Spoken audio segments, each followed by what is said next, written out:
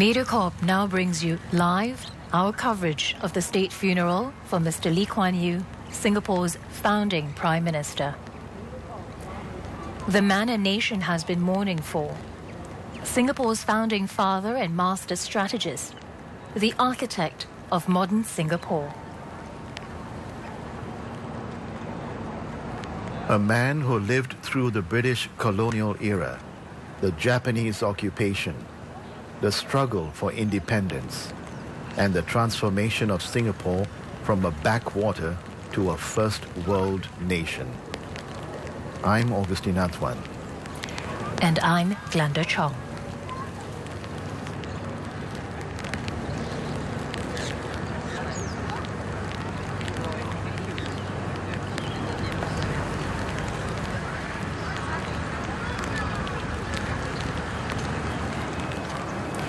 Here, at Singapore's Parliament House and across the country, state flags have been flown at half-mast for 7 days as a mark of respect to Mr. Lee Kuan Yew. His name is synonymous with modern Singapore. A man who not only shaped the future of the tiny island state, but was also one of the region's most respected leaders, whose views were sought around the world.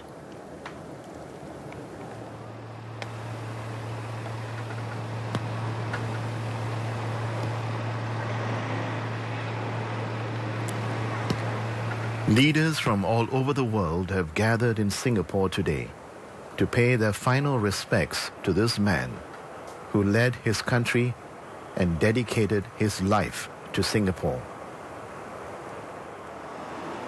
As they gather at the University Cultural Centre, foreign dignitaries, different ASEAN leaders, and representatives of various countries have gathered for the last farewell to Mr. Lee.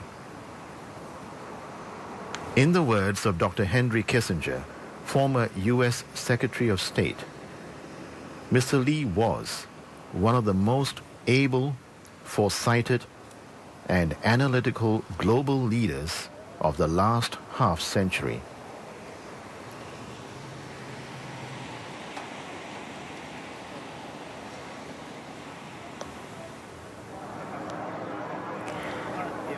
Showers across several parts of Singapore where Mr. Lee Kuan Yew's state funeral procession will pass through. The crowds who turned up early to line the roads, braving the downpour with their umbrellas and ponchos. Some stayed overnight, while others arrived as early as 6 this morning.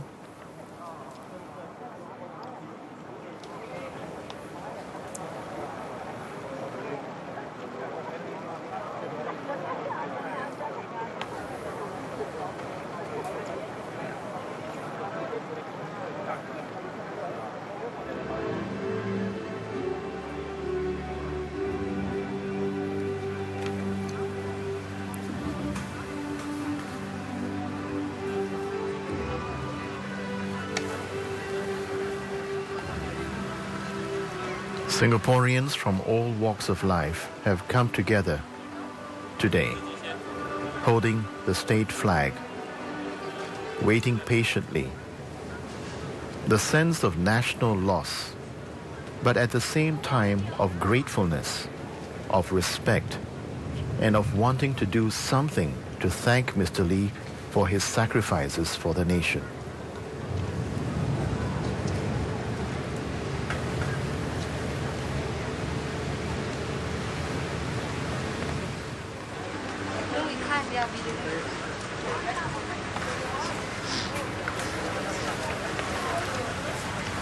Many Singaporeans have lined up along the streets today to wait for the cortege to pass and to wave and say a final farewell to Mr. Lee. The entire 15.4-kilometer route is lined with those who have waited and some holding the national flag.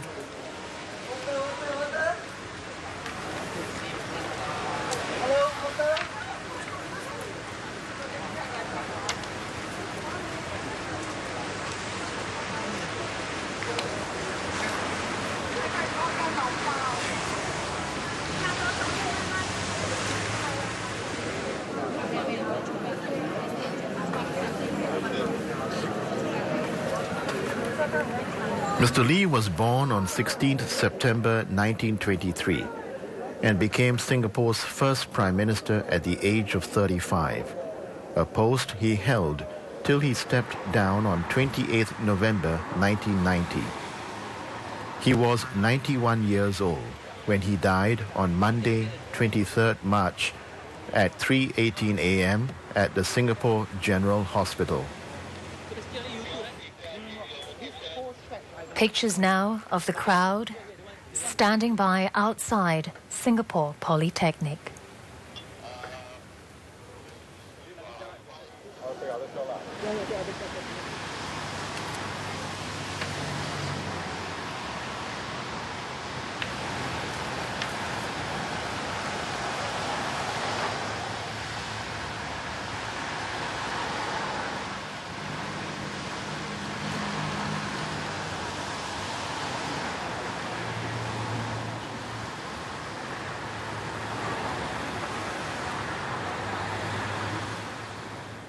This is the third lying in state at Parliament House, an iconic landmark.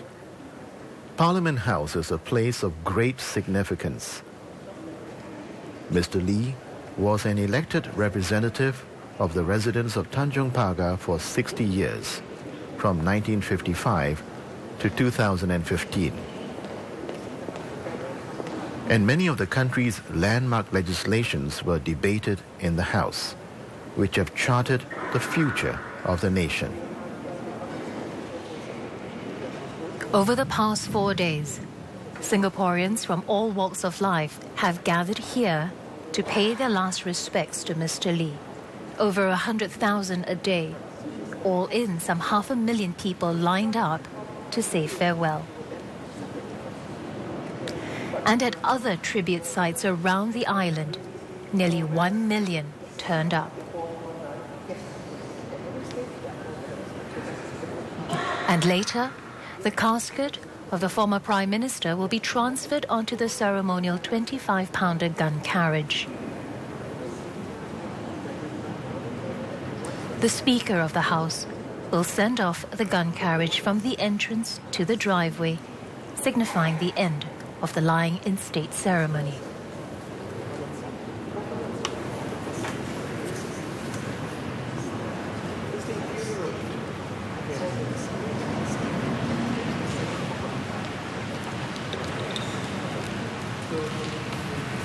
The procession of vehicles following the casket will then make its way to the University Cultural Centre, where the state funeral service will be held. Family members, the President, Cabinet members, members of Parliament, the judiciary, former politicians, the diplomatic corps will all attend the service. It also includes Singaporeans from all walks of life, those whose lives have been touched by Mr. Lee, who will gather at the University Cultural Centre from noon, and the funeral service will begin at 2 p.m. A little bit more information on what will be coming later. At the University Cultural Centre, leaders from more than 20 countries will attend alongside family members and invited guests for the state funeral.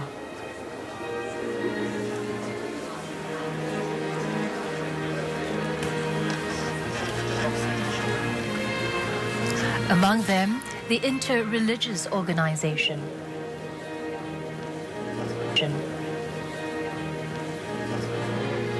arrived.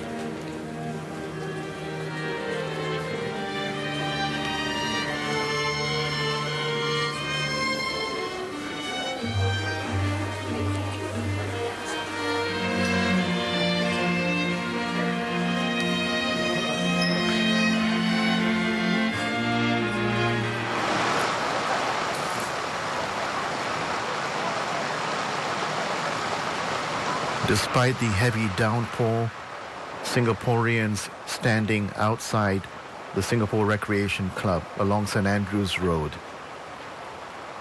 No words can express the resilience of these people who are standing firm, in silence, waiting patiently for the cortege that will pass through these streets as it makes its way towards University Cultural Center.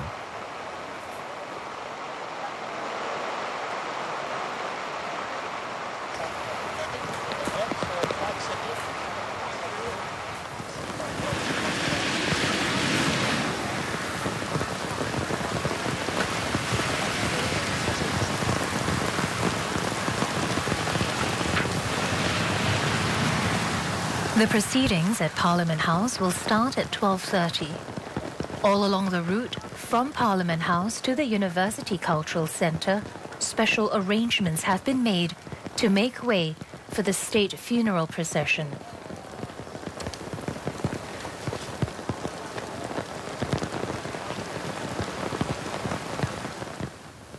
The motorcade will travel from Parliament House through the Civic District towards Old Parliament House. It will pass the former Supreme Court and City Hall, now the National Gallery, the Padang, St. Andrew's Cathedral, the War Memorial Park, the Esplanade, Marina Bay and Marina Barrage, Fullerton Hotel, and on to Singapore Conference Hall, into Tanjong Pagar, past the Pinnacle at Duxton,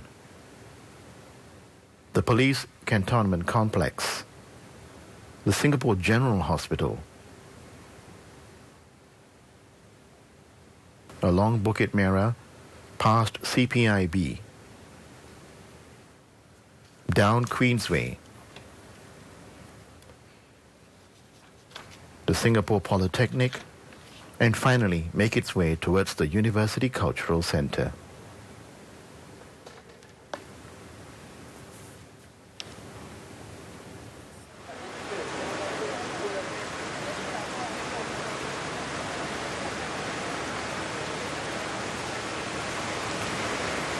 Singaporeans have started to line these streets to catch a glimpse of the cortege as it passes the area to bid a final farewell to Mr. Lee. Some have also gathered around the 18 designated public sites for Singaporeans to express their sorrow, but also to celebrate Mr. Lee's life. And all this despite the heavy rain.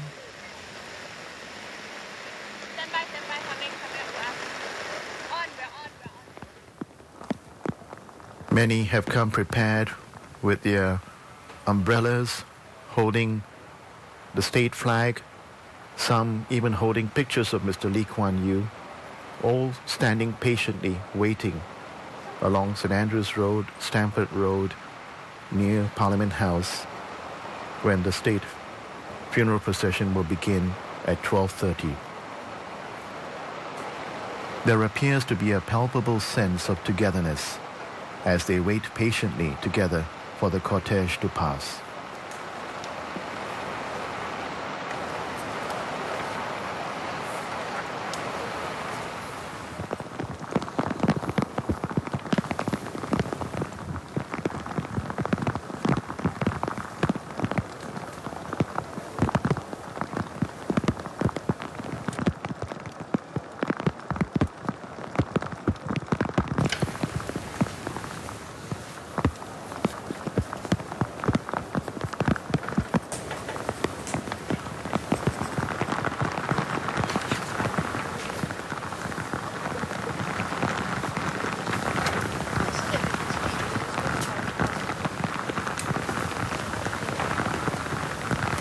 Mr. Lee was one of the founders of the People's Action Party in 1954 and was its Secretary General until November 1992.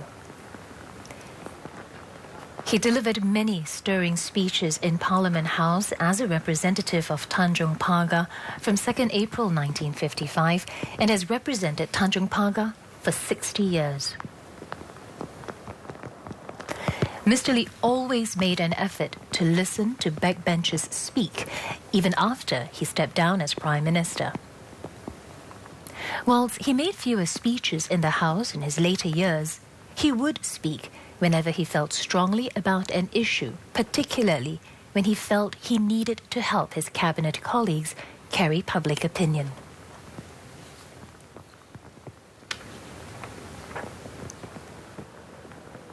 Singaporeans standing patiently despite the rain, dressed in their ponchos, holding their umbrellas, many holding the state flag, men, women, children, senior citizens, all waiting patiently along Shenton Way for that opportunity to bid a final farewell to Mr. Lee.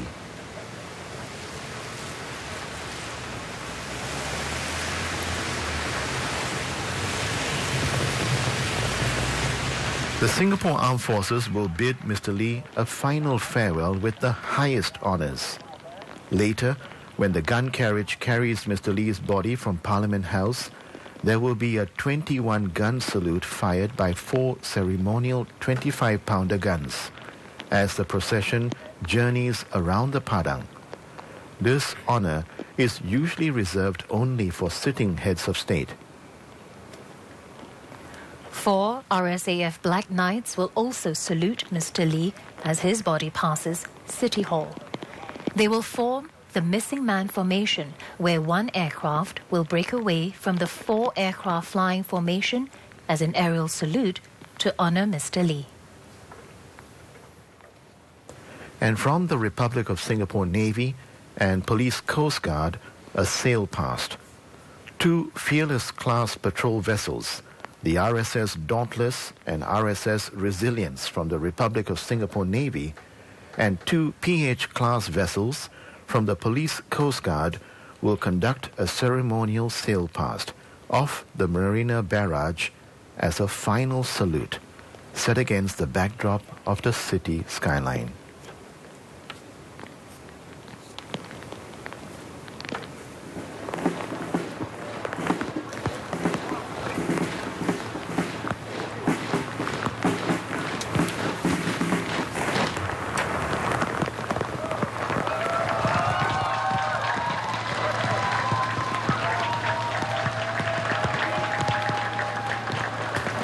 Just outside Parliament House, the Singapore Armed Forces Central Band and the Guard of Honour contingents taking up position.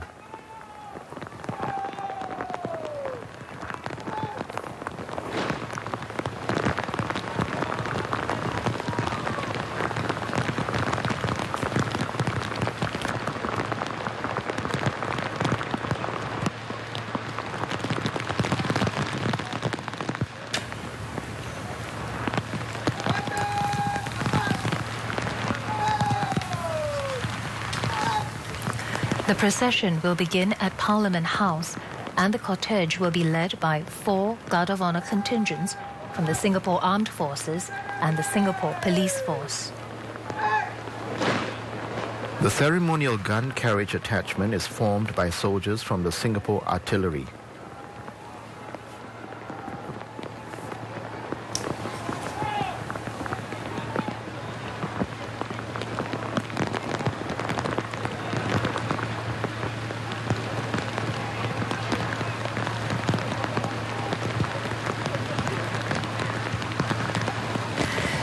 The use of a ceremonial gun carriage for state funerals is a practice inherited from the British.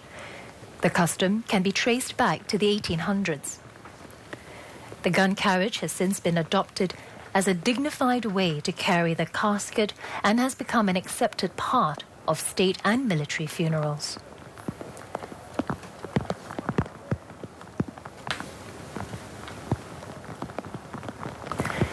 Students at Northbridge Road, braving the rain,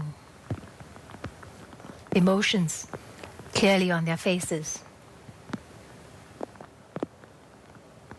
waiting patiently for the cortege to pass. We are now 20 minutes into our live coverage.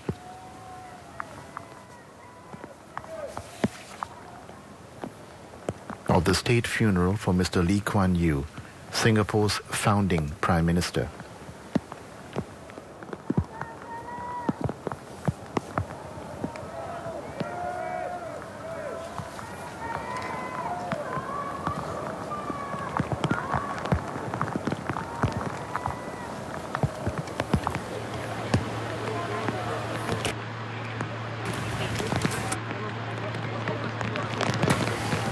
And here's more information on the gun carriage. It consists of 3 parts: the ceremonial Land Rover, the limber, and the gun carriage. The casket will be carried on the gun carriage connected to the limber. The limber is a 2-wheeled vehicle to which the gun trail is attached. The gun carriage consists of a 25-pounder howitzer gun on which is mounted a tempered glass case for the casket.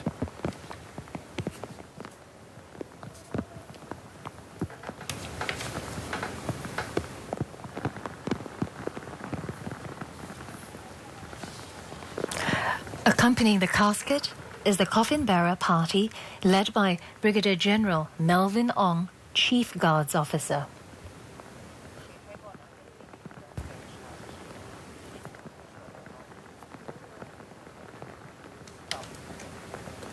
Thousands of Singaporeans have gathered along the street just outside Parliament House, stretching along the Padang, waiting patiently to witness the state funeral procession and to pay tribute to the former Prime Minister. Some have been waiting since this morning from 6 in the morning, even though they know the hearse bearing Mr. Lee's body will not arrive until 12:30 in the afternoon. Among those in attendance are many from the pioneer generation, senior citizens who have witnessed the birth of Singapore, made sacrifices along the way, and contributed to Singapore's development from third world to first alongside Mr. Lee.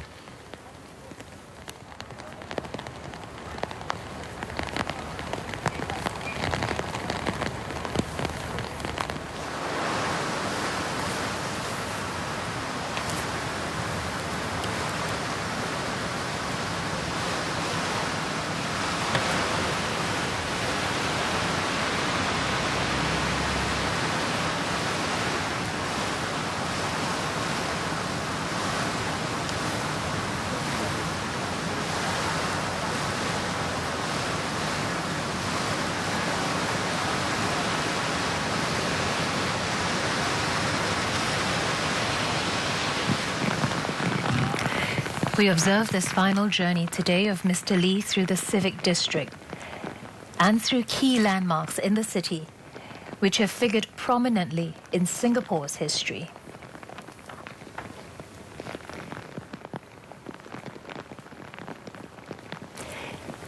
Heavy rain falling across several parts of Singapore, where Mr. Lee Kuan Yew's state funeral procession will pass through.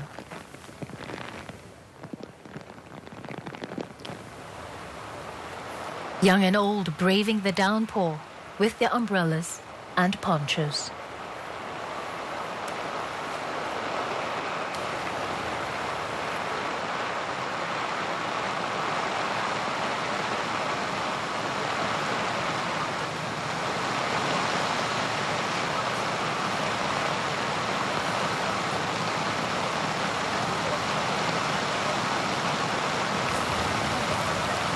This brings to mind the event of the National Day Parade, when it rained heavily back in the 1960s, and people stood by resilient. And today, once again, we are witnessing Singaporeans from all walks of life standing firm, resolute, holding on to their umbrellas, holding on to the state flag, waiting patiently along various stretches of the street. In that National Day Parade in 1968, Prime Minister Lee Kuan Yew, Prime Minister Lee Hsien Loong was standing also in the Padang in the rain.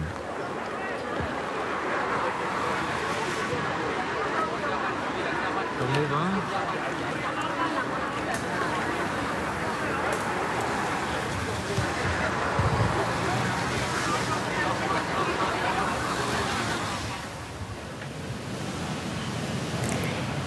In the past few days, Cabinet colleagues and fellow parliamentarians alike, foreign friends, relatives, had been streaming in at Parliament House to pay their last respects to the late Mr. Lee.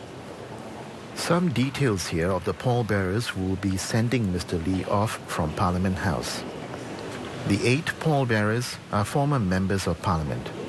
Mr. Mahmud Awang, the first chairman of the National Trades Union Congress who represented Kampong Kapor from 1963 to 1968. Mr.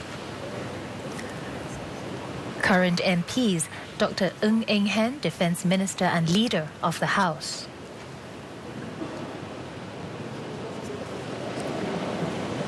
Mr. Chan Chi Seng, MP for Jalan Besar from 1959 to 1962-1982.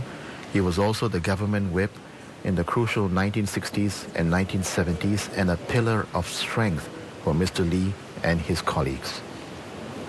Mr. Cham Si Tong, Secretary General of the opposition Singapore People's Party, who was MP for Potong Pasir from 1984 to 2011.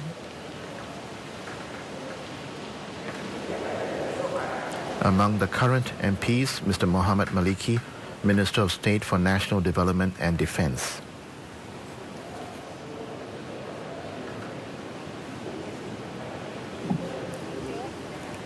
Ms. Josephine Teo, Senior Minister of State for Finance and Transport. Mr. Karthikeyan, a veteran union leader and Vice President of the National Trades Union Congress. And Mr. Gan Kim Yong, Health Minister and Government Whip. It was Mr. Lee who mooted for the nominated Member of Parliament scheme in 1990 to bring independent voices into the Singapore Parliament. All 8 pallbearers will form up and accompany the cortege as it slowly begins to move out of Parliament House for the state funeral procession.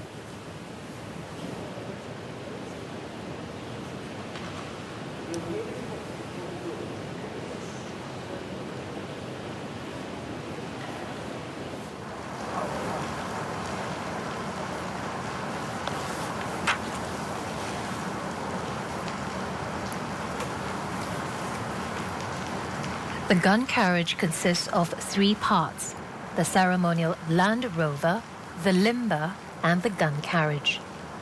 The casket will be carried on the gun carriage connected to the limber. The limber is a 2-wheeled vehicle to which the gun trail is attached. The gun carriage consists of a 25-pounder howitzer gun on which is mounted a tempered glass case for the casket.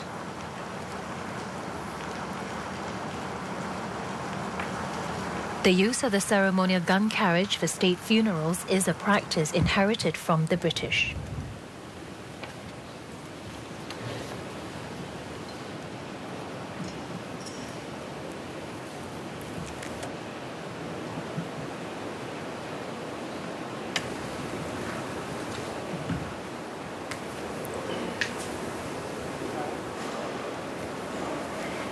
You're joining us for the special coverage of the state funeral for founding Prime Minister Mr. Lee Kuan Yew.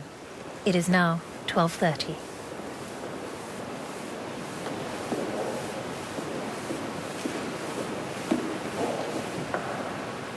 Brigadier General Melvin Ong leads the coffin bearer party of 8 and are proceeding to carry the casket towards the gun carriage.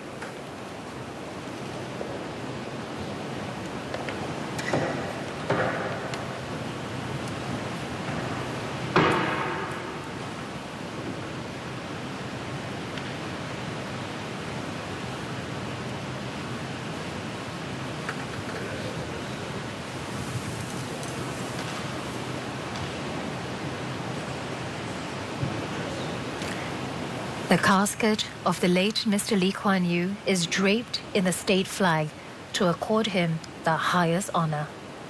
The Singapore flag is draped over the casket so that the crescent and stars lie over the head and close to the heart.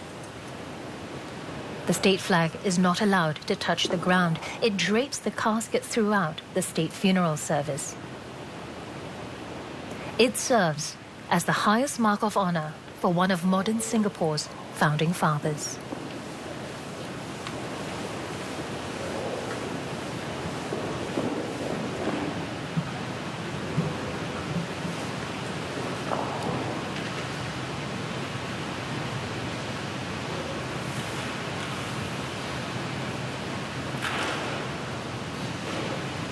The cab orderlies are now assisting with the removal of the cabs of the coffin bearer party.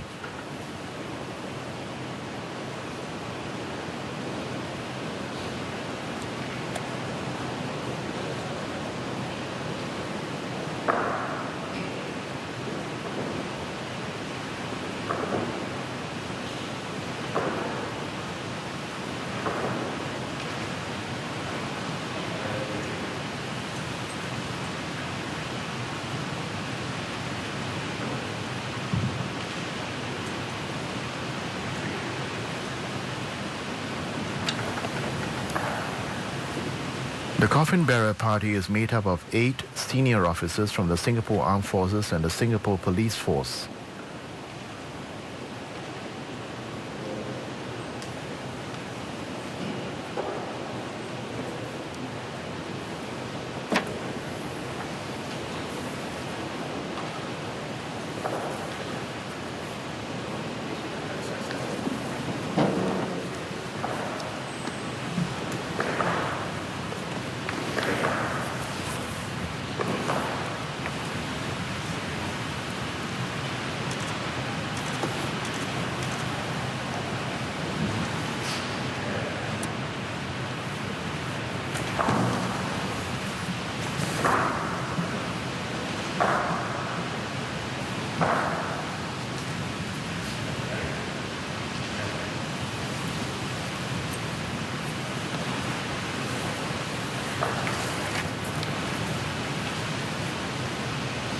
The coffin bearer party are now in formation and they are starting to move slowly, carrying the body of late Mr. Lee Kuan Yew, and will proceed towards the foyer, the entrance of Parliament House, where the gun carriage is waiting.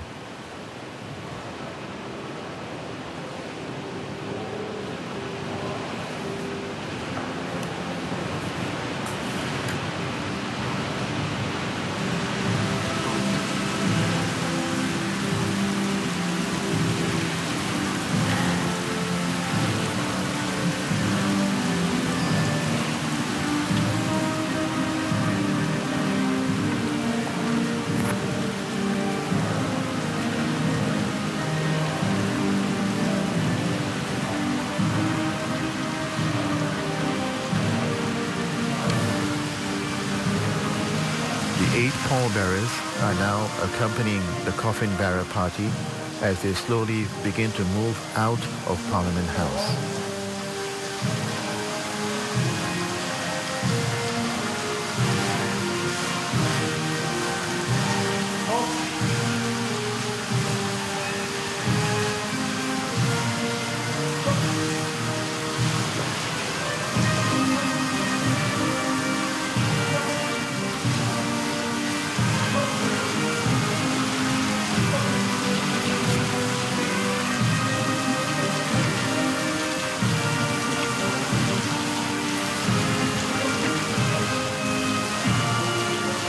Eight senior officers from the SAF and the Singapore Police Force are part of the coffin bearer party, led by Brigadier General Melvin Ong, Chief Guards Officer. The national flag draped over the casket, symbolizing the country's recognition of Mr. Lee's contributions to the country.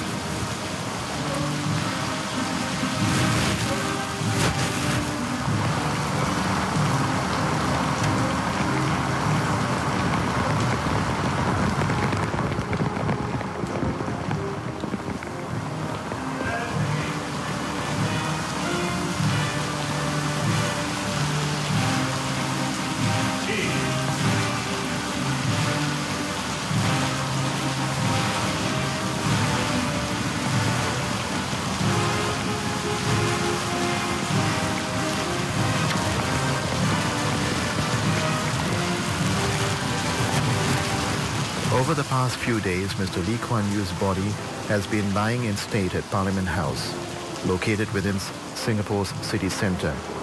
The gates of Parliament House were opened to the public on Wednesday, 25th March, and over the last 4 days, almost 500,000 have been coming by to pay their respects.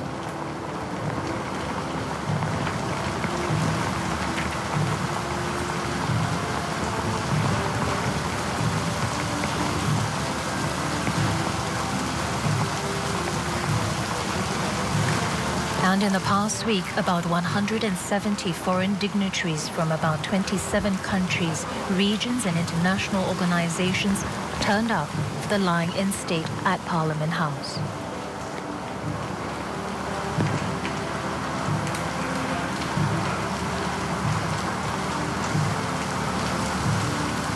The coffin bearer party has placed the body of Mr. Lee Kuan Yew onto the gun carriage, and now they're preparing the gun carriage for the foot procession as they slowly move out of Parliament House towards the main gate.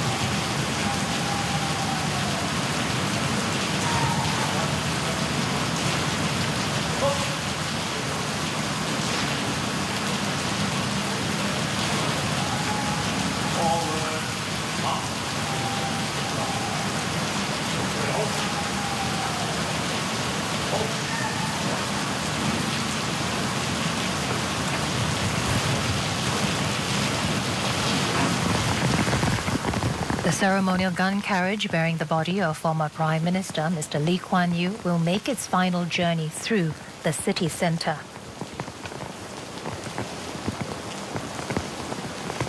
The funeral procession will move at about 25 kilometres per hour to travel the 15.4 kilometre route from Parliament House to the University Cultural Centre. The procession will take about 1 hour.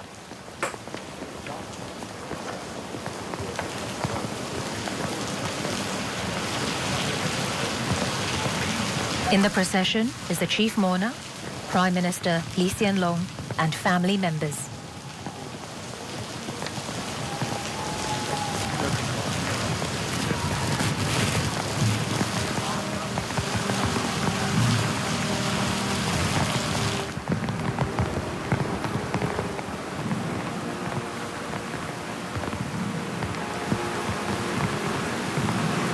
The coffin bearer party now slowly making their way. The foot procession has just begun.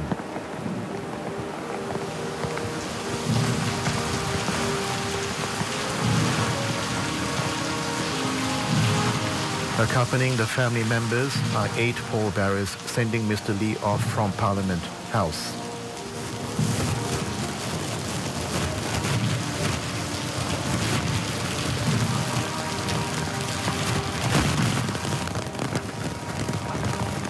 Mr. Chiam See-tong, Secretary General of the Opposition Singapore People's Party and who was MP for Potong Pasir from 1984 to 2011. Mr. Chan Chee-seng, who was also the government whip in the crucial 1960s and 1970s. Mr. Mahmud Awang, the first chairman of the National Trades Union Congress.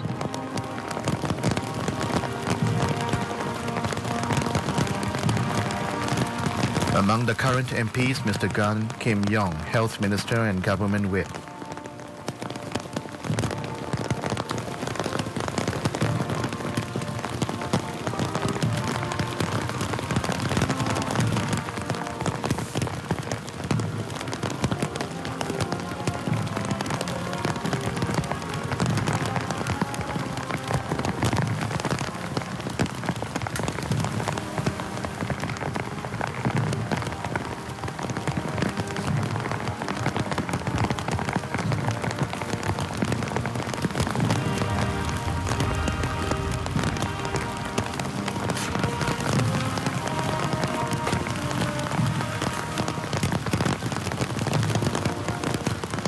As the coffin bearer party slowly makes its way towards the main gate of Parliament House, the mood here is somber, quiet, and reflective, as Singaporeans wait patiently for the coffin of Mr. Lee Kuan Yew to come out from Parliament House.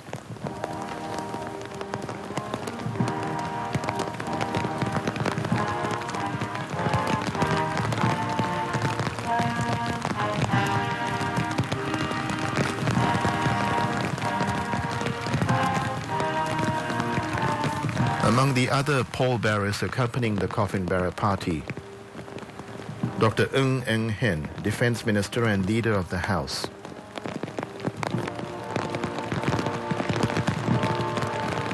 Ms. Josephine Teo, and Mr. Mohammad Maliki.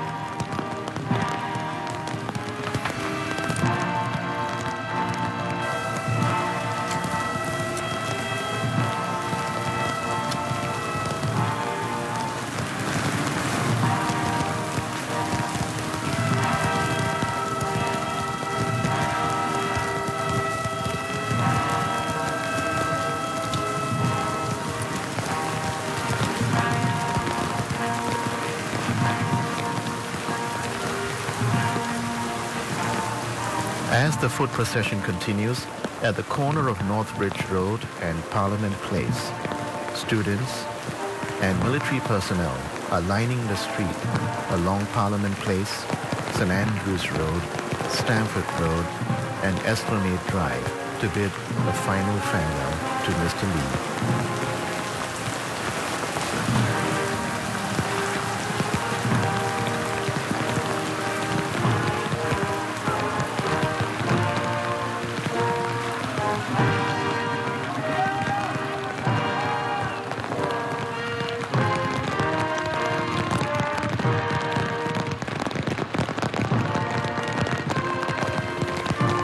Just nearby, at the Padang, ceremonial guns from the Singapore Artillery are standing by for the firing of a 21-gun salute in honor of the late Prime Minister.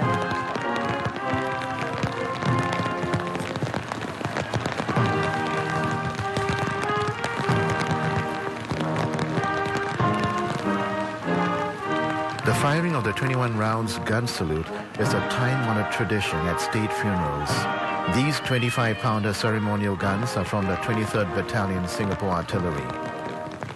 The last gun will be fired when the convoy reaches the Esplanade.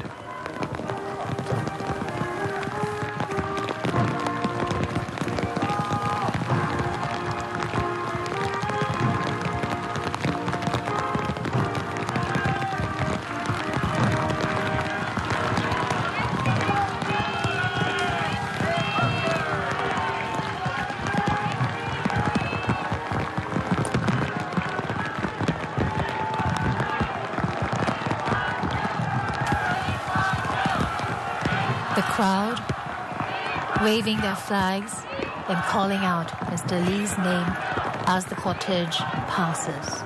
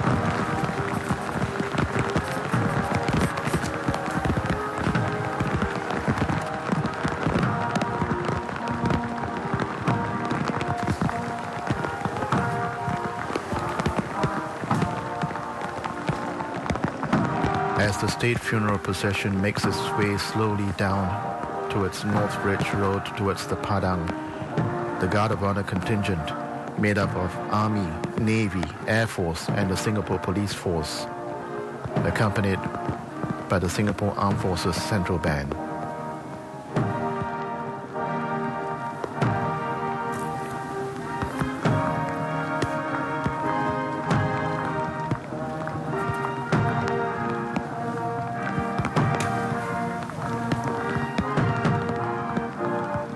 In just a short while, the first of 21 rounds of gun salute will be fired.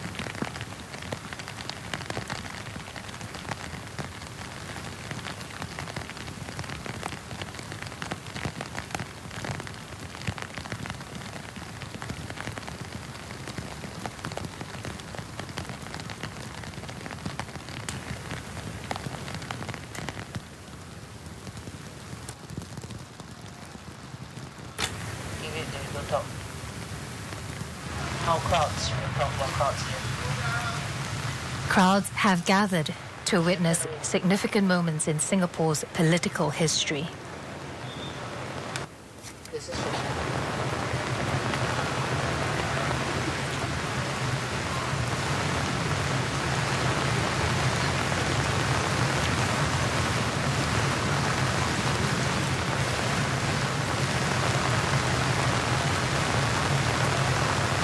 Crowds gathered along the stretch of Shenton Way, waiting patiently for the funeral cortege to pass by.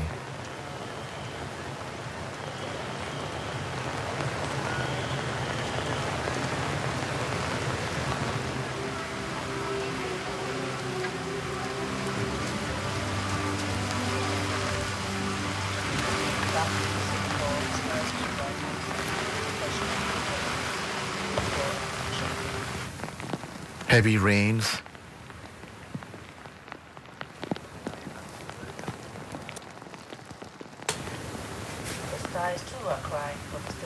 the skies too are crying for Mr. Lee. Reflection of the mood of Mr. Lee's family, the people, and our nation.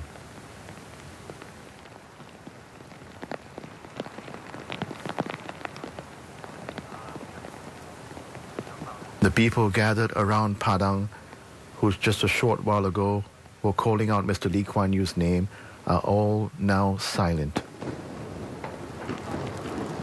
The first round has just been fired.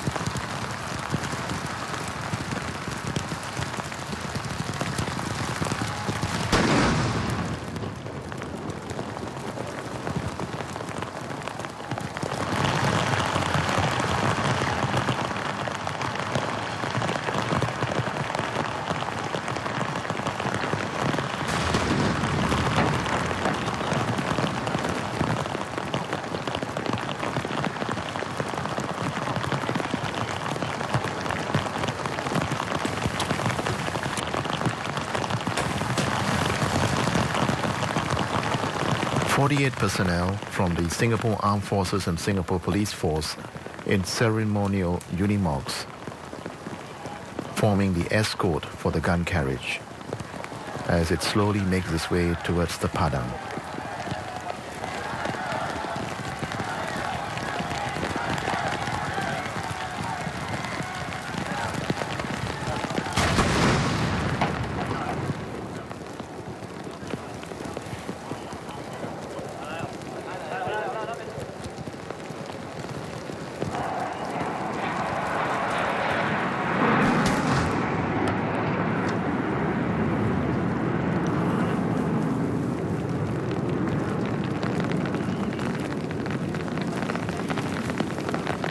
Four RSAF Black Knights flew past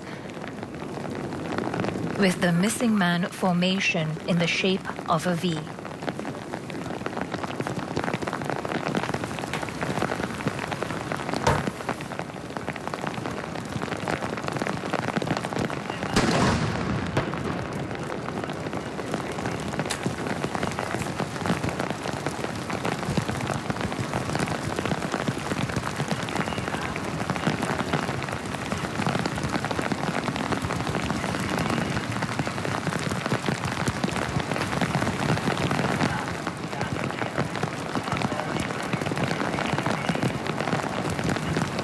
Crowds have gathered on the Padang to witness significant moments in Singapore's political history.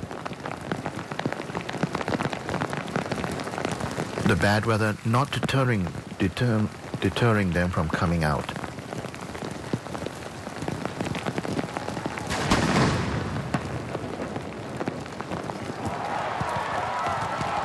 With the 9th gun salute, people cheering, waving the Singapore flag, as the coffin bearer party moves past and moves towards the Memorial Park.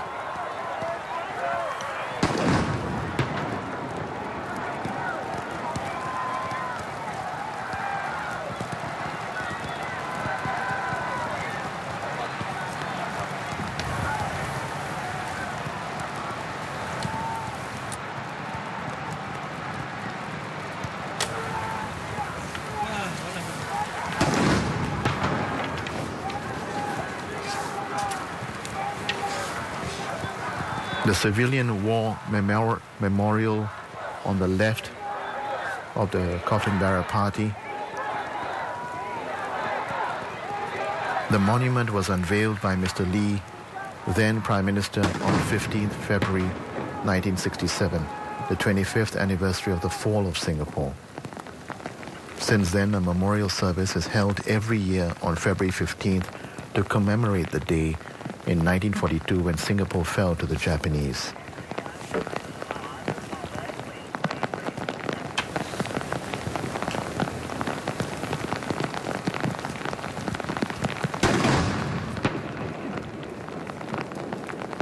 As the 21-gun salute continues, the funeral cortege is slowly making its way towards the esplanade.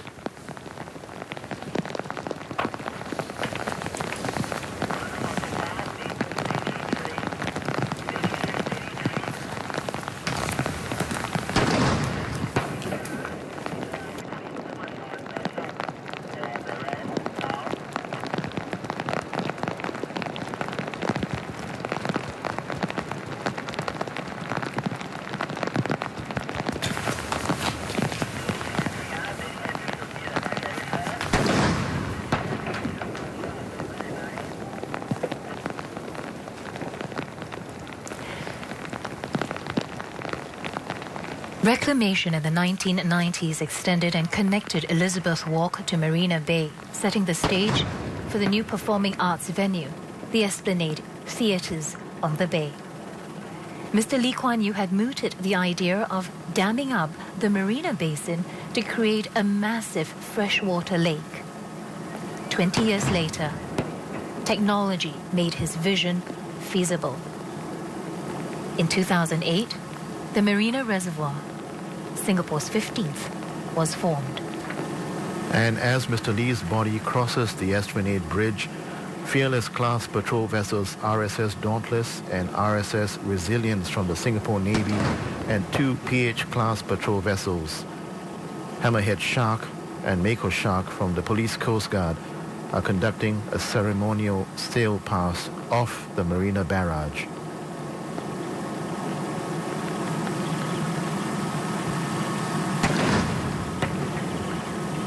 On each ship, a black flag is flown on the starboard side of the mast, together with signal flags representing the letters L, K, and Y.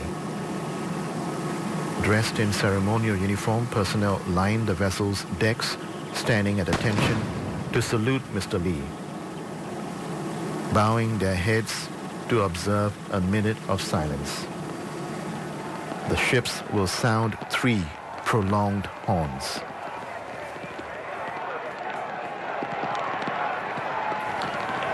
As the funeral cortege passes the Fullerton Hotel, Singaporeans cheering, waving the national flag. And opposite is the Fullerton Hotel, which used to be the General Post Office. Fullerton Square, just nearby, was the site from 1959 to 1988 of many rally speeches. Mr. Lee also remembered the General Post Office as the location of Singapore's first industrial strike after the colonial government introduced emergency regulations in June 1948. Mr. Lee represented the postal workers as their legal advisor and drafted their statements. It was to be a turning point for him, his first union work, as the resolution of the strike led to other unions asking him to represent them. And it would bring him into the political spotlight and head-on clashes with the then colonial government.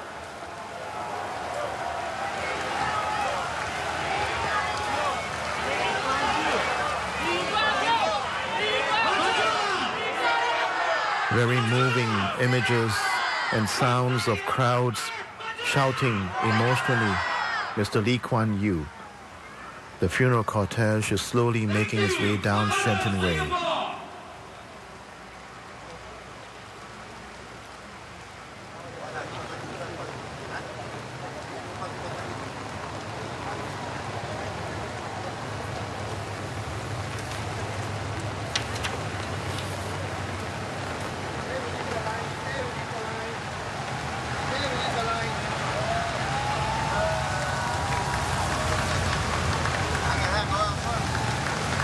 Nothing seems to deter the people of Singapore as they stand resolute.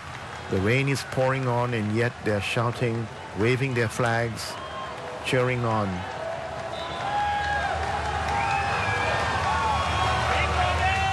They're shouting, Lee Kuan Yew, Mr. Lee Kuan Yew.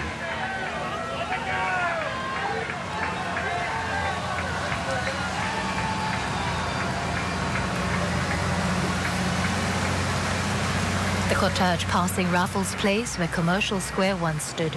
Singapore's first trading community was made up of the earliest banks, trading houses and large departmental stores.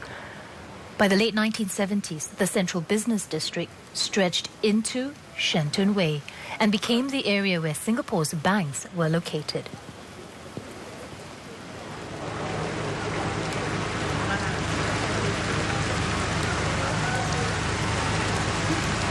The funeral cortege is slowly making its way towards the Singapore Conference Hall,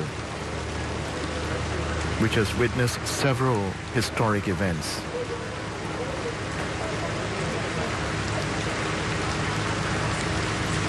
During the general elections, it has been a nomination and counting center for several constituencies, including Mr. Lee's Tanjung Pagar ward.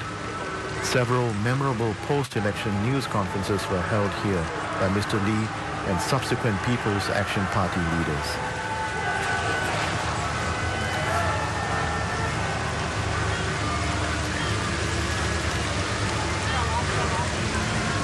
You can almost hear in the background as the crowds are cheering the music of Auld Lang Syne.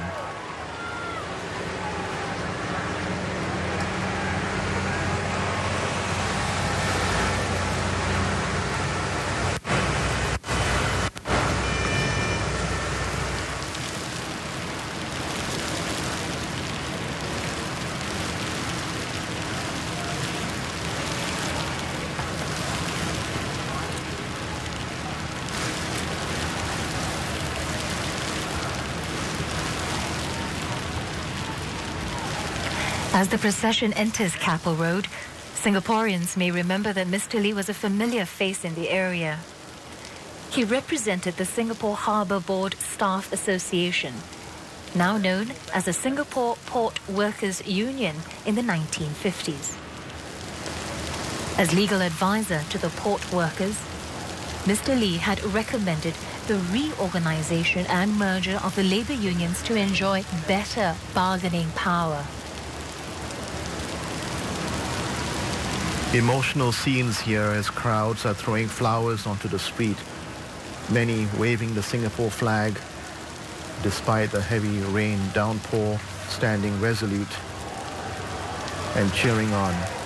More people throwing flowers onto the street as the funeral cortege passes by Keppel.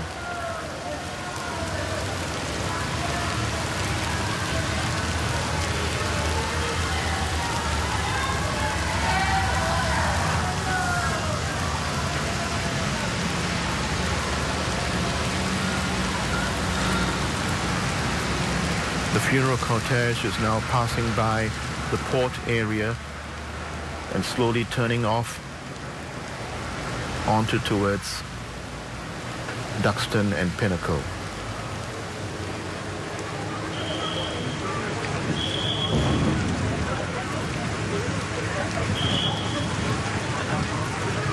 The funeral cortege is now slowly moving into a very special part of Singapore, linked closely to Mr. Lee, Tanjong Pagar, his constituency, where he served for 60 years.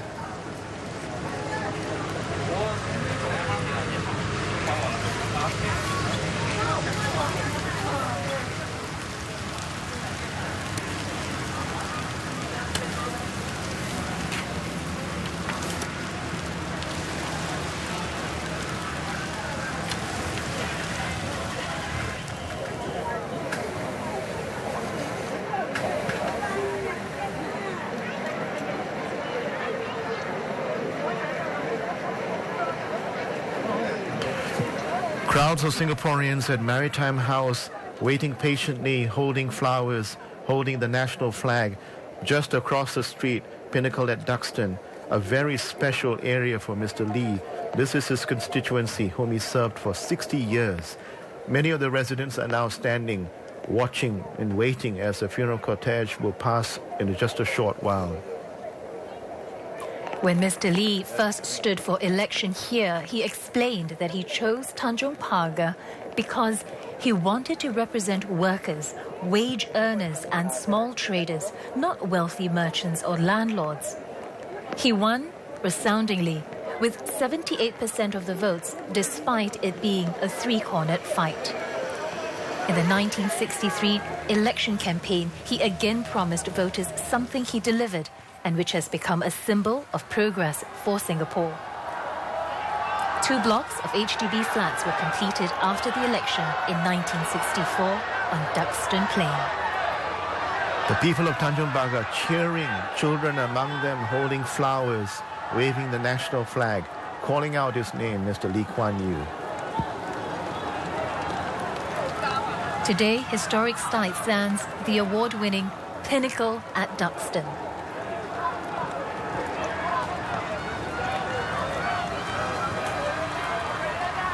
There are not enough words to express what these people are experiencing. Residents of Tanjong Pagar who have a deep connection to Mr. Lee. Today, they bid their final farewell to their MP.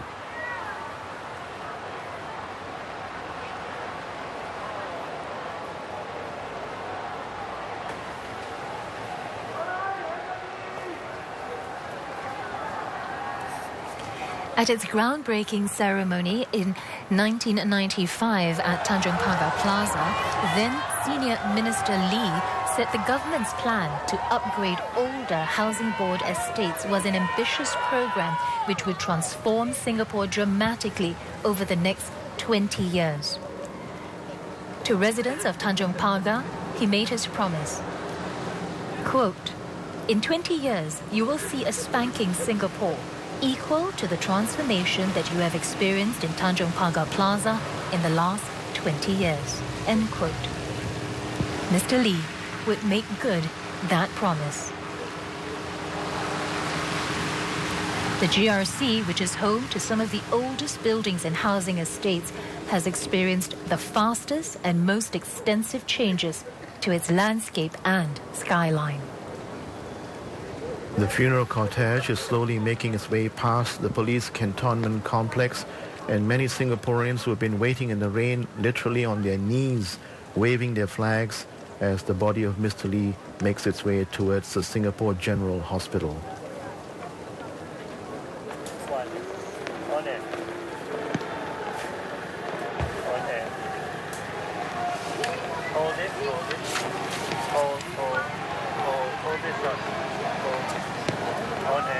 Newbridge Road, built in 1842, is named after Coleman's New Bridge, which was constructed over the Singapore River in 1840. The road is closely associated with the history of Chinatown. It was the meeting place of Chinese immigrants. Clan associations and Chinese movie theaters made this street a second home for these immigrants. People holding up boards and pictures of Mr. Lee Kuan Yew with words saying thank you for giving your life to Singapore.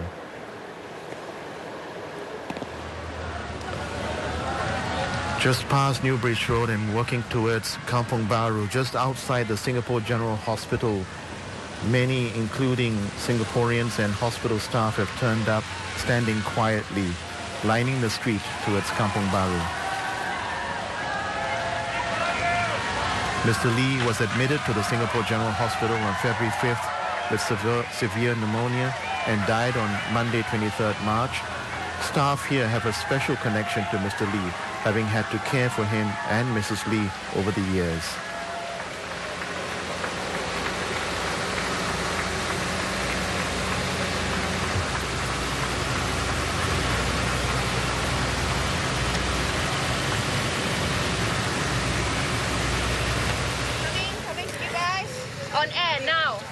Along Jalan Bukit Merah stands the first Sikh temple to be built in Singapore. Sikhism is one of the 10 religions represented in the Interreligious Organisation Singapore.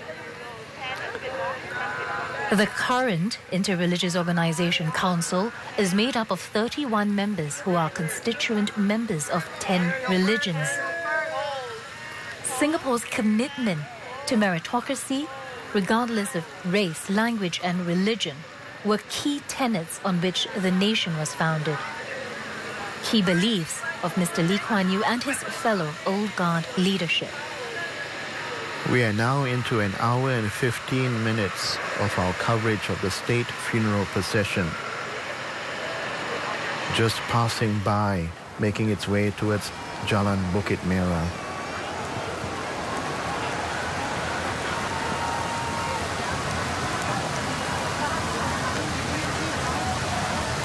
Here we are now along Jalan Bukit Merah.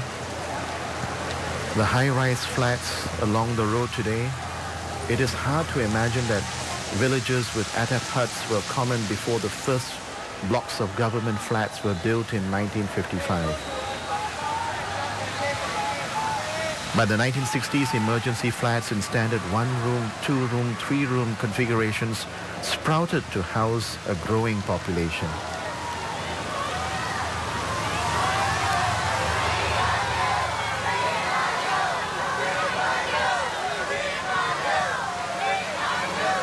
Crowds just shouting out Mr. Lee Kuan Yew's name as the funeral cortege makes its way along this stretch of Jalan Bukit Merah off Silat Road.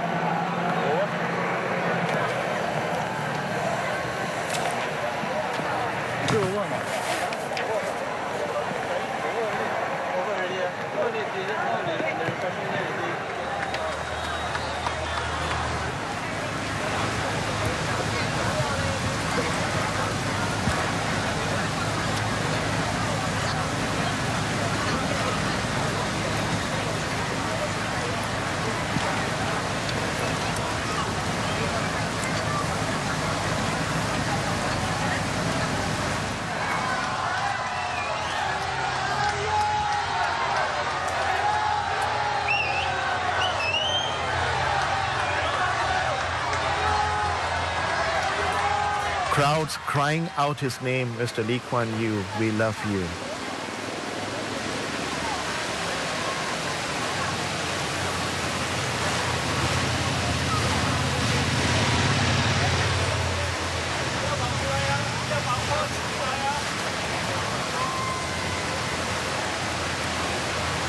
The funeral cortege still making its way slowly down Jalan Bukit Merah.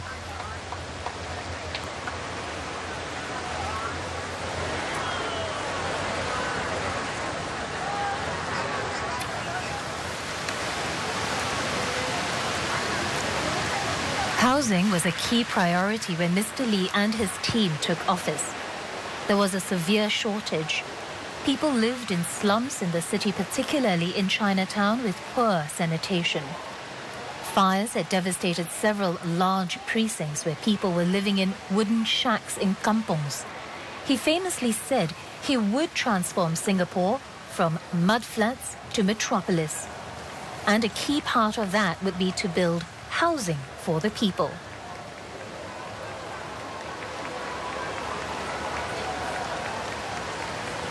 He believed that owning a home would give Singaporeans a stake in the country and its future, so they would own part of Singapore and would then care more for the community.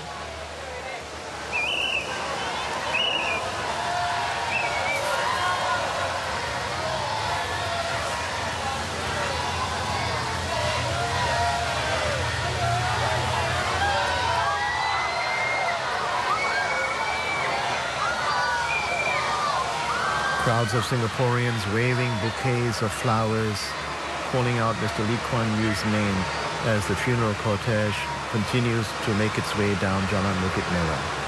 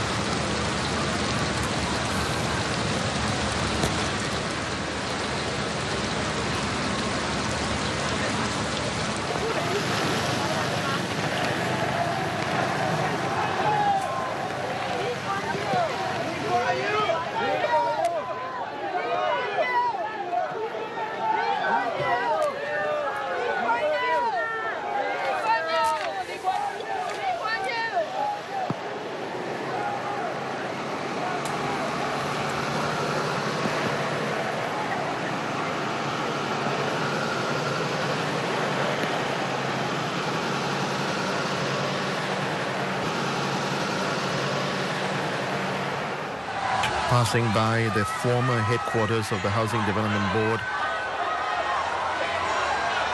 Crowds cheering on. People throwing flower petals onto the road, waving the national flag. Truly, there are not enough words to express what is happening right now. This major outpouring.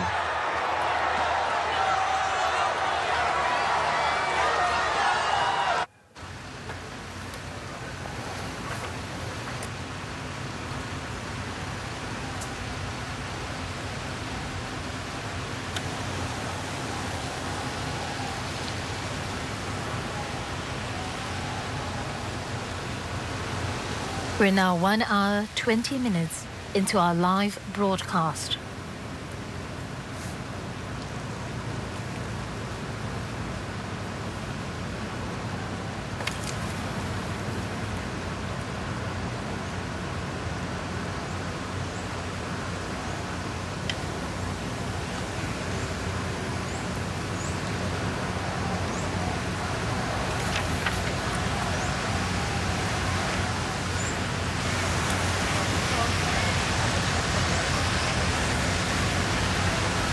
As the funeral cortege slowly makes its way down Jalan Bukit Merah, nearby, an institution closely linked to Mr. Lee and his government's tough stance on corruption, The Corrupt Practices Investigations Bureau, CPIB, is an independent body responsible for the investigation and prevention of corruption in Singapore.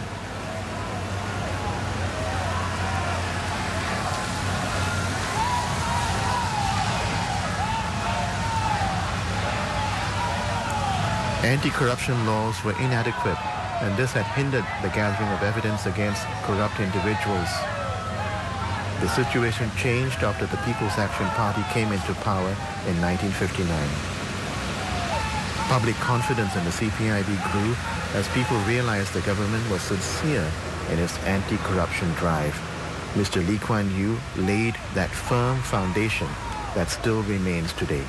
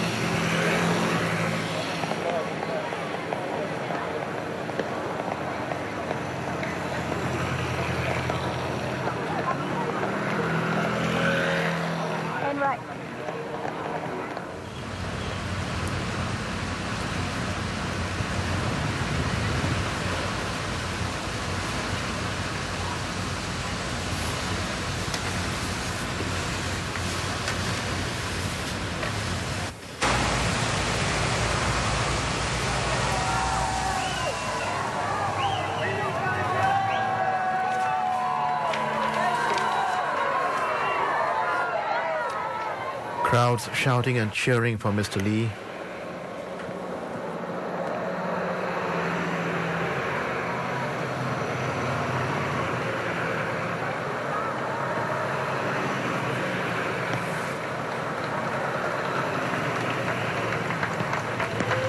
As the state funeral procession slowly continues to make its way towards Queensway and Tanglin Halt.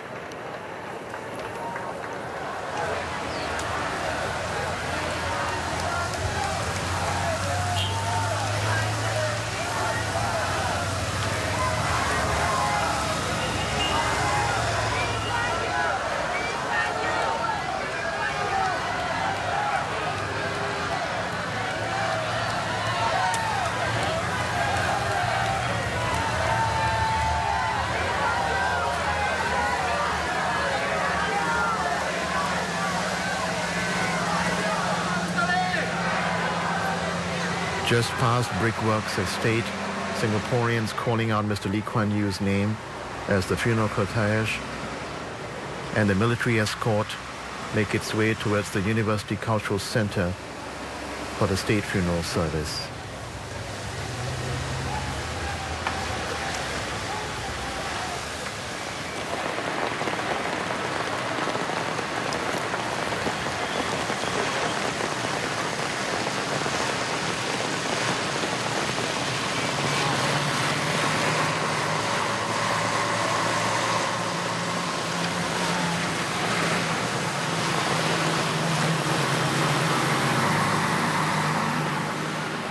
The procession now entering Queensway.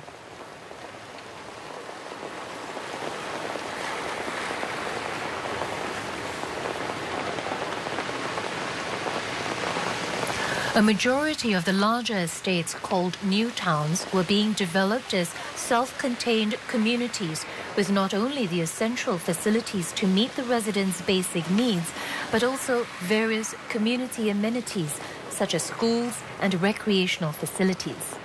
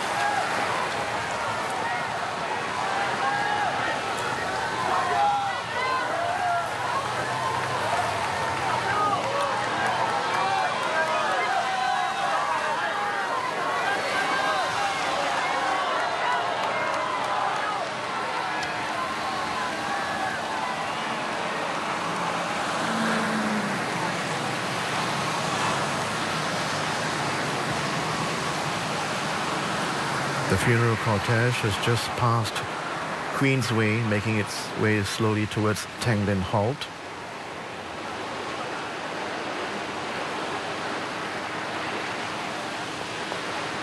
Amongst the numerous community facilities one sees in Singapore's new towns are places of worship representing the diversity of Singapore's population.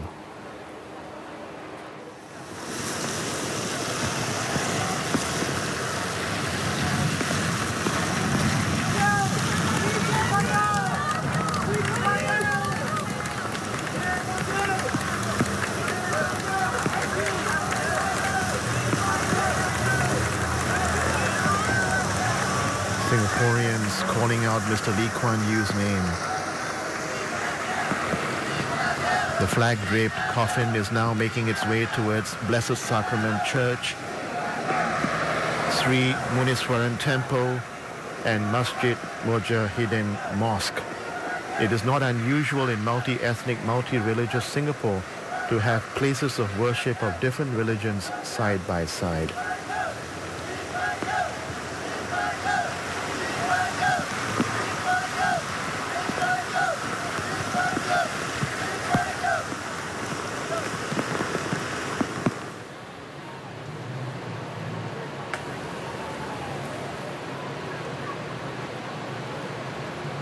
The funeral cortege slowly making its way past Tanglin Halt Estate. People waiting patiently.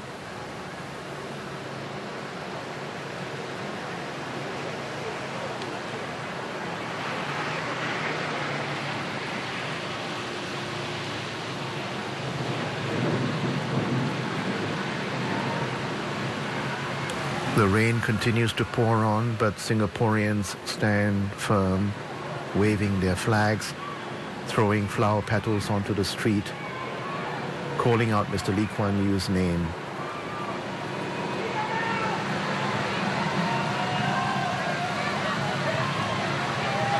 In just a short while, the funeral cortege will turn slowly right and on to Commonwealth.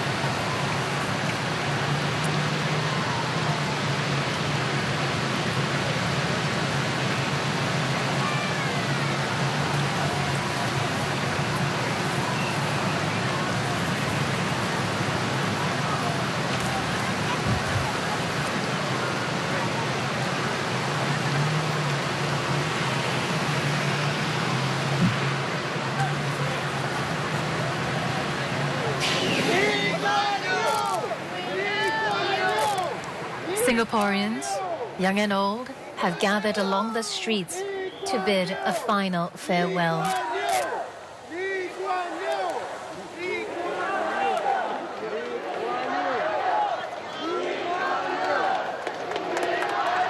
Here at Commonwealth Avenue, we can hear the crowds crying out his name, Lee Kuan Yew, as the cortege passes by. Many among them senior citizens bowing their heads as a mark of respect as the funeral cortege slowly makes its way down Commonwealth Avenue, moving on towards University Cultural Centre.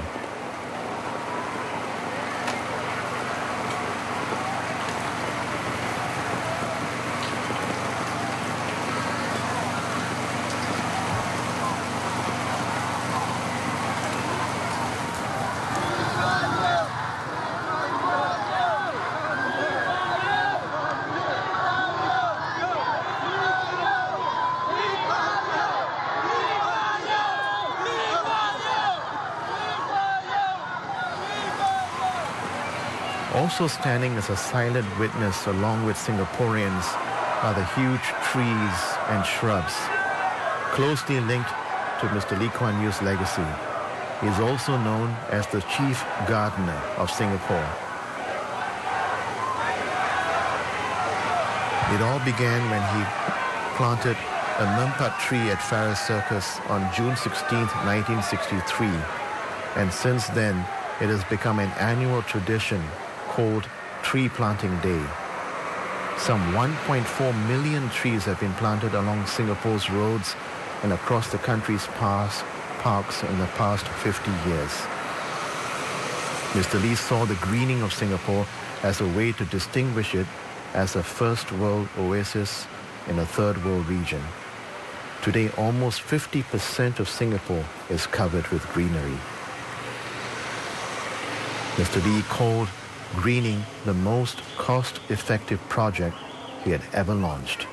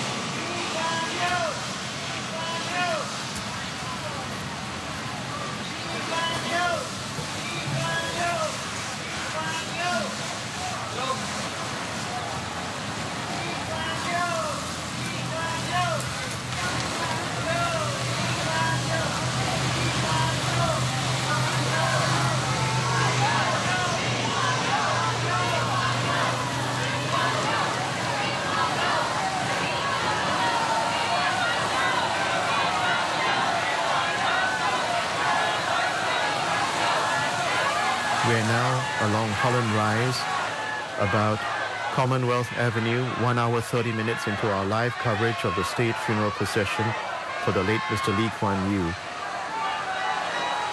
Crowds of Singaporeans, young and old, different races, all standing together, braving the rain, holding the national flag, waving the flag as the funeral cortege passes by.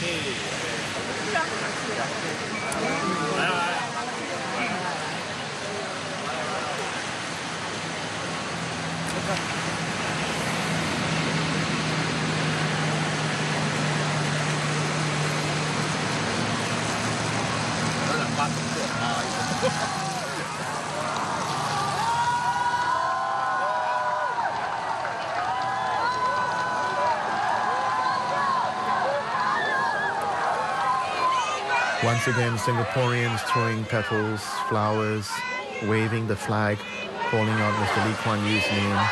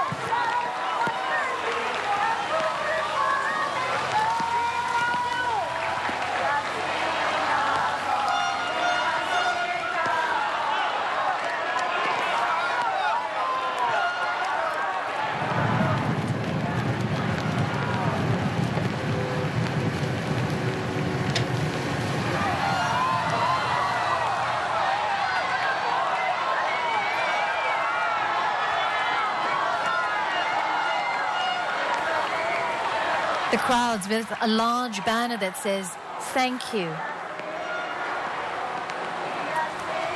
And you can hear them singing, "We are Singapore."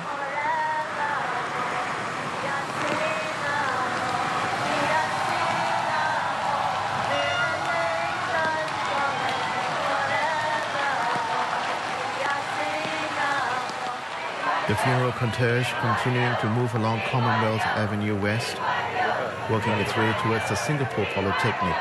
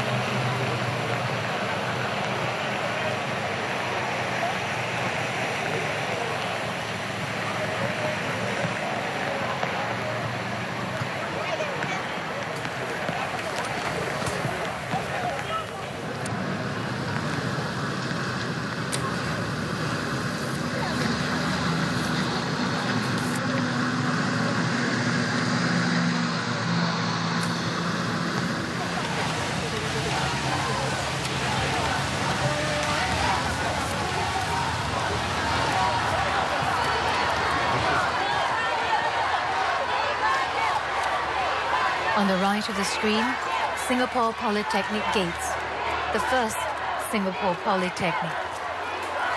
The 37-hectare campus Dover Road campus cost $42 million to build and was officially opened by Prime Minister Kuan Yew in 1979, the culmination of 5 years of work and planning.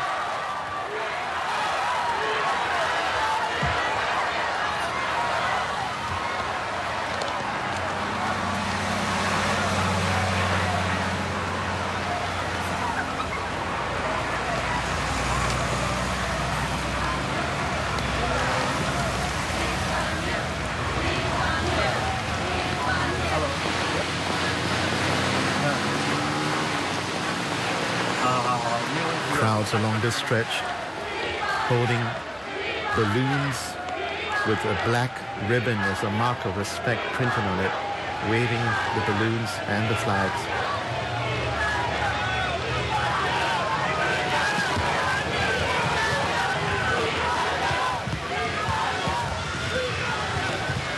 All of them braving the rain, having waited patiently for the past hour or so to bid a final farewell to Mr. Kuan Yew.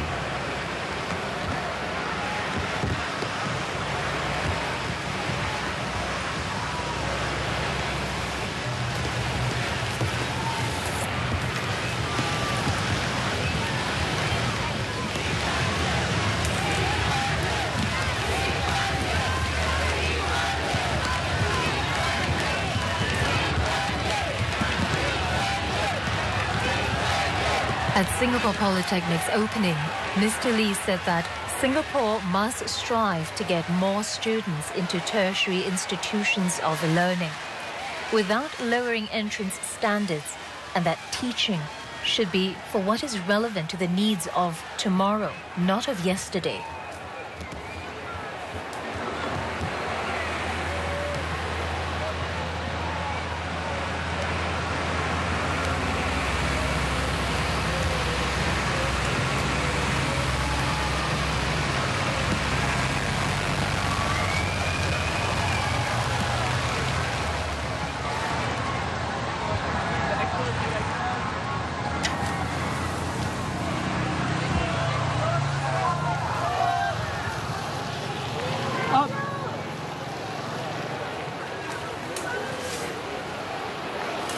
The funeral cortege is slowly moving towards the final stretch of the procession, moving towards Clementi. And here a special line of honor of military soldiers standing in salute.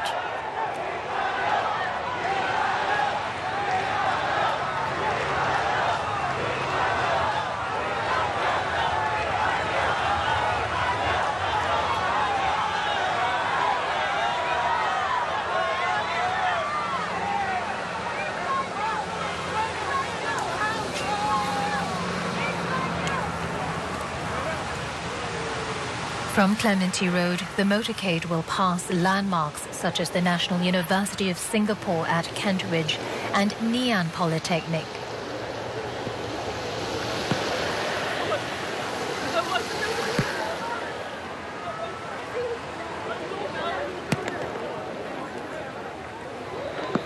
Đâu?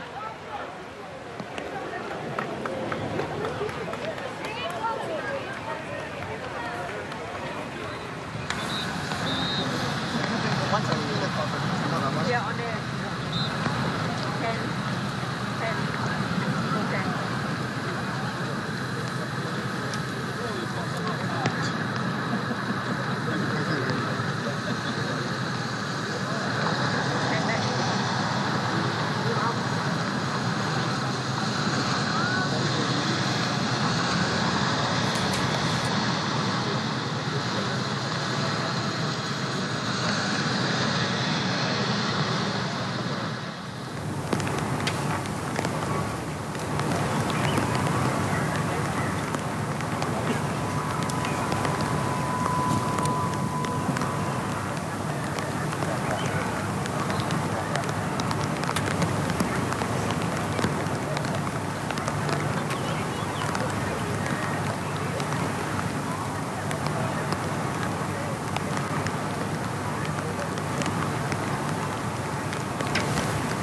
Line of honor of soldiers leading up to the road to the University Cultural Centre.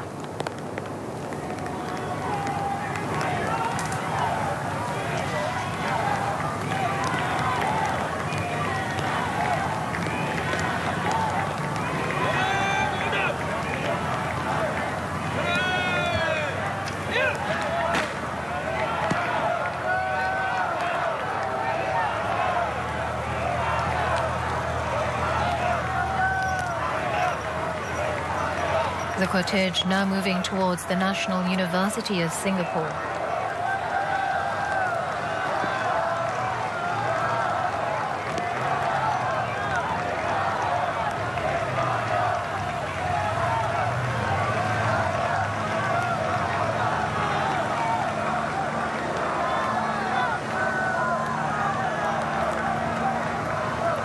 The University Cultural Centre officially opened on 5th September 2000, and it has been the venue for several of Prime Minister's National Day rallies, a key event in the political calendar where the Prime Minister addresses the nation. Located on the picturesque landscapes of Kentridge, the University Cultural Centre serves as a vibrant, innovative performing arts venue for high-quality events. The line of honor along the final stretch of the procession, mounted by 48 military policemen from the Singapore Armed Forces Military Police Command, led by Lieutenant Colonel Mark Tan, who heads the Plans Branch at Headquarters 2nd People's Defence Forces. As the procession passes through, the military policemen inverted their rifles and bowed their heads as a mark of respect. Known as resting on arms reversed, it signifies the paying of the highest respect to Mr. Lee.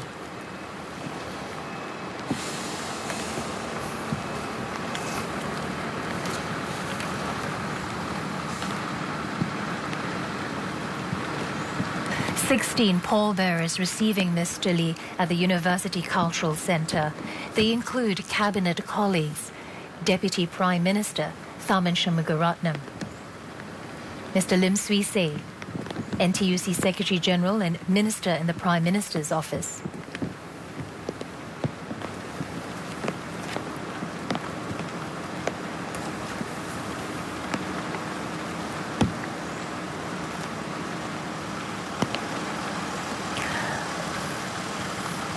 Other pallbearers include members of the Labour movement, Mr. John De Peva, the longer-serving president of the National Trades Union Congress, the umbrella body for trade unions in Singapore.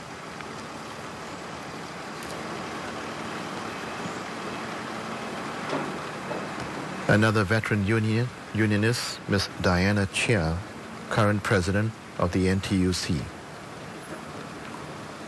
Others who served Singapore in different capacities and represented how Mr. Lee has helped to build a safe, secure, and harmonious Singapore include Ambassador at Large Channing Chi, who was Singapore's longest-serving ambassador to the United States.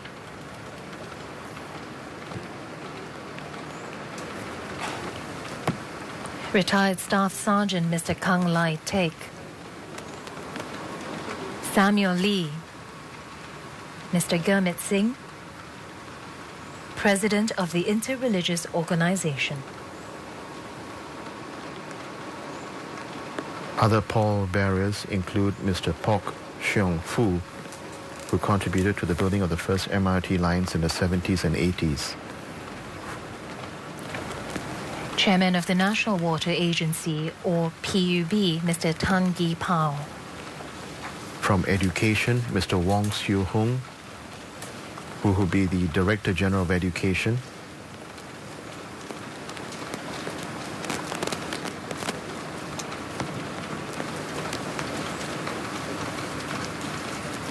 The grandsons of the late Mr. Lee Kuan Yew holding the photo of Mr. Lee.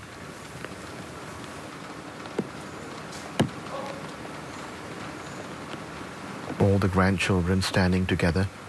The coffin bearer party now moving into position for the final stage of the state funeral procession.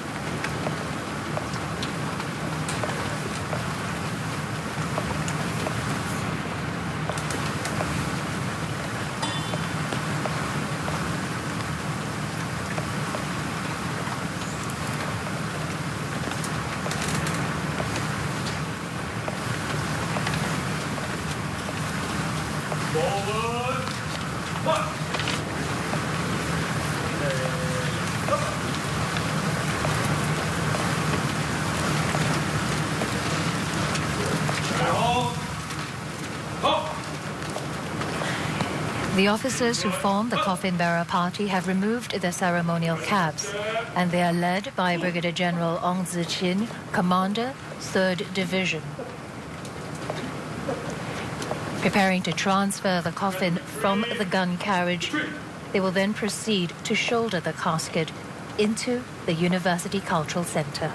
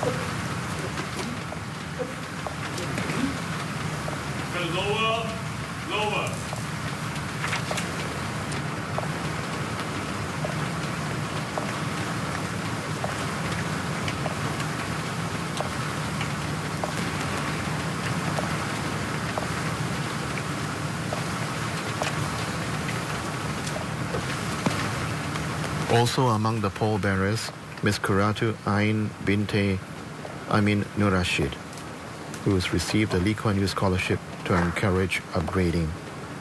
Ms. Lim Hui Ling, a nurse at the Singapore General Hospital.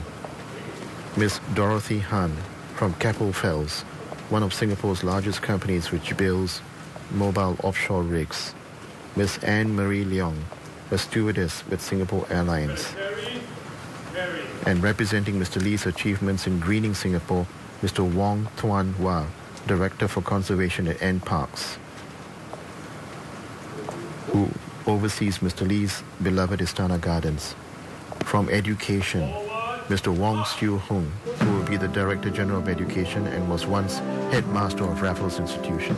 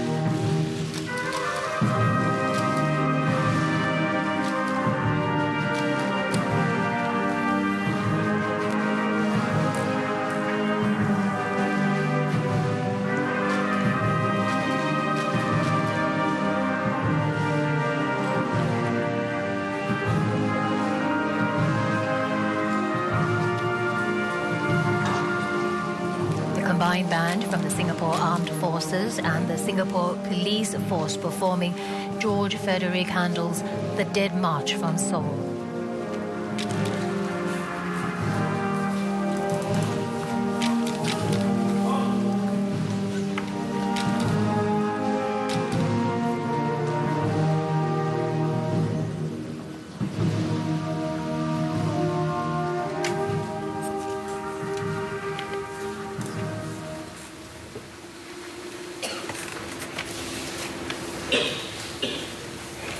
Inside the University Cultural Centre, leaders from more than 20 countries, alongside family members and invited guests.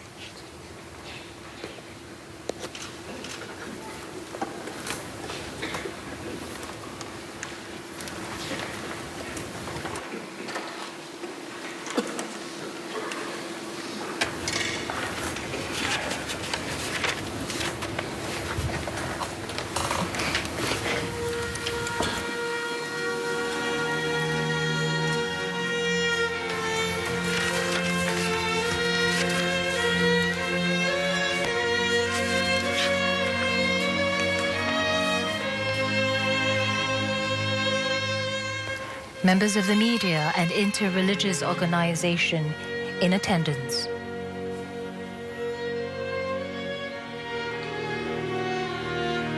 As the coffin bearer party slowly makes its way into the hall of the University Cultural Centre, Samuel Barber's Adagio is being played.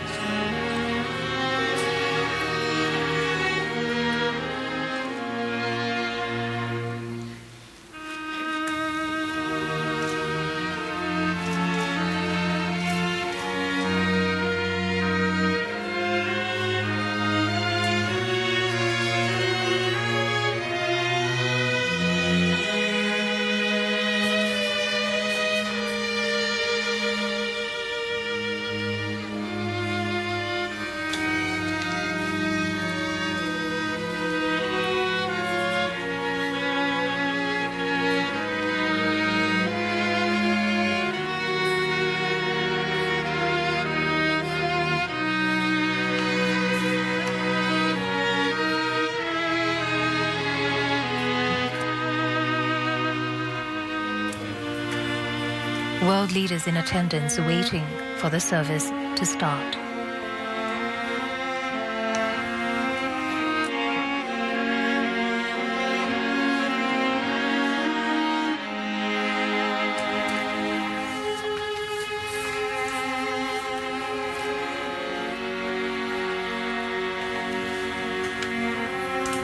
In just a short while, 10 eulogies will be read. The first will be by Prime Minister Lee Hsien Loong, Followed by President Dr. Tony Tan and Emeritus Senior Minister Goh Chok Tong. Old Guard colleague of Mr. Lee, Ong Pang Boon, former Cabinet Minister S. Dhanabalan, Former Senior Minister of State Sidek Sanef, Unionist G. Muthukuramasamy, Tanjong Pagar community leader Leong Chun Lun, former journalist Cassandra Chu, and finally, Mr. Lee Hsien Yang, younger son of Mr. Lee.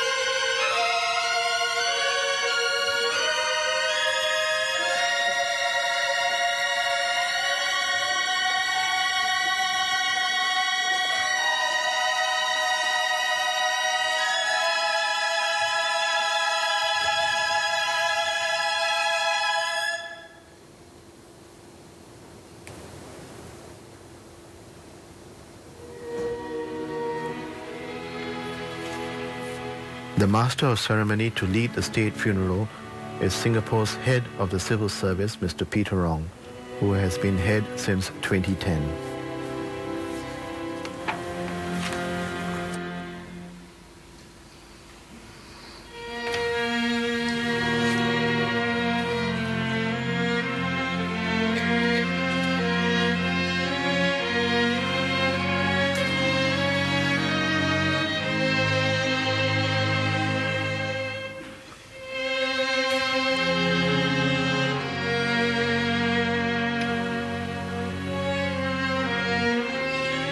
The Singapore Symphony Orchestra playing this very moving rendition of Samuel Barber's Adagio.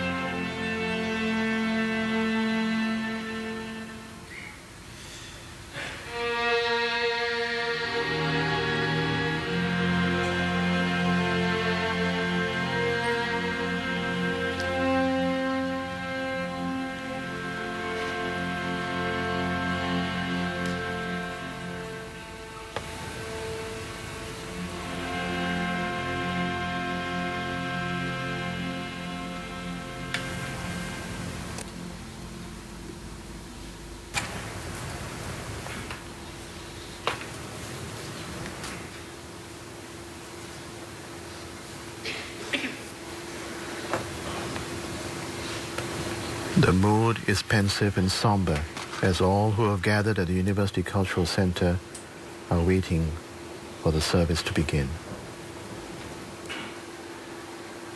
Amongst those who have gathered, world leaders, former cabinet colleagues, members of parliament, specially invited guests, and students.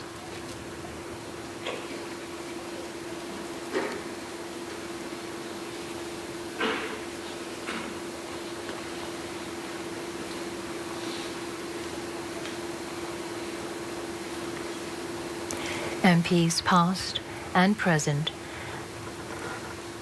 and cabinet ministers gathered here at the University Cultural Centre.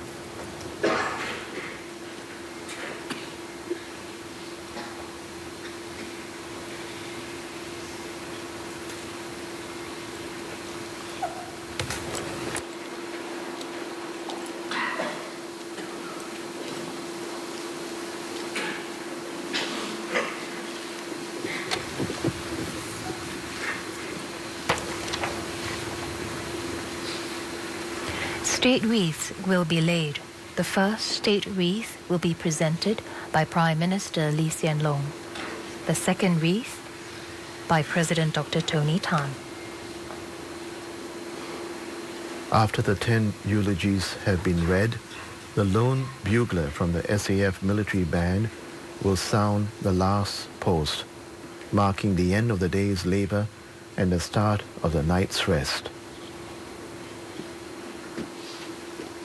It represents a final salute to Mr. Lee Kuan Yew. The public warning system siren will sound for 15 seconds to rally all in Singapore to observe a minute of silence and sound again after the minute of silence.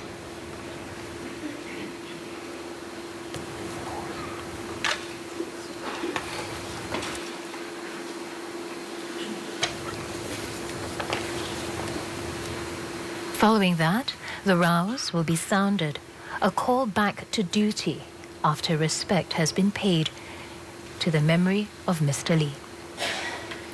Singaporeans across the island will recite the national pledge and sing the national anthem.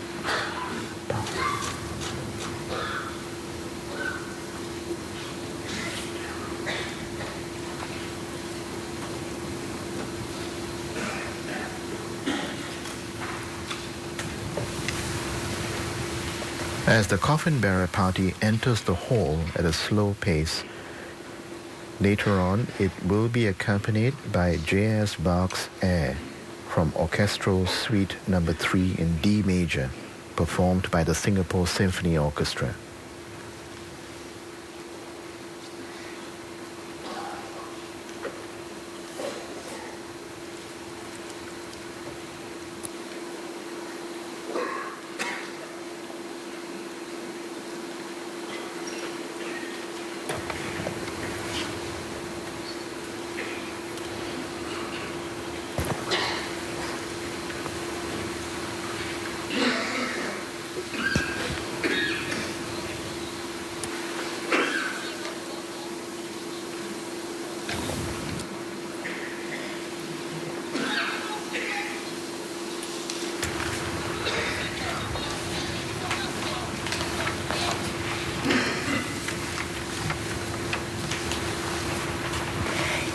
Leaders from more than 20 countries, alongside family members and invited guests. From the Association of Southeast Asian Nations, Brunei Sultan Hassan Al Bolkiah, Indonesia President Joko Widodo,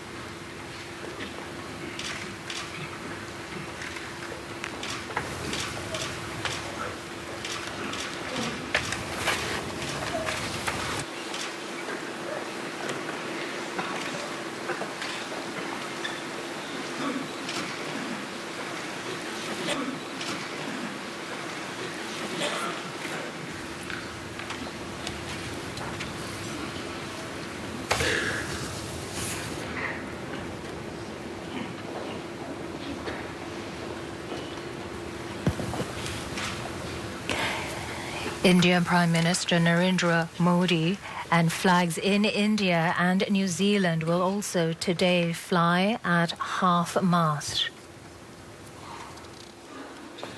Former U.S. President Bill Clinton, Australian Prime Minister Tony Abbott,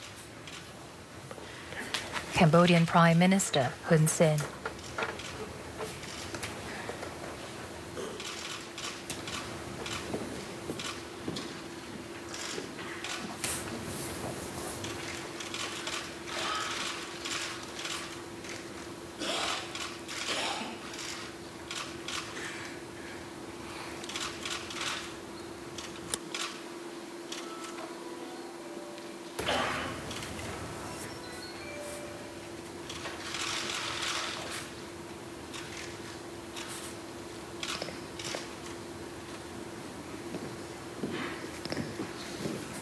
Ladies and gentlemen, please rise.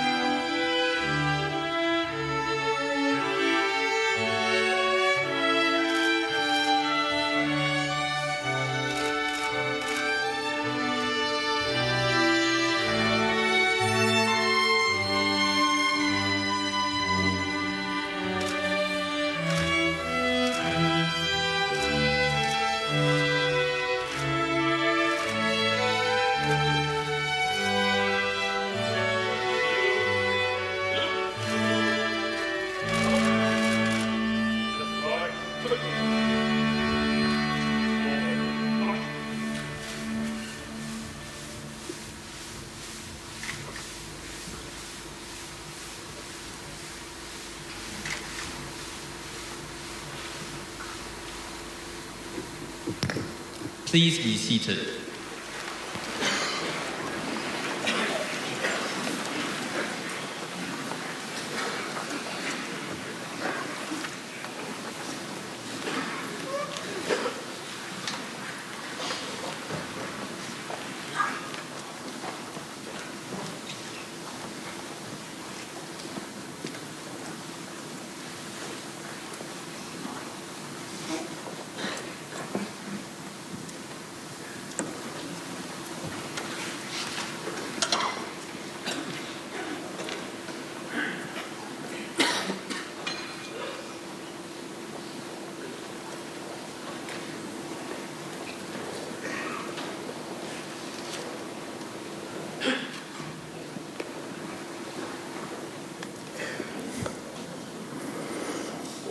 Family of the late Mr. Kuan Yew, Mr. President, Prime Minister, Majesties, Presidents, Governor Generals, Prime Ministers and honored guests, Singaporeans who are in this hall, and Singaporeans who are watching this from all over Singapore and from overseas.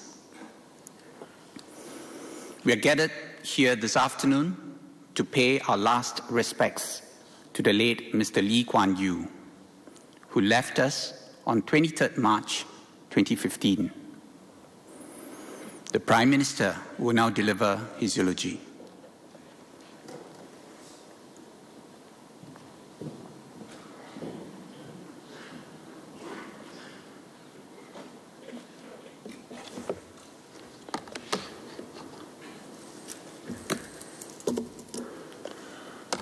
President Tony Tan, friends, family, and fellow Singaporeans. This has been a dark week for Singapore. The light that has guided us all these years has been extinguished.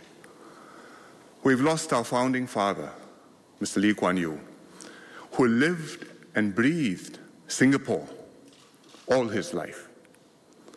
He and his team led our pioneer generation to create this island nation, Singapore. Mr. Lee did not set out to be a politician, let alone a statesman as a boy. In fact, his grandfather wanted him to become an English gentleman, but events left an indelible mark on him. He'd been a British subject in colonial Singapore. He'd survived hardship, danger, and fear in the Japanese occupation. These life experiences drove him to fight for independence.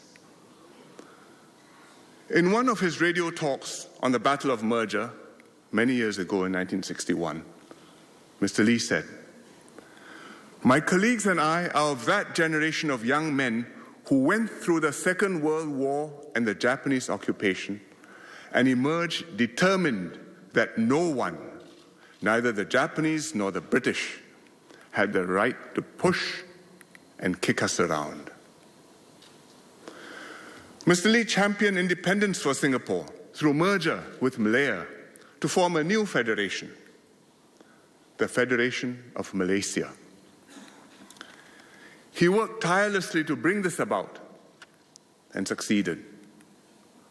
Unfortunately, the merger did not last, and before long, we were expelled from Malaysia. Separation was his greatest moment of anguish, but it also proved to be the turning point in Singapore's fortunes. From the ashes of separation, he built a nation. The easiest thing to do would have been to appeal to Chinese voters alone. After all, Singapore had had to leave Malaysia because we were majority Chinese. Instead, Mr. Lee went for the nobler dream of a multiracial, multi-religious nation.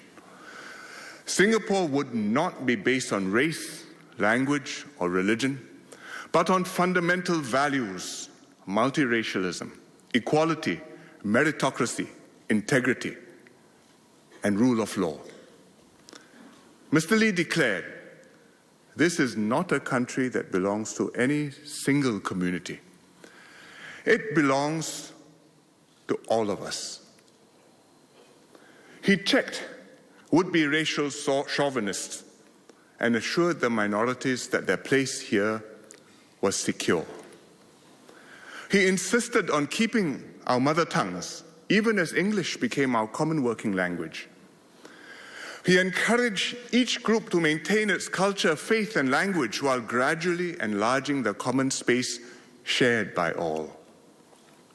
Together with Mr. S. Rajaratnam, he enshrined these ideals in the National Pledge. He kept us safe in a dangerous and tumultuous world. With Dr. Goh Keng Swee, he built the SAF from just 2 infantry battalions and 1 little wooden ship into a well-trained, well-equipped, well-respected fighting force. He introduced national service and personally persuaded parents to entrust their sons to the SAF. He succeeded. First, because he led by example.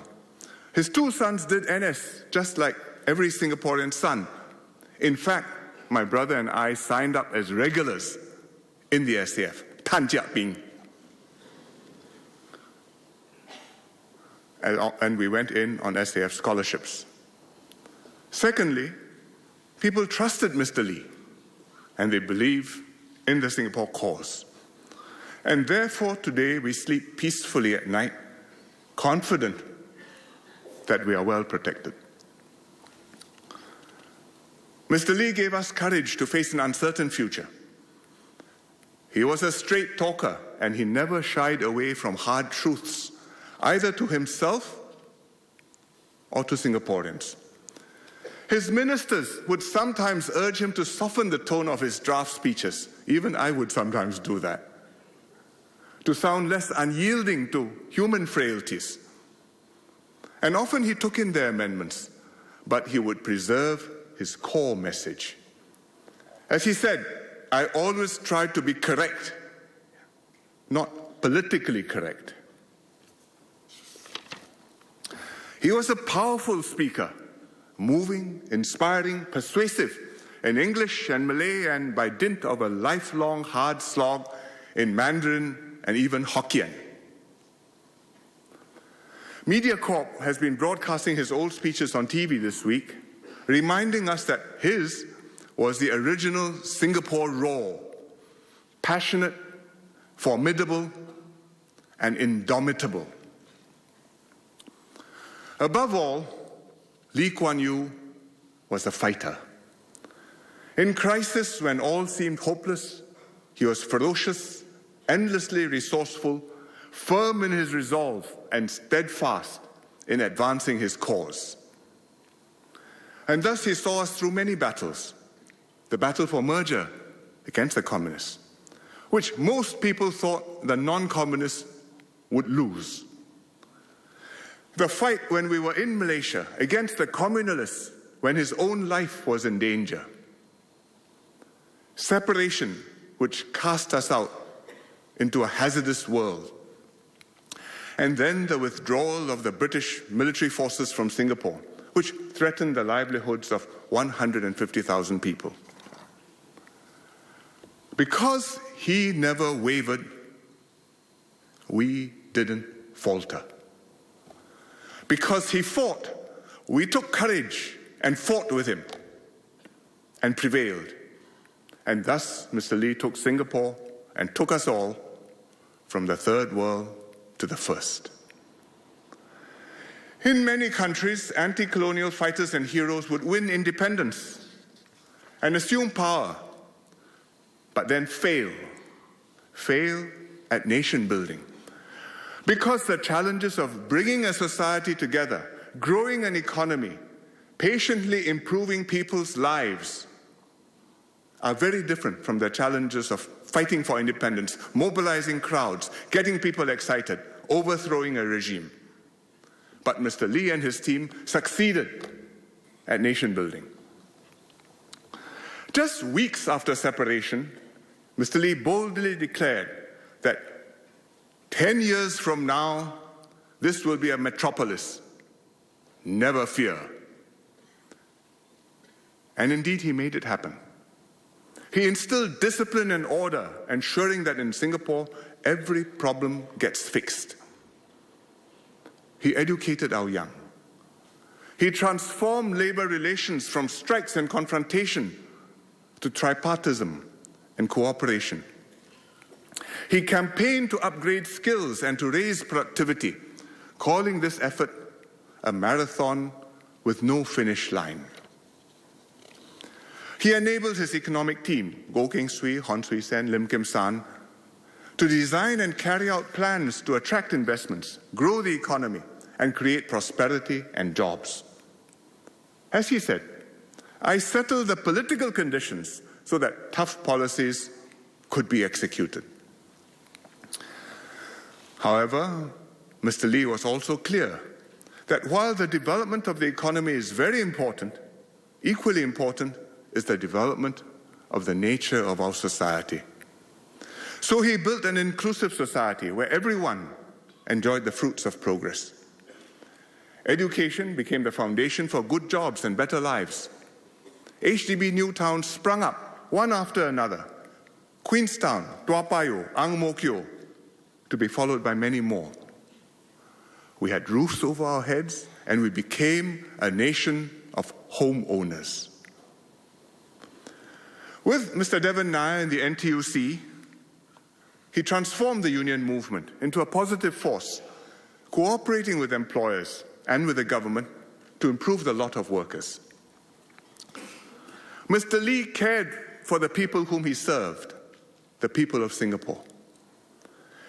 When SARS struck in 2003, he worried about taxi drivers whose livelihoods were affected because tourists had dried up, and he pressed us hard for ways to find ways to help the taxi drivers. Mr. Lee also cared for the people who served him. One evening, just a few years ago, he rang me up. One of my mother's WSOs, women security officers, was having difficulty conceiving a child, and he wanted to help her. And he asked me whether I knew how to help her to adopt a child. So Mr. Lee was concerned for people not just in the abstract, but personally and individually. Internationally, Mr. Lee raised Singapore's standing in the world. He wasn't just a perceptive observer of world affairs, but a statesman who articulated Singapore's international interests and enlarged our strategic space. At crucial turning points, from the British withdrawal east of Suez to the Vietnam War to the rise of China, his views and counsel influenced thinking and decisions in many capitals. In the process, he built up a wide network of friends in and out of power. He knew every Chinese leader from Mao Zedong and every US president from Lyndon Johnson. He established close rapport with President Suharto of Indonesia, one of our most important relationships. Others he knew included Deng Xiaoping, Margaret Thatcher, Helmut Schmidt, George Shultz, as well as President Bill Clinton and Henry Kissinger, who we are honored to have here with us this afternoon. They all valued his candor and his insight. As Mrs. Thatcher said, Mr. Lee had a way of penetrating the fog of propaganda and expressing with unique clarity the issues of our time and the way to tackle them. He was never wrong. And hence, despite being small, Singapore's voice is heard, and we enjoy far more influence on the world stage than we have any reason to expect. Mr. Lee didn't blaze this path alone. He was the outstanding leader of an exceptional team, a team which included Goh Keng Swee, S. Rajaratnam, Osman Wok, Hon Swee Sen, Lim Kim San, Toh Chin Chai, Ong Pang Boon, Devan Nair, and quite a number more. They were his comrades, and he never forgot them. So it's very good that Mr. Ong Pang Boon is here today with us to speak about Mr. Lee later on. Thank you, Mr. Ong. Mr. Lee received many accolades and awards in his long life, but he wore them lightly. When he received the Freedom of the City of London in 1982, he said, "I feel like a conductor at a concert, bowing to applause, but unable to turn around and invite the accomplished musicians in his orchestra to rise and receive the ovation for the music they have played." For running a government is not unlike running an orchestra, and no prime minister ever achieves much without an able team of players. Because he worked with a strong team and not alone, because people knew that he cared for them and not for himself, and because he had faith that Singaporeans would work with him to achieve great things, Mr. Lee won the trust and confidence of Singaporeans. The pioneer generation who had lived through the crucial years had a deep bond with him. I once met a lady who owned a successful fried rice restaurant. She told me, "Tell Mr. Lee Kuan Yew I will always support him. I was born in 1948 and I'm 48 years old." The year was 1996. There was some issue then, and this question had come up. "I know what he has done for me and Singapore." She and her generation knew that, to use a Chinese phrase, 跟着李光耀走，不会死的. If you follow Lee Kuan Yew, you will survive.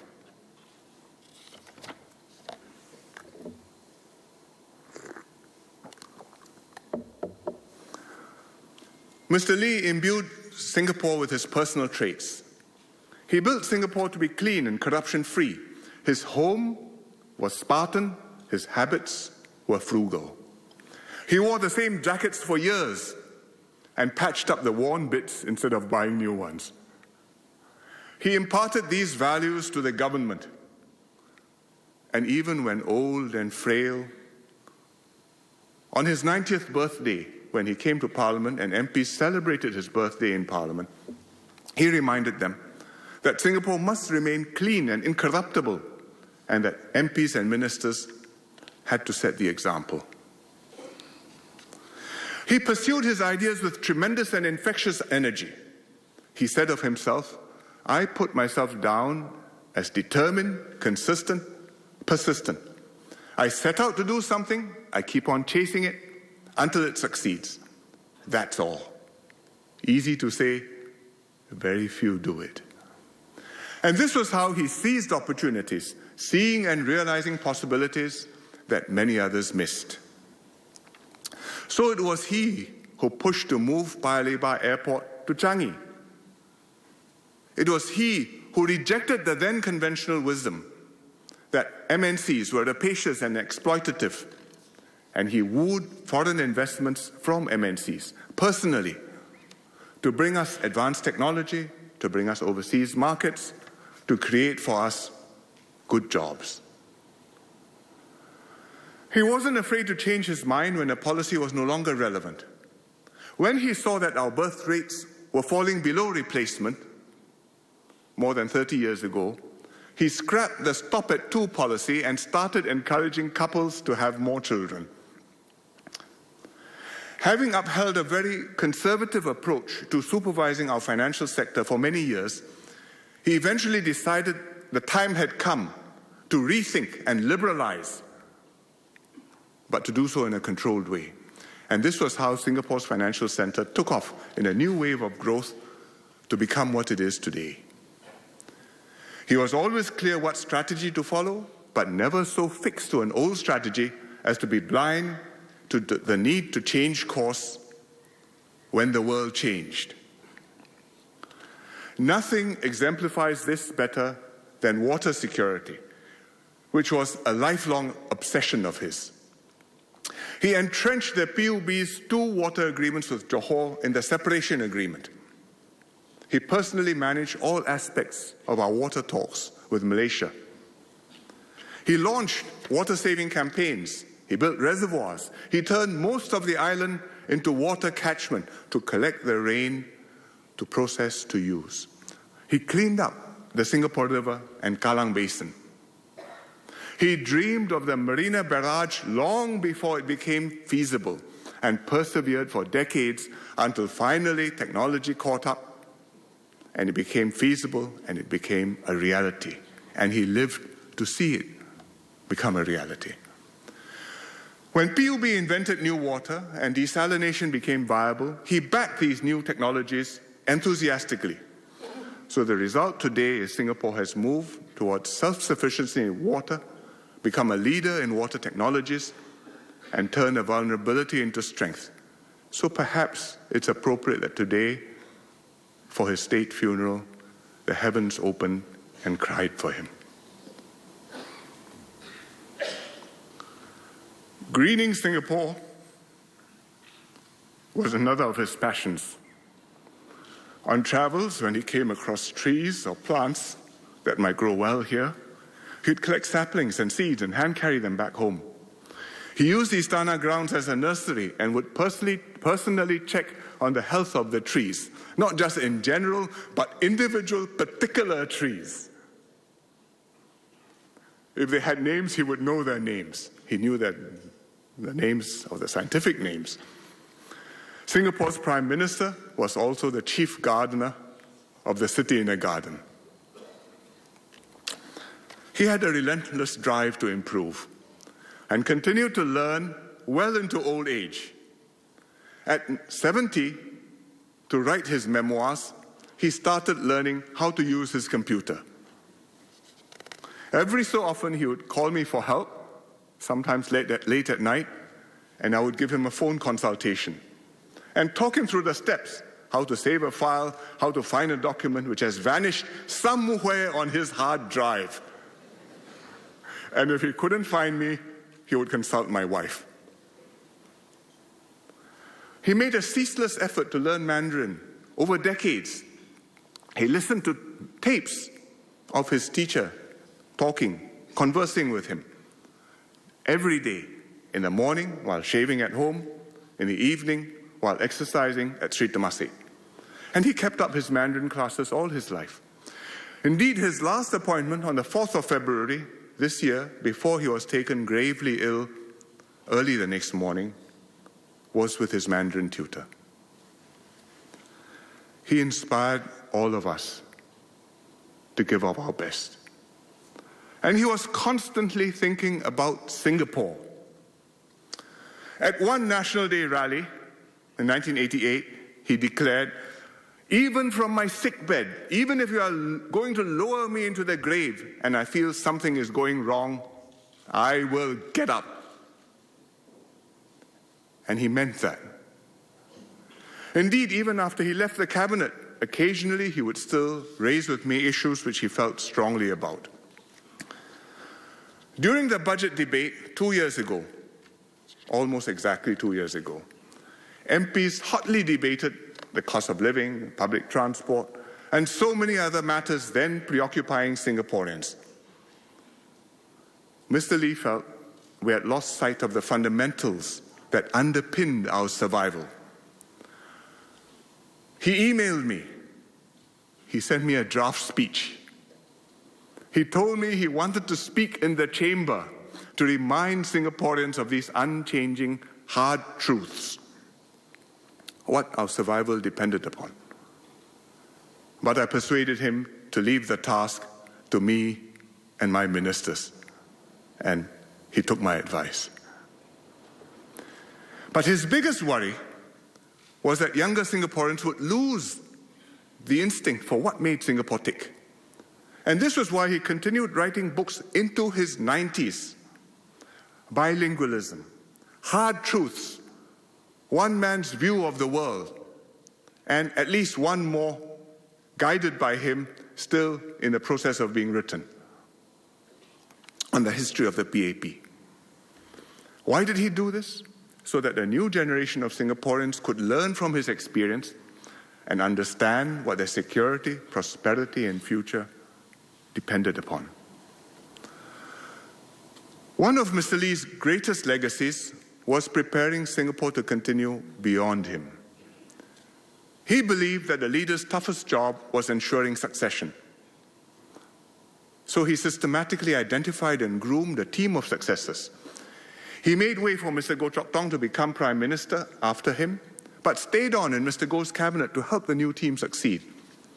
He provided stability and experience and quietly helped to build up Mr. Goh's authority. He knew how to guide without being obtrusive, to be watchful while letting the new team develop its own style, its own authority. He described himself like a mascot, but everyone knew how special this mascot was and how lucky we were to have such a mascot. And it was likewise when I took over. Mr. Goh became Senior Minister, Mr. Lee became Minister Mentor, a title which he felt reflected his new role.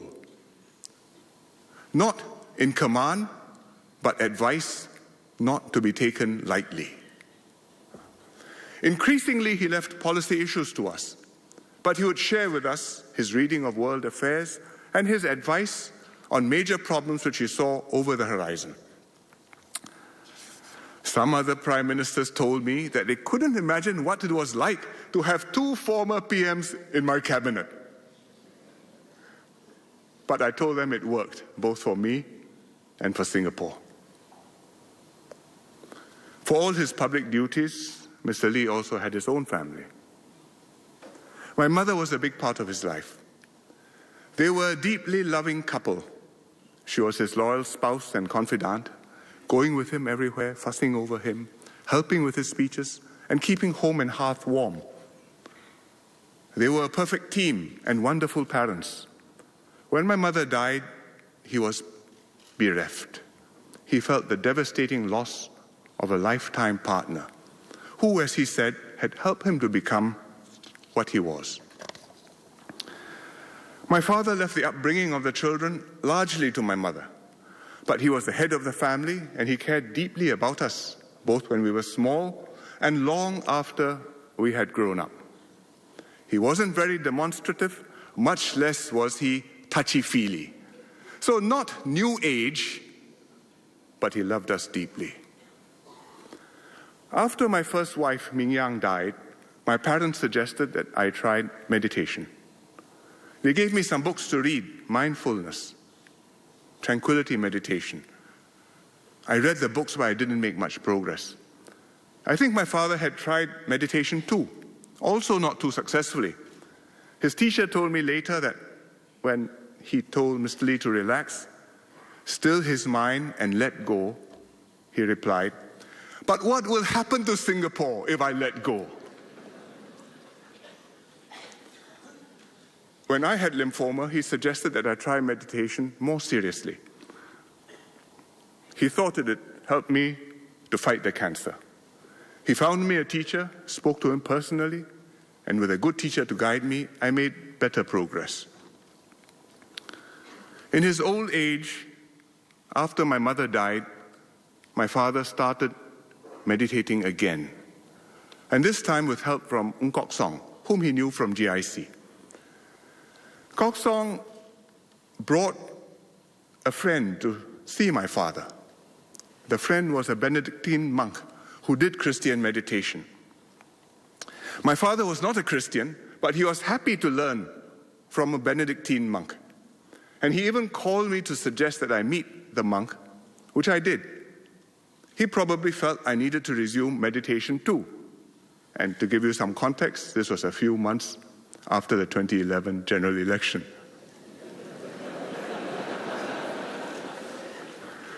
I was by then nearly 60, and he was by then nearly 90. But to him, I was still his son to be worried over, and to me, he was still a father to love and appreciate, just like when I was small.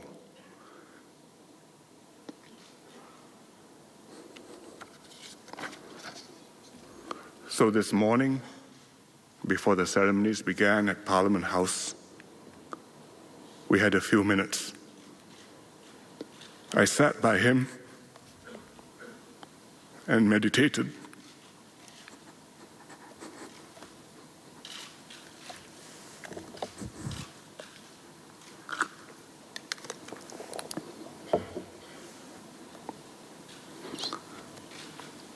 Of course, growing up as my father's son could not but mean being exposed to politics very early.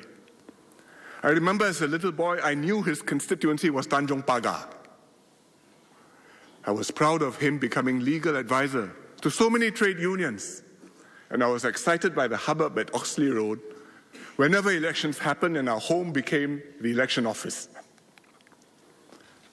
I remember when we were preparing to join Malaysia in the early 60s, going along with my father on constituency visits, the Fang Wen tours, which he made to every corner of Singapore.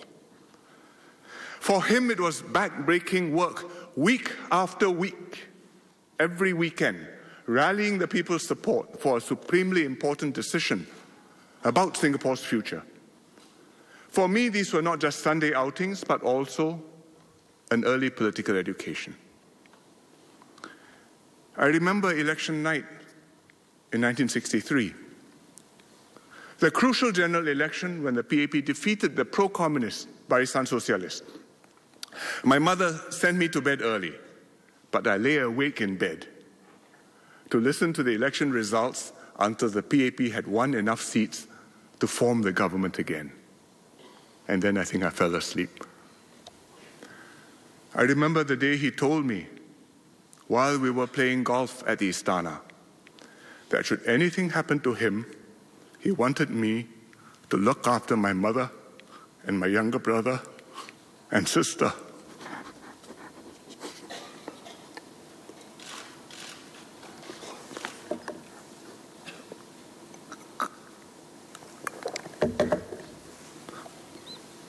I remember the night the children slept on the floor in my parents' bedroom at Temasek House in Kuala Lumpur. Because the house was full of ministers who had come up from Singapore. And every so often, my father would get up from bed to make a note about something before lying down to rest again. But obviously, he wasn't asleep. And the date was 7th of August, 1965. 2 days before separation. Growing up with my father, living through those years with him, made me what I am. This year is the 50th anniversary of Singapore's independence. We all wanted Mr. Lee to be present with us on August the 9th to celebrate this milestone. More than anybody else, it was he who fought for multiracialism, which ultimately led to our independence as a sovereign republic. It was he who united our nation, built a nation, and made our 50th anniversary worth celebrating. Sadly, it is not to be. But we can feel proud and happy that Mr. Lee lived to see his life's work come to fruition. At last year's National Day Parade, when Mr. Lee appeared and waved, and it appeared on the big screen on the floating platform, the crowd gave him the most deafening cheer of the whole parade. Last November, the People's Action Party celebrated its diamond anniversary at the Victoria Concert Hall, where Mr. Lee founded the party 60 years ago. Party members were so happy to see that Mr. Lee could be there. They gave him a rousing, emotional, standing ovation. Those of us who were there will never forget it.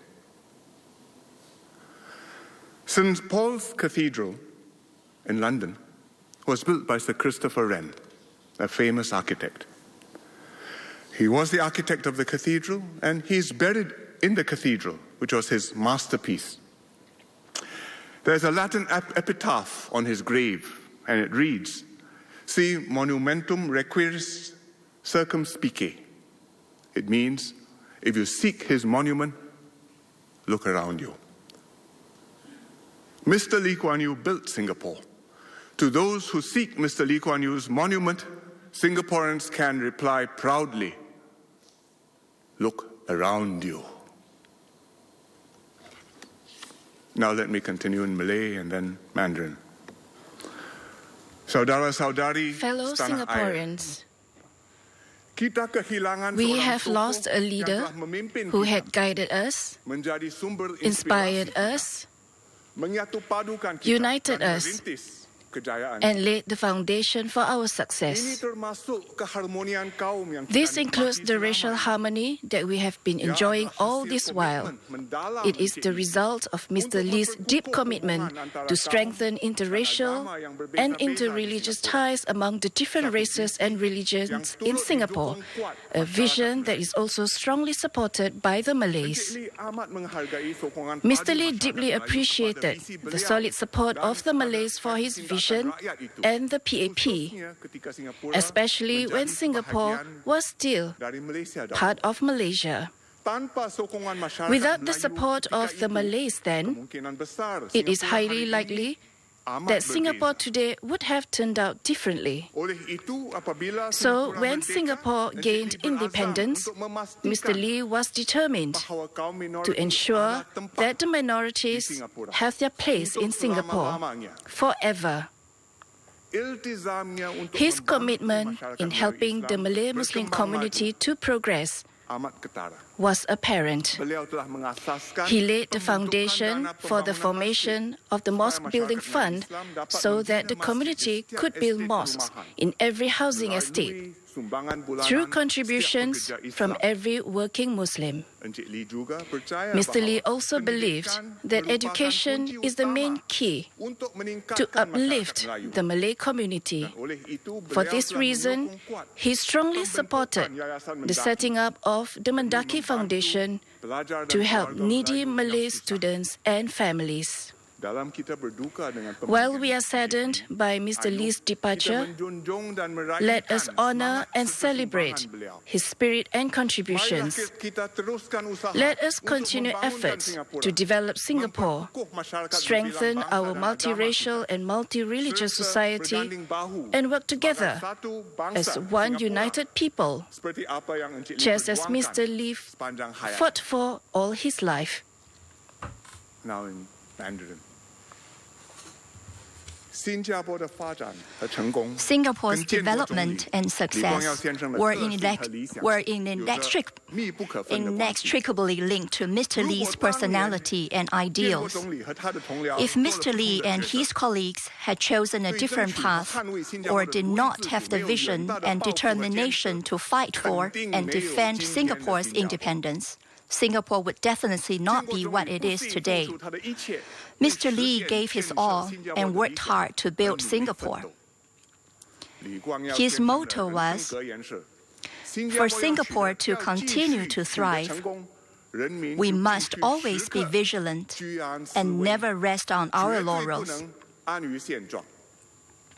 我们应该用 We 智 have 慧 to apply 创意和毅 wisdom 力 and 不断地改 creativity 造新加坡， and keep 让这个小岛国 persevering 能 to 够维护自己 continually 的利益， remake 并且 Singapore. 在世界舞台上 Then this 不 island 只是 state can safeguard its 受到国际的 interests, 肯定。 be relevant to the world, and be recognized 李光耀 internationally. 先生为国为民， Mr. Lee devoted his whole life to serving the nation and realized his lifelong aspiration to build a rugged society and a vibrant 一 nation. 个活力四射的国家。李先生 In his twilight years, 晚年 he was heartened to 能看 see 到新加坡 Singapore's 在 continued 他接任之 stability, 后继续繁荣稳 prosperity, 定 and growth, 国富 even 民强 after he had 不断 stepped 迈 down. 向更好的未来。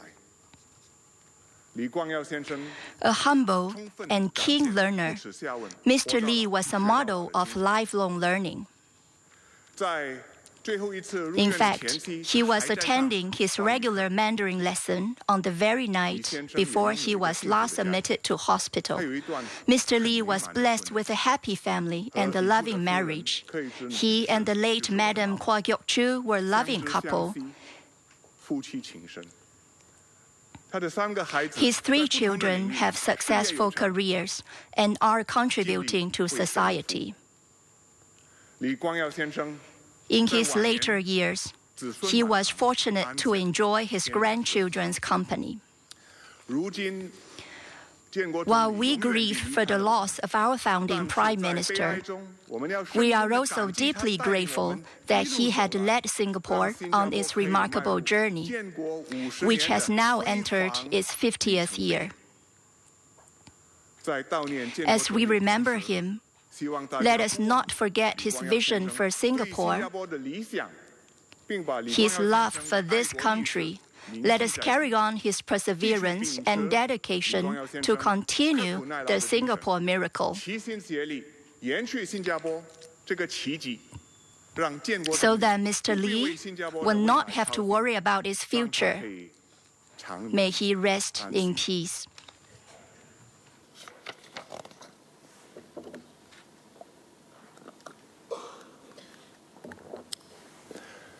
I said, the light that has guided us all these years has been extinguished.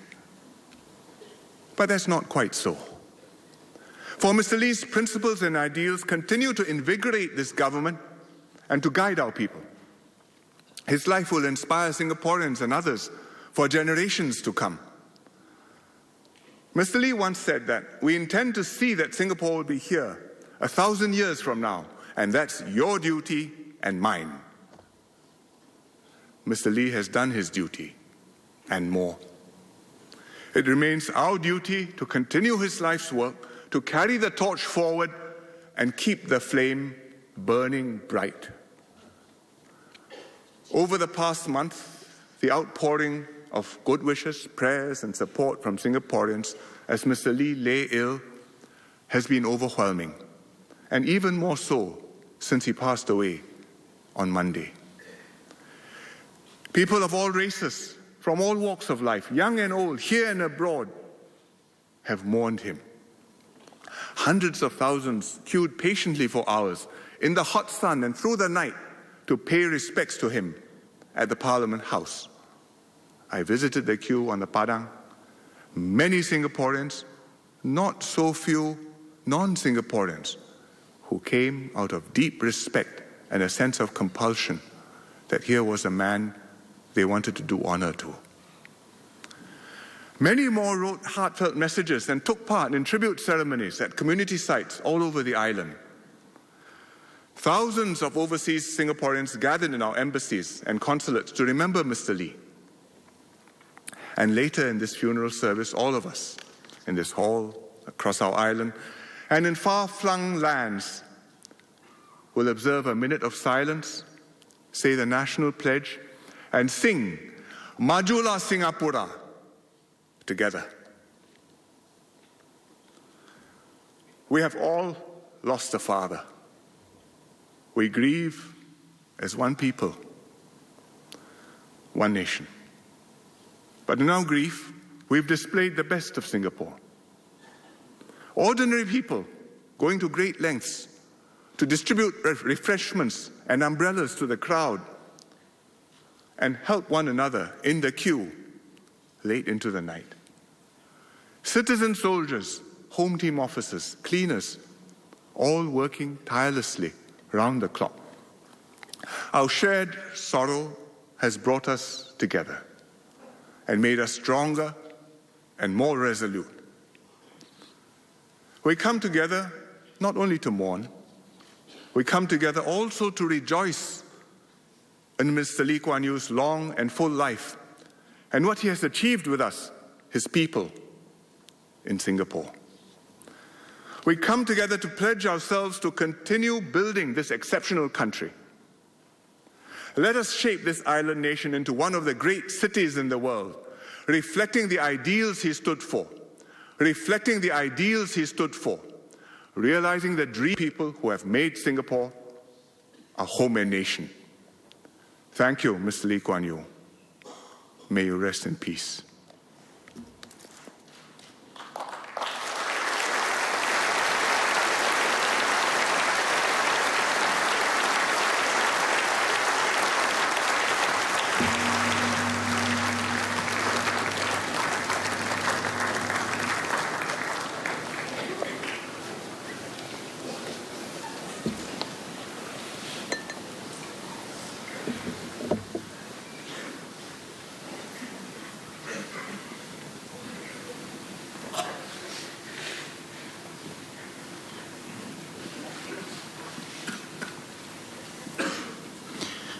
President will now deliver his eulogy.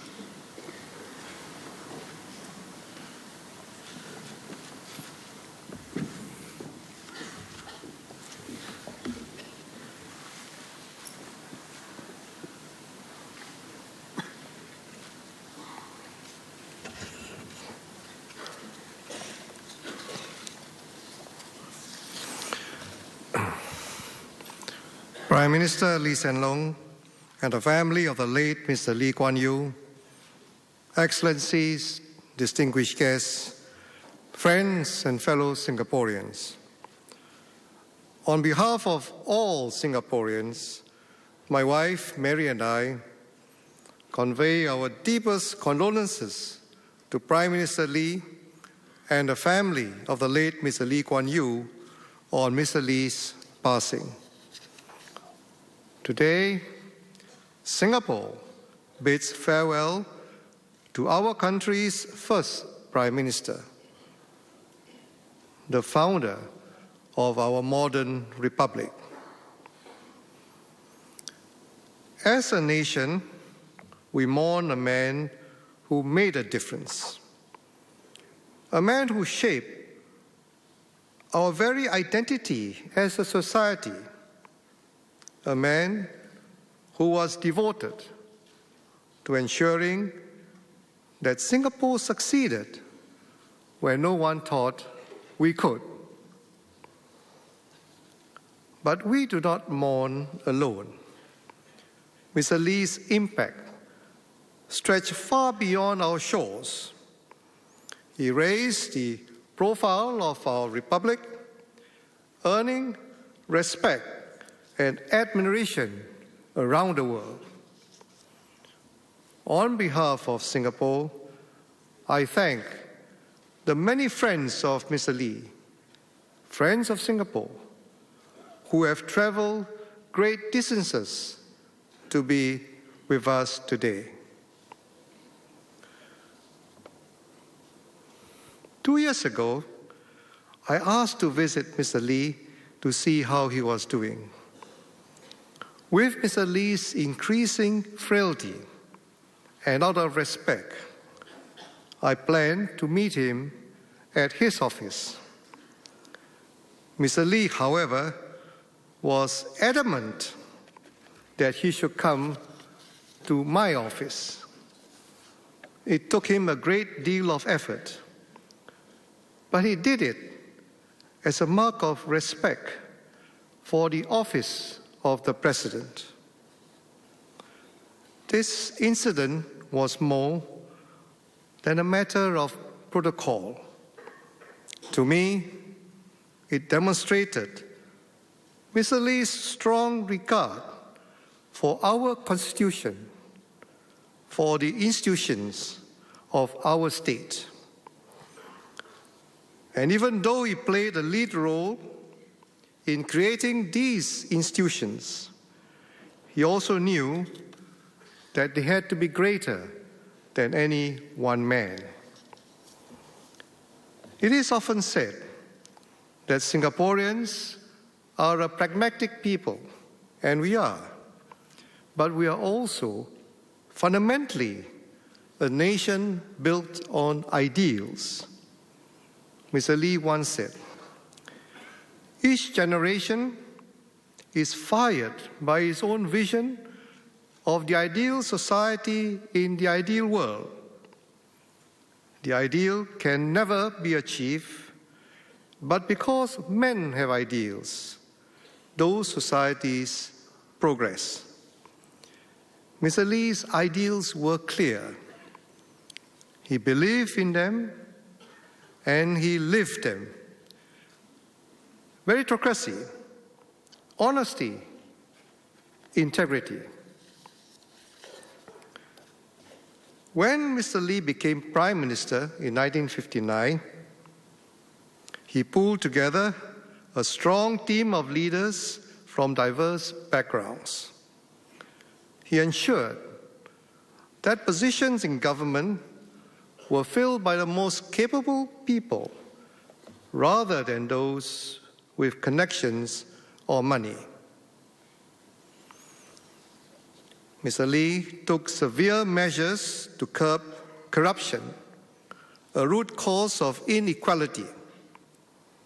He put in place tough laws to investigate those suspected of corruption and heavy penalties for those caught taking bribes. By ensuring that our government and economy stayed honest, accountable, and free of corruption, Mr. Lee assured investors and companies that Singapore was the right place for their investments. Companies from around the world came and continue to come to Singapore, creating opportunities for employment, learning, and growth for Singaporeans. Mr. Lee demanded, without compromise, complete integrity in personal and professional matters from himself, his family, and his colleagues. He said in Parliament in 1979, "The moment key leaders are less than incorruptible, less than stern in demanding high standards, from that moment, the structure of administrative integrity will weaken and eventually crumble." To make sure that our public services were working well to serve the people, he made unannounced visits to inspect our HDB estates, hospitals, parks, and other public places. Integrity, however, was more than the basis for a strong economy and a capable government. Mr. Lee had a vision of Singapore as a fair and a just society. Today, all Singaporeans have the opportunity to contribute to and benefit from Singapore's development, regardless of race or religion, connections, or family background. Through his personal example, Mr. Lee embedded a sense of integrity into our very identity as a nation. With integrity as our nation's bedrock, Mr. Lee forged a cohesive society that shares common values and experiences across races and religions. When Singapore gained independence, we were a fractured and divided society. This past week, Singaporeans from all walks of life came together to mourn the loss of Mr. Lee. Large numbers of Singaporeans queued patiently for hours to pay their last respects at Parliament House and community tribute sites across the island. Many individuals and businesses offered shelter and refreshments to those who had been waiting in line, lending a helping hand to fellow Singaporeans. This would have made Mr. Lee very proud.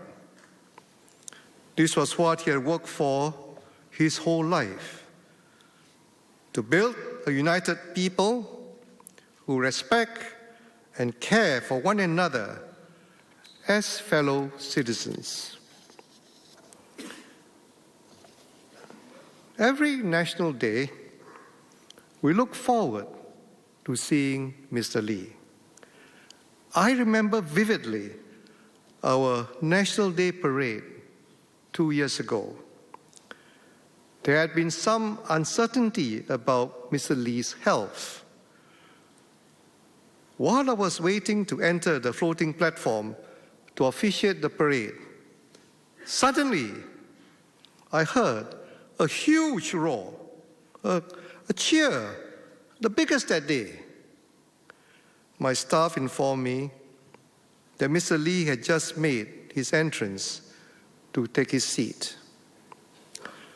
That roar captured the feelings of a nation, of all of us towards Mr. Lee. It rang with respect, affection, friendship, and deep emotional attachment. It is not something that can be easily put into words. But I know that all Singaporeans in their hearts understand what I'm talking about. It was the sound of one nation united.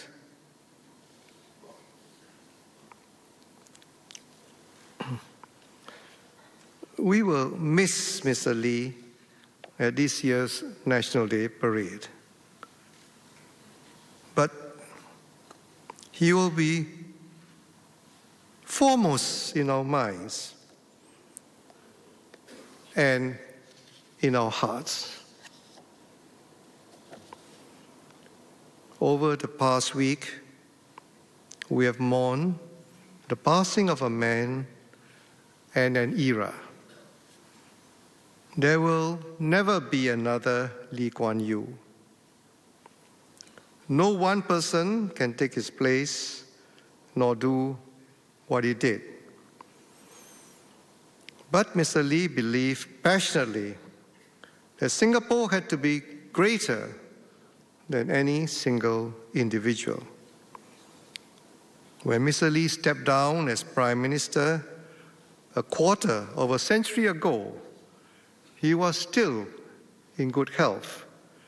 He had many more years to contribute.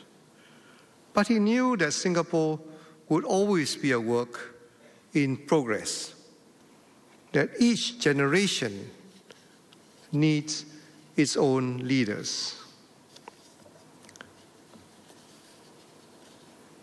Now is the time for us to take up the torch, to further the ideals upon which Singapore was built, and to make them our own. There is a well-known saying, most famously used by Isaac Newton, and I quote, "If I have seen further, it is by standing on the shoulders of giants," unquote. We are held aloft by Mr. Lee and our founding generation. They have given us the foundation, the ability, and a confidence to look forward to the future, to shape an even better Singapore for all Singaporeans. Together, we can respond to challenges. Together, we can create new opportunities for our children and grandchildren in Singapore. This is Mr. Lee's legacy for us.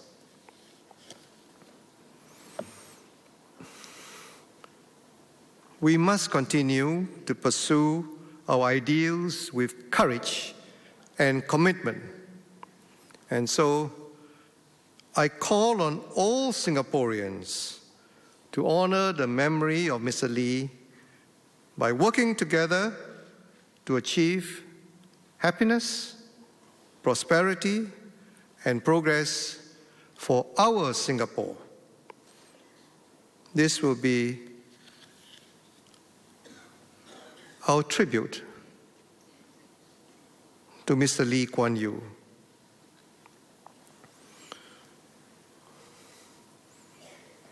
Goodbye, Mr. Lee.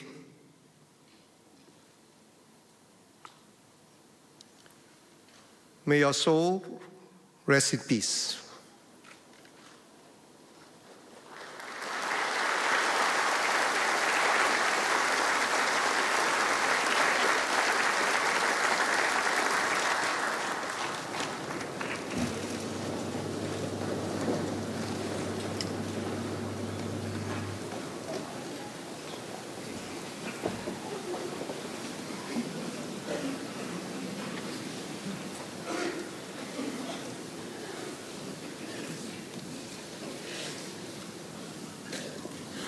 The Emeritus Senior Minister will now deliver his eulogy.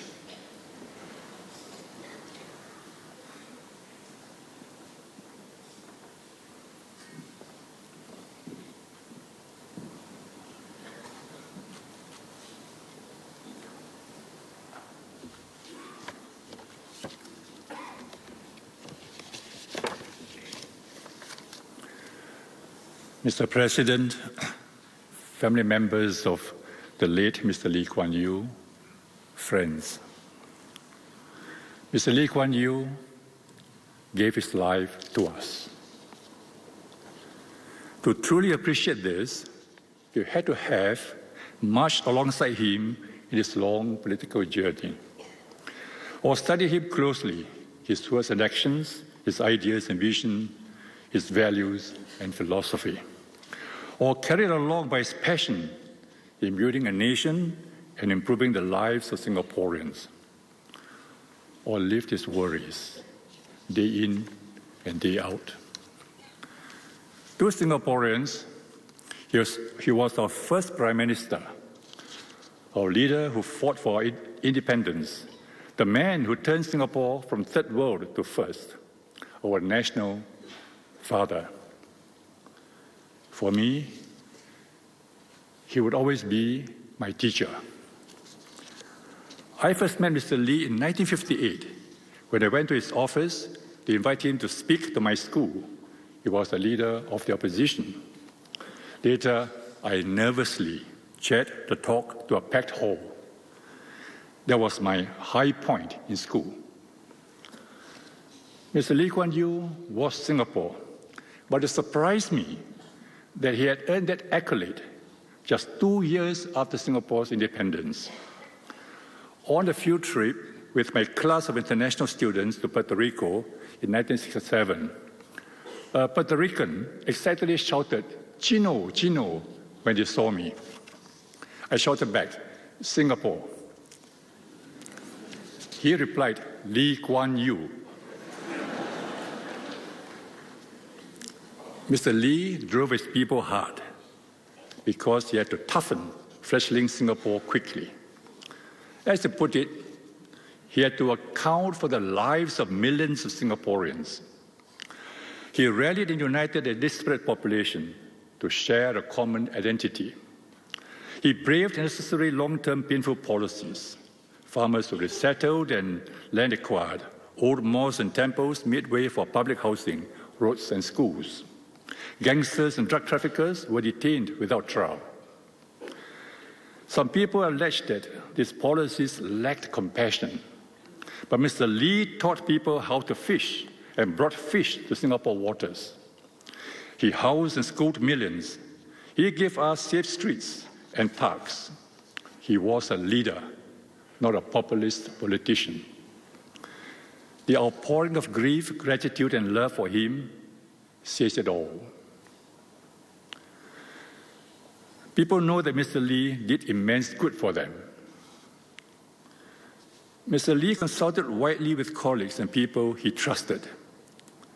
He told his backbenchers to bring out the people's concerns and gossip from the coffee shops and the hawker centers. Mr. Lee never muzzled anyone, but he robustly defended his convictions and Singapore's interests, very often to the discomfort of his critics. To those he believed were out to destroy Singapore, he put on his knuckle dusters. Mr. Lee was a good teacher. He was always scanning the future, anticipating challenges, preempting problems, and thinking out solutions. He shared with the cabinet useful articles, his conversations with world leaders, and insights from overseas trips. He studied best practices and explored innovative ideas for Singapore.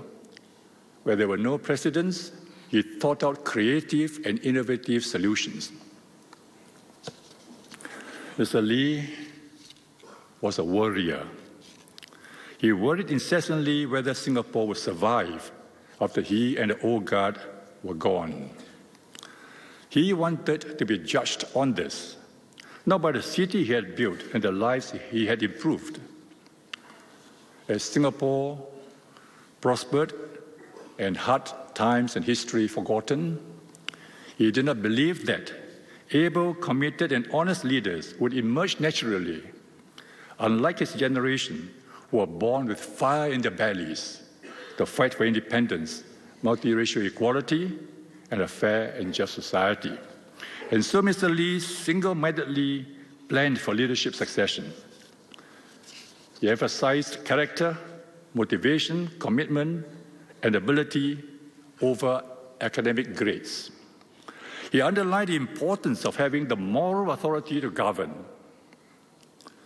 In pushing for leadership renewal, he had to cut short the political careers of his old colleagues.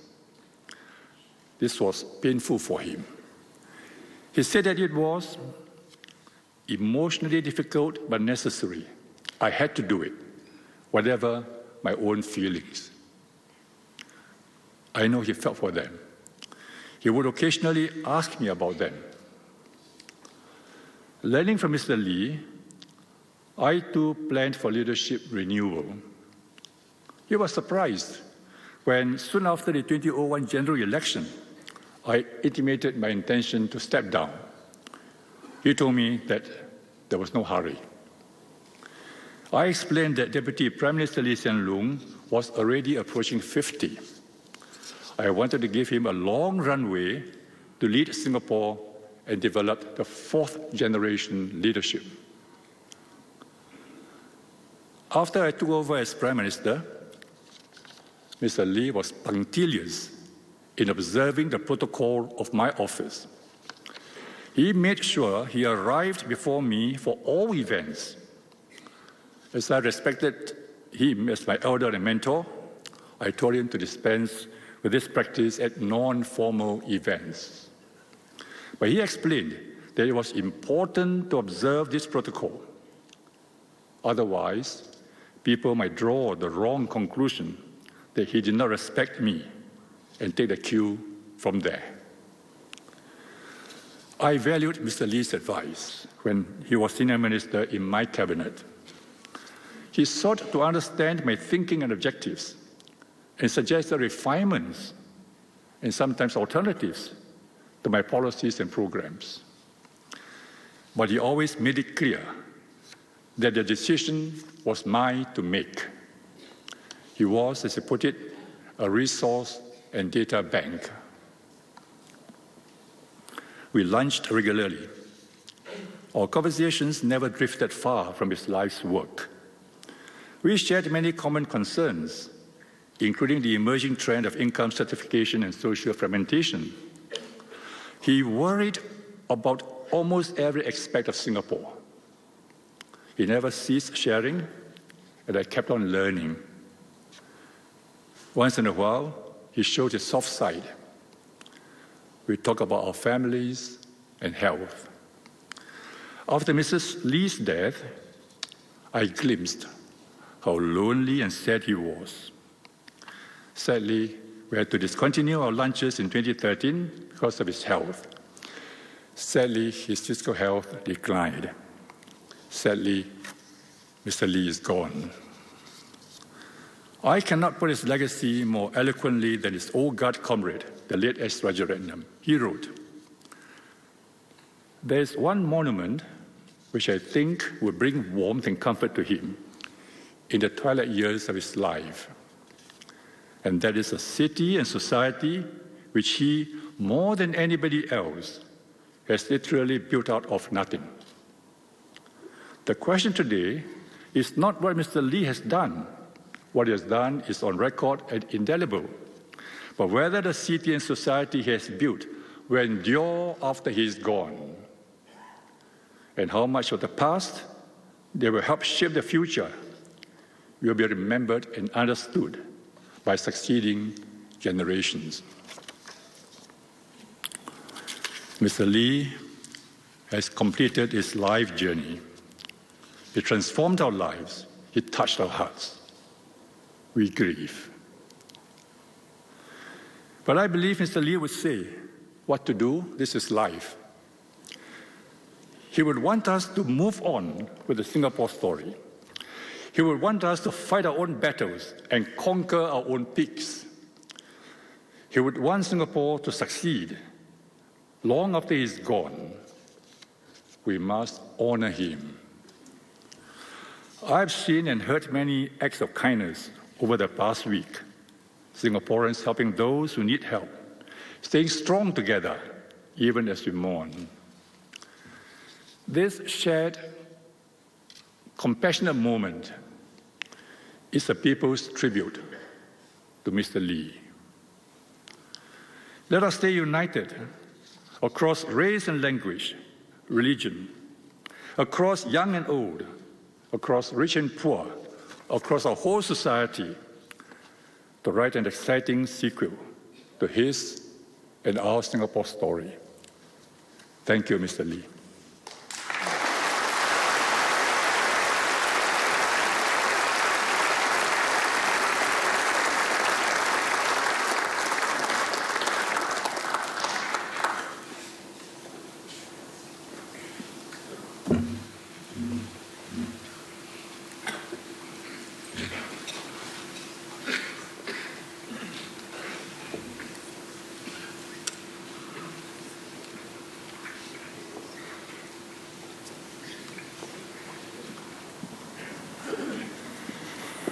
Mr. Ong Pang Boon, member of the First Cabinet, will now deliver his eulogy.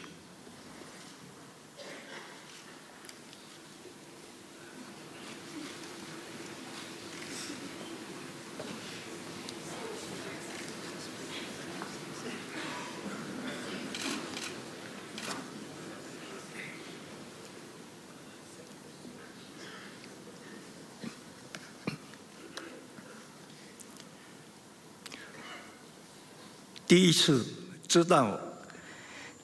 first time I heard of Mr. Lee Kuan Yew was during the 1952 postal workers' strike.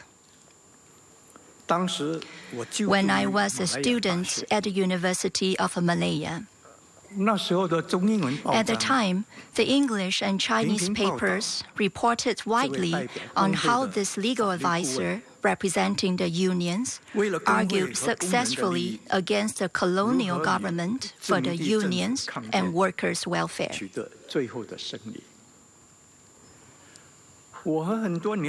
Like many other young people, I was deeply impressed by this brilliant lawyer. So when the PAP decided to contest the 1955 election, I did not hesitate to support the PAP as a volunteer and was assigned to be Mr. Lee's election agent. But after the election, my employer posted me to Kuala Lumpur, and I thought that was the end of my political involvement. In 1956, Mr. Lee was en route to the Cameron Highlands for a holiday with his wife and eldest son, and arranged to see me at the Kuala Lumpur Station Hotel. To my surprise, he asked me to join the PAP as its organizing secretary. I was determined to join the battle for independence from colonial rule, and accepted his offer without a second thought and joined the March for Change. I have never regretted that decision. As the PAP's organizing secretary, I had to work closely with Secretary General Lee and other EXCO members. This gave me a better understanding of Mr. Lee. He was a consummate and far-sighted politician. Maximizing every opportunity to advance his political advantage and the PAP's interests. Although English educated, He understood that power rested with the pro-communist students from Chinese schools and the trade unions. Hence, he was always worried that the PAP could be hijacked by the pro-communists.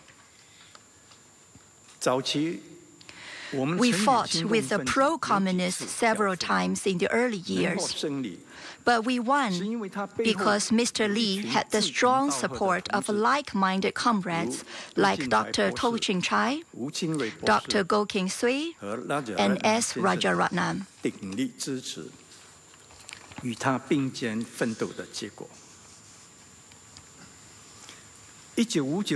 In 1959, the PAP won the general election on the back of the Chinese educated voters of Singapore. I joined the first PAP cabinet with Mr. Li as Singapore's first Prime Minister. He was a dedicated Prime Minister with broad perspectives. During cabinet meetings, there would sometimes be differing views on certain issues. But after active discussion, he was able to accept alternative views and ideas. I served in the cabinet until 1984. What struck me most about Mr. Li was his complete passion for Singapore. He spent every moment thinking of how he could improve Singapore and Singaporeans' lives. Once he decided that a certain policy was in the interest of his beloved Singapore, he would implement it, even if it meant making himself unpopular. There were critics who disagreed with Mr. Li's policies. But I believe the man should be measured on the following considerations. First, everything Mr. Li did was to make Singapore better. He could be forceful towards his political opponents and those who disagreed with him. But throughout his life, he was always wholeheartedly fighting for the best interest of this small and vulnerable nation. Second, without Mr. Li, the Singapore story would be quite different. He was the lightning rod that galvanized the pioneer group of PAP leaders and grassroots supporters in our battles, first against colonial rule and then the pro-communists and communalists. In short, Mr. Lee Kuan Yew was a far-sighted leader who had the courage to realize his vision. Without him, Singapore would not be what it is today.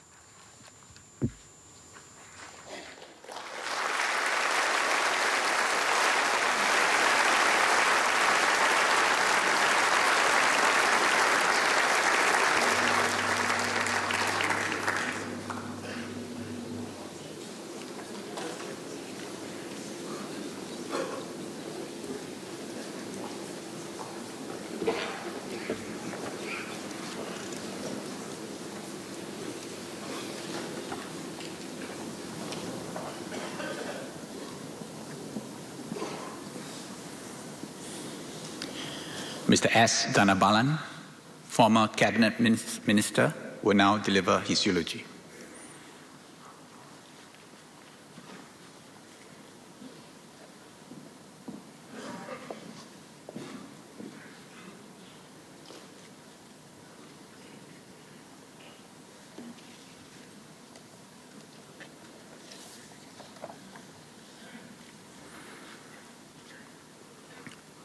As one who worked closely with Mr. Lee Kuan Yew for a period, I want to focus on just 4 aspects of his leadership that remain with me. First, he had an absolute obsession to ensure an honest, corruption-free political process and public administration system. He had seen the damage a nation and society suffer when well-meaning leaders allow those close to them to take advantage of their position.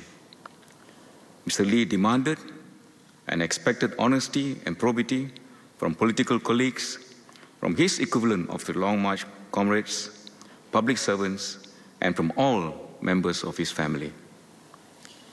He was seen as a hard-hearted man who acted without feelings. But on the few occasions he discussed privately with me the decision to act against someone, I know that he agonized over the decision. He was convinced that a soft-hearted approach would undermine the ethos he wanted to embed deeply in public service. The second point is how he planned succession. What is still vivid in my mind is the time and mental energy he spent to prepare us for the responsibilities ahead. Much of the time in cabinet meetings was spent with him sharing his experience in politics, in policy making, and policy implementation. He circulated and discussed critically essays and commentaries from journals, and newspapers. When he made official visits and went to conferences, he always made it a point to take a few of us in the younger team along with him, to familiarize us with how to interact with the leaders of other nations and observe how to probe, get a better understanding of global events. He would always try to seek the relevance to Singapore of his as well as our observations. We were deeply sensitized to looking at everything in terms of what we could do in and for Singapore, or equally important, what we should avoid doing. Mr. Lee never tired of repeating his war stories, observations, and conclusions about events and personalities. To me, he was minister mentor from the time I started working with him. The third point is the way he took decisions. The myth is that he brooked no opposition to what he wanted and that the cabinet members merely fell in line. That was not my experience. He argued tirelessly to get cabinet to accept his views, not because it was the PM's view, but because of the strength of his arguments. I think he felt he had failed were he not able to convince his cabinet colleagues. When he spoke as Prime Minister at important occasions, he sent drafts of his speeches to his colleagues for views and suggestions before he settled the final version. The idea that he expected his team to follow him like a herd of sheep without question completely misrepresents the man and his values. The last point concerns his reputation as the complete political pragmatist who did not allow idealism to get in the way of what would work in and for Singapore. He was a pragmatist, yet in a very deep sense, he was an idealist. He was obsessed with not only what would work in Singapore, but what the feel and timbre of our society should be. This is well illustrated by his approach to the language policy.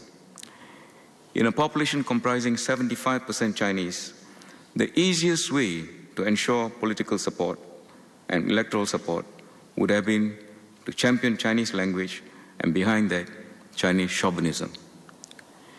He was convinced that for our nation to be distinct and different from other nations, we had to be multilingual, with English as the main language of administration and commerce. But each racial group must maintain its cultural identity with the mother tongue as a second language. To convert Chinese schools into national-type schools and push for Mandarin against Chinese dialects were the acts of an idealist, not the acts of a pragmatist.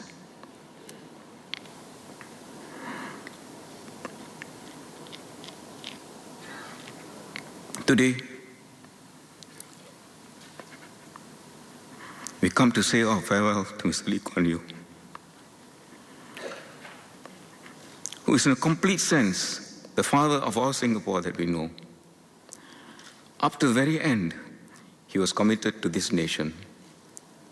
In the words of Tennyson, though made weak by time and fate, he remained strong and willed, determined not to rust unburnished, but to shine in use. Farewell, sir.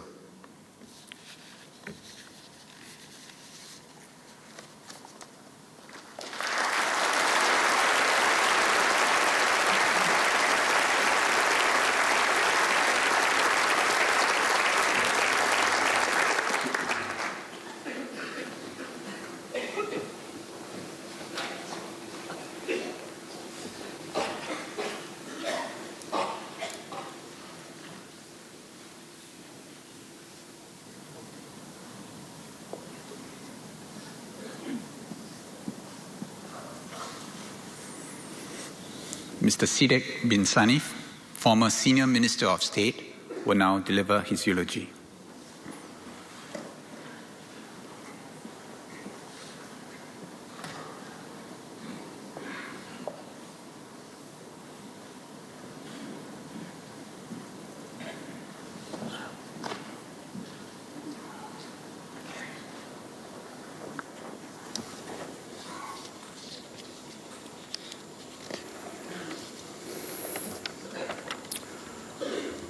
Saya terkejut apabila Encik Lee Kuan When Yew Mr. Lee meminta saya asked me to bertanding stand as a candidate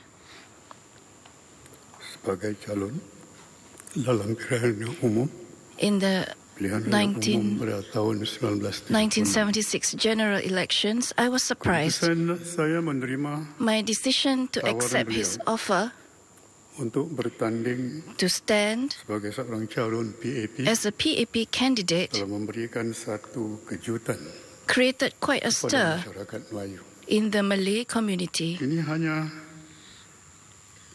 beberapa tahun sebelum itu Just a few years earlier, saya telah memberi pandangan I had yang expressed differing views berbeza daripada pemerintah from the government mengenai pendidikan. about education.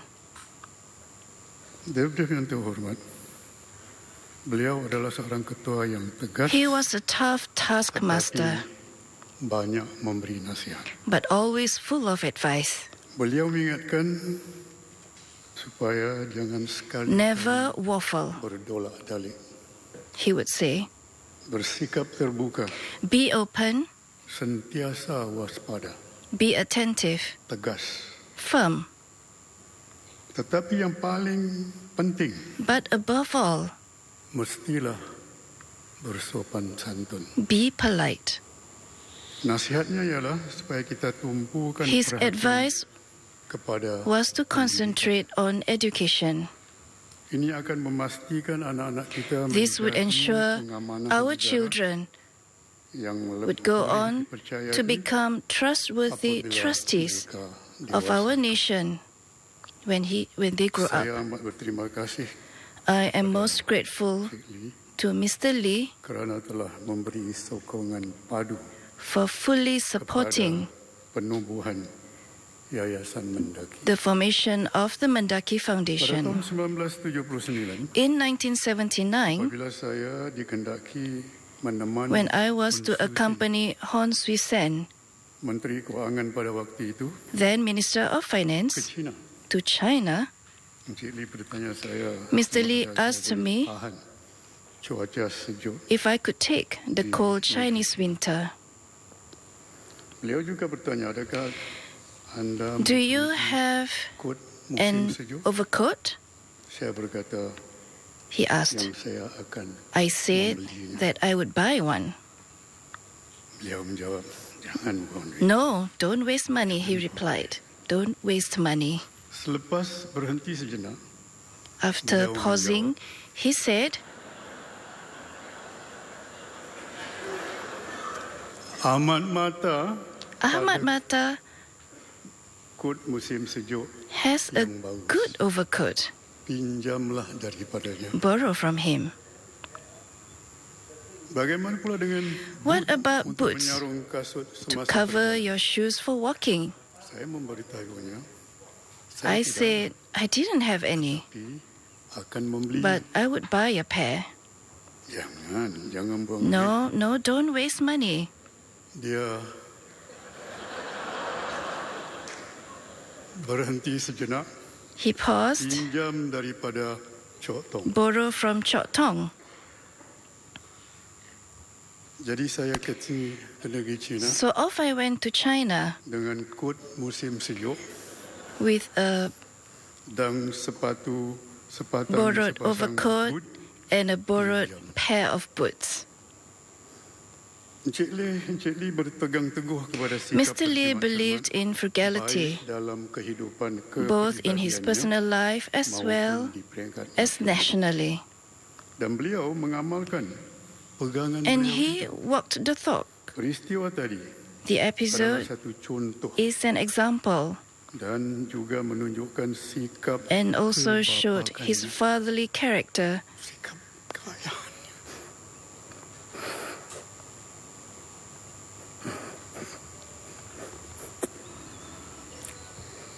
Sikap kebapaannya and his fatherly sikap character amat teliti. and sharp eye for detail. Bercakap tentang sikap berkhidmat.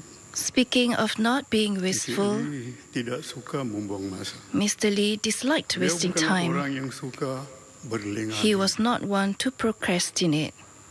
Pada tahun 2010, apabila saya In menghantar 2010, naskah buku saya, when I presented him with a copy of my book ucapan of yang speeches dan rencana bertajuk and news articles Singapore entitled Malay Paradigm, The Singapore Malay dalam bahasa Paradigm, Melayunya, Paradigma Melayu Singapura.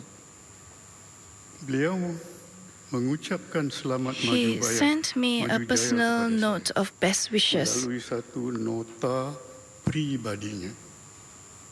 Beberapa hari kemudian, a few days later. saya tersentuh I felt touched dengan jawapan luhur beliau by his gesture dan memberitahu bahawa and buku replied tersebut that the book tidak akan menjadi kenyataan would not have been tanpa possible pandangan jauh. Encik Lee. but for Mr. Lee's foresight.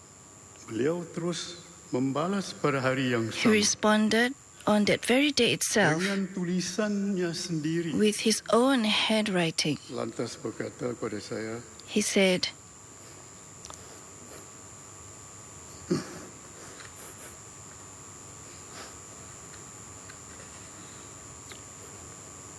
terima kasih Sidi. "Thank you, Sidi. Saya telah berpulang menemani beliau. I had several opportunities to accompany him abroad. Beliau berkunjung ke Israel dan When he Jordan traveled to Israel and Jordan tahun 1995. in Saya 1995, merupakan salah seorang anggota rombongan I Singapura. was on the Singapore Kedua-dua delegation. pemimpin, Perdana Menteri Israel Yitzhak Israeli Rabin Prime Minister Yitzhak dan Raja Rabin Hussein dari Jordan and Jordan's King Hussein meraihkan kami both sebagai entertained us tetamu di kediaman. in their respective homes. Ini adalah satu contoh klasik This was a classic layanan baik example orang-orang Yahudi. of Jewish and Arab hospitality, Penghargaan dan penghormatan yang utmost tertinggi appreciation diberikan kepada Perdana Menteri and kita. respect being bestowed on our former Prime Minister, Salut emas. a respect tinted in gold. Saudara-saudari setanah air, Fellow saudari setanah air. Hari ini Singaporeans, kita merayakan our dan deepest respect penghargaan and appreciation kepada seorang tokoh to this berwibawa ini. great man. Encik Lee memiliki ciri-ciri Mr. Lee dan ketokohan was the embodiment seorang negarawan. of the term statesman, Seorang yang hadir di kalangan kita someone who hanya comes sekali along once dalam beberapa every few decades untuk meninggalkan kesan mendalam to make an indelible terhadap mark masyarakat dan di seluruh on society persada. and the world at large.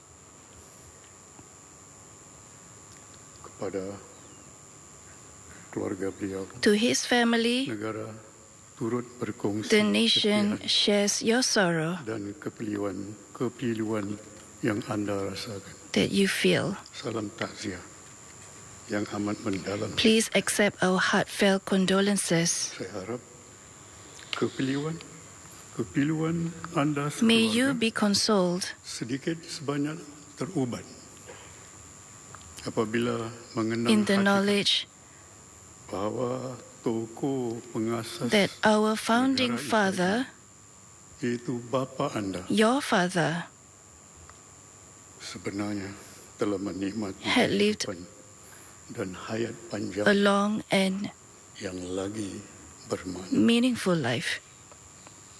Rakyat Singapura Singaporeans terhutang budi are kepada beliau. indeed indebted to Izinkan him. saya membacakan serangkap Let me recite a Malay pantun Melayu pantun yang or menghargai short poem. nilai budi seseorang. Pisang emas di bawah This Malay raya, quatrain masak sendiri means di that atas monetary debts can be paid hutang off, emas boleh but dibayar, debts of good deeds hutang budi cannot be repaid. pun pepatah Melayu telah berkata, A person brings such debts to his grave. There is also a Malay saying, which means that a person who has done many great deeds will always be remembered.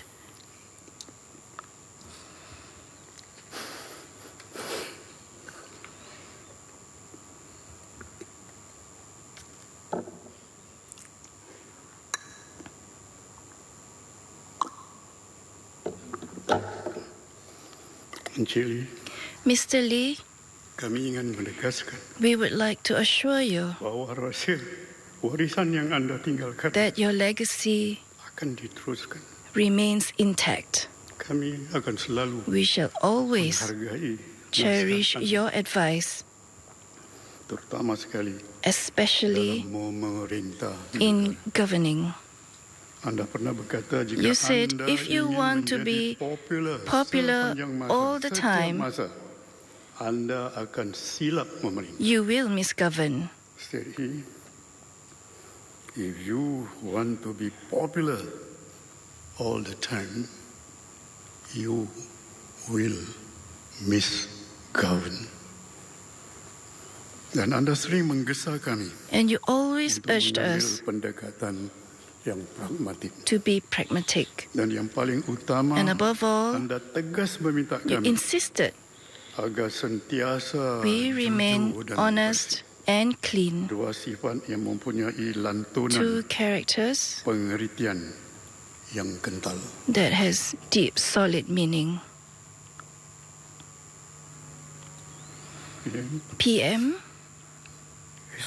SM, MM. Selamat berpisah. Farewell.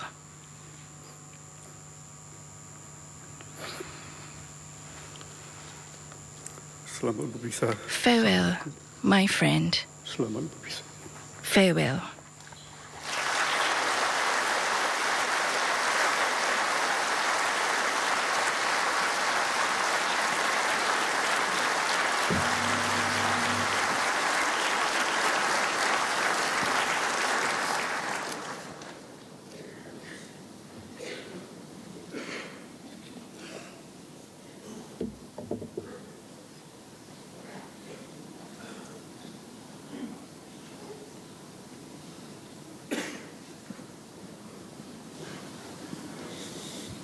Mr. G. Muthu Kumarasamy, trade unionist, will now deliver his eulogy.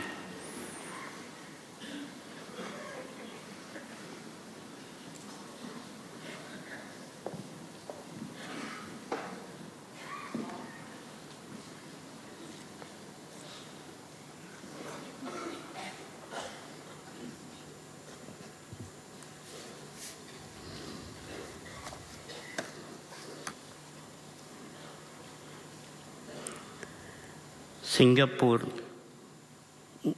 முன்னாள் பிரதமர் திரு Lee Kuan யூவை பற்றி சிங்கப்பூரின் முன்னாள் சில வரிகளை அவரை பற்றி A few words about Singapore's former Prime Minister, Mr. Lee Kuan Yew, thank you for the opportunity given to me to say a few words. There is so much to talk about Mr. Lee. Not only an outstanding human being, but an outstanding father as far as I know. When I first saw him, I was very proud. Today, I'm standing here not only as a laborer, but a trade unionist leader. That glory is credited to him. When I was young, my father would often tell me about Mr. Lee. Because of him, our Indian community has progressed. If not, none of them would stand on their own feet. Because during those days, my father used to say that most Indian families will not allow their women to work. There was a cultural boundary limiting only men to work. As such, it was very difficult for those families. Some children had to stop their studies halfway. How to manage the families in such a situation with single incomes, low income? Mr. Lee knew about this well. Upon knowing this, he wanted to pave a pathway for the Indian community. He announced, he asked Indian women to join the workforce and gave the assurance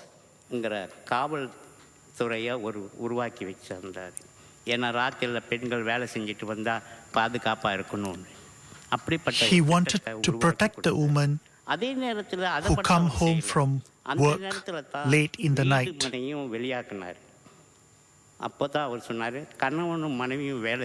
Also, he announced the housing plans, encouraging people to allow women to work so that housing became affordable. Such fundamentals were formulated, and many Indian women started going to work. That's why they are able to stand on their own feet. I am proud of it.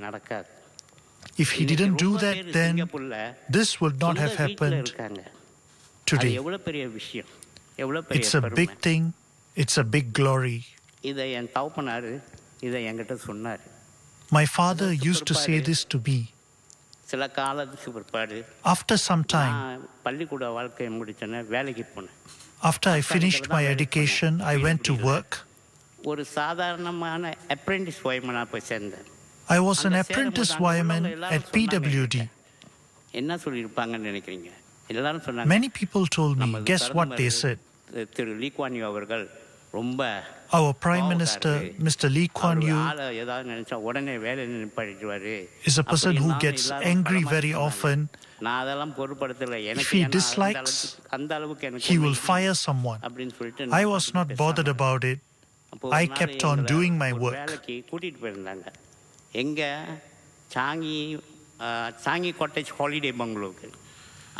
Once they brought me to work at Changi Cottage Holiday Bungalow.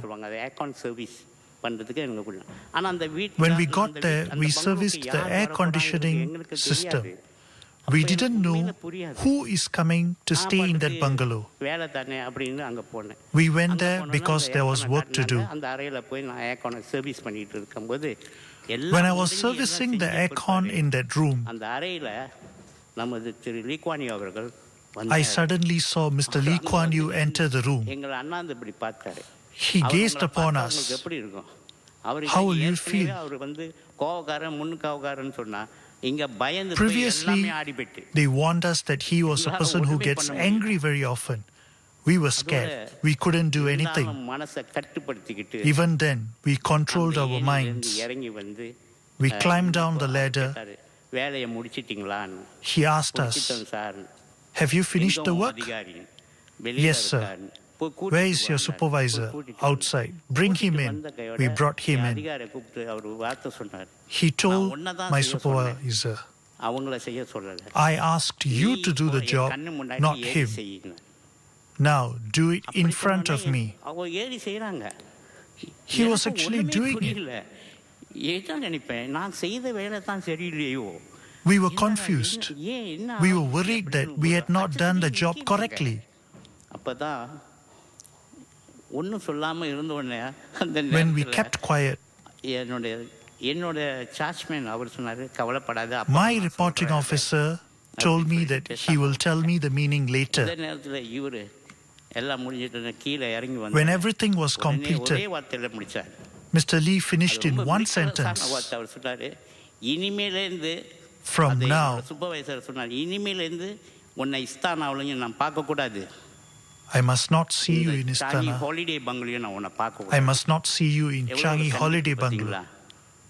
Look at how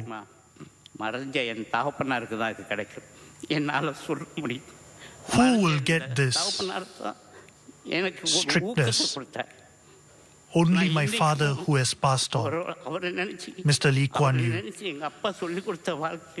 Till now, I think of him, of what my father said about him.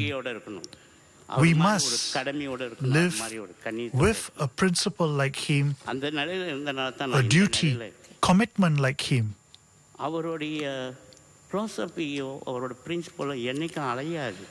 His philosophy and principle doesn't disappear at any point of time. Only because he formulated things as such then, we are well off today. Also, he was a good father for all the unions. In one of his May Day speeches, he urged that employers must be such, and employees must be such, and the government must be such. All three forces must work in one way. You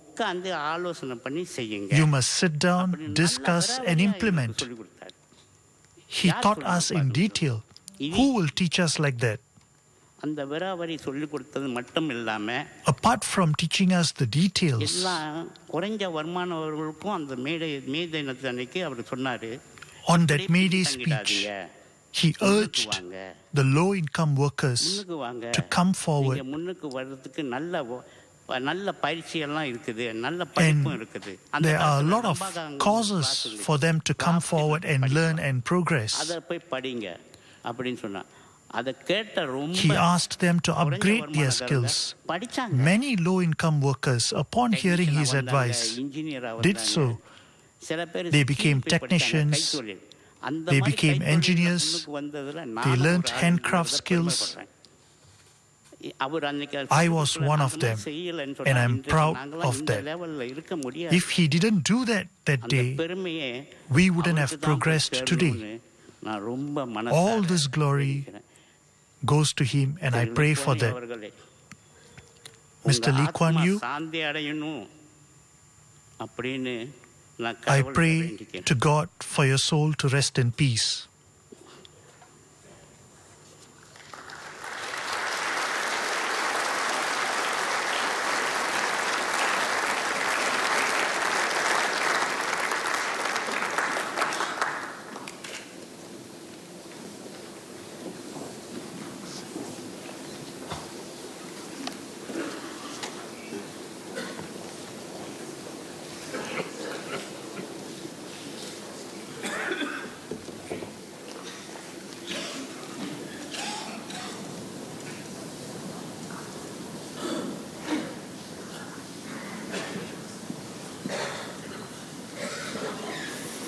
Mr. Leong Chun Lun, and Jampaga community leader, will now deliver his eulogy.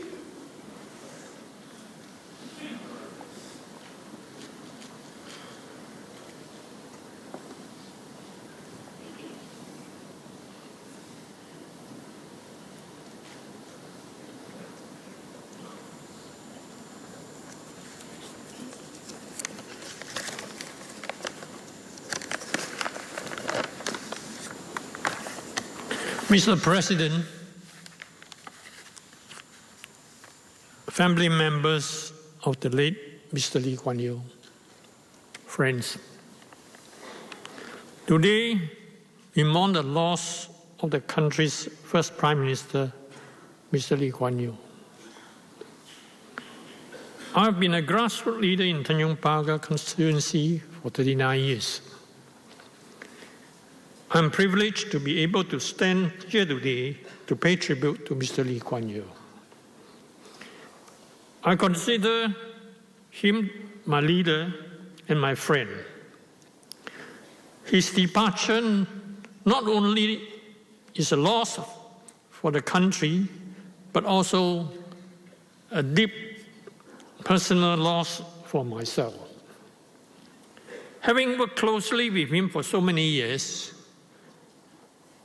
I have developed a profound respect and admiration of Mr. Lee. I now wish to share with you some stories of my encounters with him, with this great man throughout these years. Back in the early days, in Chinese New Year celebration would kick off with lighting of firecrackers and follow with singing of the national anthem.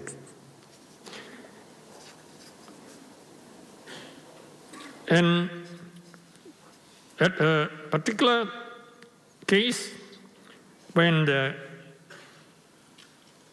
firecrackers has been lit, but they never go off.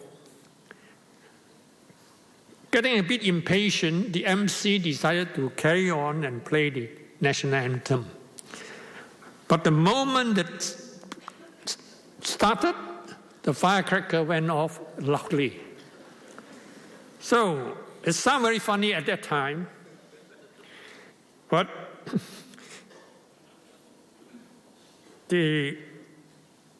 Mr. Lee was not amused at all. He told us later that if we can't even do these things right, how do we run the country?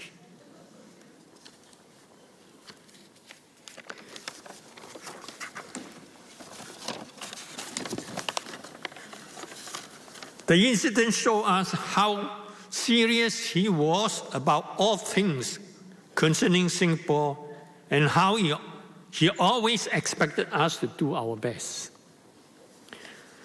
Mr. Lee cared for his people. As at a Tanjong Pagar Family Day function, we had set up a stage for the day's activities.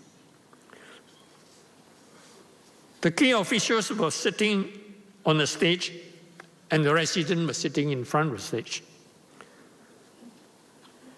The place was hot and sunny. Mr. Lee noticed that the residents are perspiring. And he turned around and asked, "What are we going to do about it now?" He was always thinking about the people, and he expected us to put all the interests, our interests above,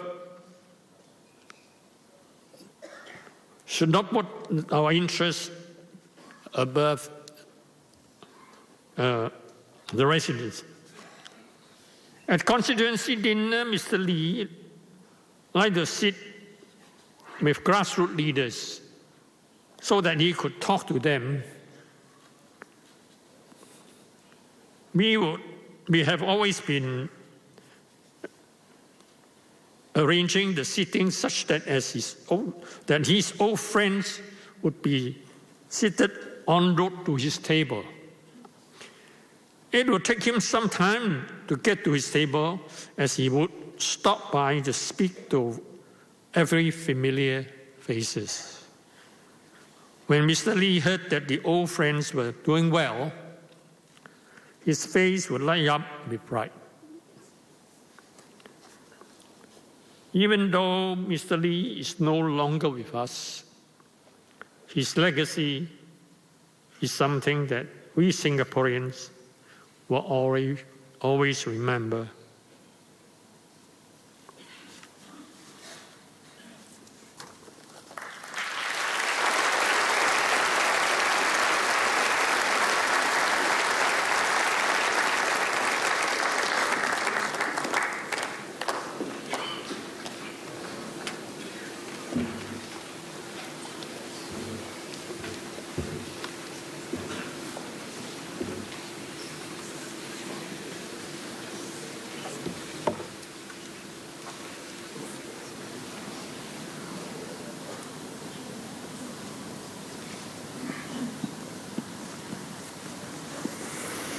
Ms. Cassandra Chew, former journalist, will now deliver her eulogy.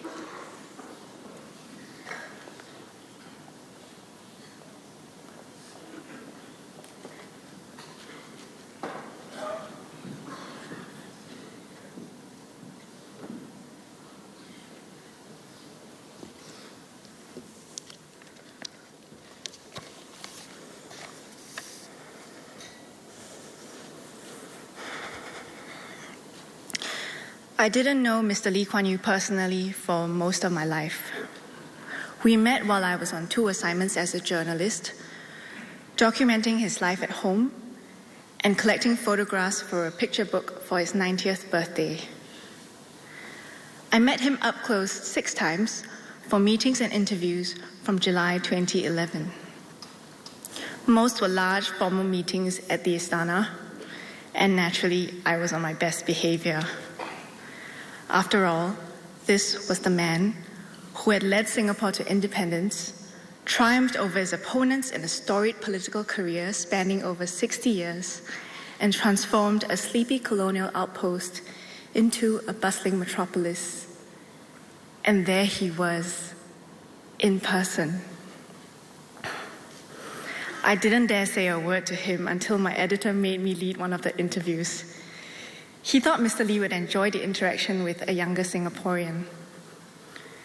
I was so nervous I could hear my heart pounding before the meeting and actually felt a headache coming on. I braced myself to be peppered with questions on whether I was married, when I planned to have children, or whether I spoke Mandarin often enough. Questions Mr. Lee, as you know, was known to ask young Singaporeans he met. But there was none of that during the 80-minute interview, which was focused on the beginnings of his political career. There was no room for nervousness either. He came in, sat down and asked, "Who's going to start?" And with that, the interview began. As always, Mr. Lee was focused on the task at hand. Over time, I gained more glimpses of what he was like as a person. For instance, it was a thrill for me to learn from his oral history that he once failed an art exam in primary school. But that was, of course, a small blemish on his distinguished academic record. I also learned that in his later years, he craved his late mother's gado-gado and mee siam, which, thankfully, his sister, Madam Monica Lee, could replicate. I made at least 8 visits to 38 Oxley Road, where I went into all the rooms. But the only time I saw him at home was during our 20-minute photo shoot, which began in his study, where he spent most of his time while at home. He was in good spirits that day, dressed in a white short-sleeved shirt, dark trousers, and his trademark sport shoes. It looked as if he had been going through his email at his desk, which also had newspapers, magazines, binders of papers, and stationery, all neatly arranged. It was clear that even at home, his focus was on his work. It didn't matter to him that his furniture was more than 60 years old and outdated. They served their purpose, and that was all that mattered. That was how he lived his life, very simply and frugally, and always putting the country first and his own creature comforts second. We moved to the living room, which was also a very private space, because it was where the late Mrs. Lee was remembered. Her photographs were displayed in 2 rows above her urn, and I was told Mr. Lee would gaze at them daily as he had his meals. I could feel how much Mr. Lee missed his late wife. She was his partner, his anchor, for more than 63 years. The last set of photos we took at his home are my favorite. Seated on a chair by a wooden table on the veranda, Mr. Lee flashed a bright smile. They turned out to be the best photos on the reel. No one knows about this, but to thank him for the photo shoot that day, I had prepared 2 chocolate cupcakes after learning how much he enjoyed chocolate. I even got the bakery to label each cupcake so he'd know exactly what kind of chocolate cupcake it was. But on the day, I was far too excited and dropped the box before I could present them to Mr. Lee. I had been reflecting on what I was learning about Mr. Lee as a person and founder of independent Singapore, and had just begun to understand just how much he and his family had sacrificed to ensure Singapore's success. I realized how much I had taken for granted and how much more I had to thank him for. To me, Mr. Lee had transformed from an elderly statesman who our textbooks say did a lot for us, but didn't quite seem relevant to my daily life, to a man for whom I developed a deep sense of gratitude and appreciation. So much of Singapore began to make sense to me now that I had seen the world through his eyes. I decided to try to express my thanks again and wrote him a thank you card. I had so much to say, but didn't know how to say it, and ended up writing 4 simple lines. A few weeks later, I received a reply. True to his personality, his response was brief and to the point. Thank you, he wrote, and signed off as LKY. I was thrilled to have heard back from him, but a little sad that I didn't convey what I felt in my heart. This is my last chance. Mr. Lee, thank you for everything. Some days, I cannot believe how fortunate I am to have been born a Singaporean. We don't have everything, but we have more than most because of your lifelong labor. On behalf of young Singaporeans everywhere, I'd like to say thank you.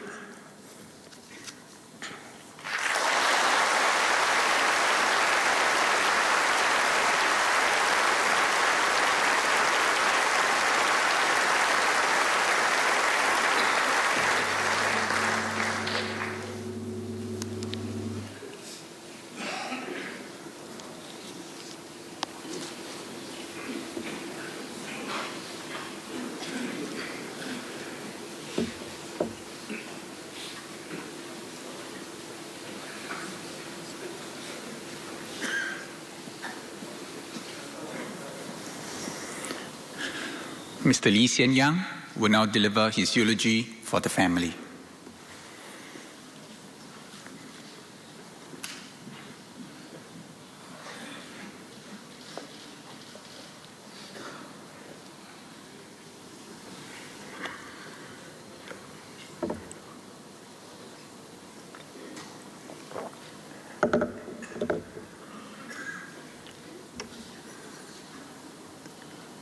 Mr. President, Prime Minister, and members of the Cabinet, distinguished guests here to honor my father, my fellow Singaporeans, and friends of Singapore.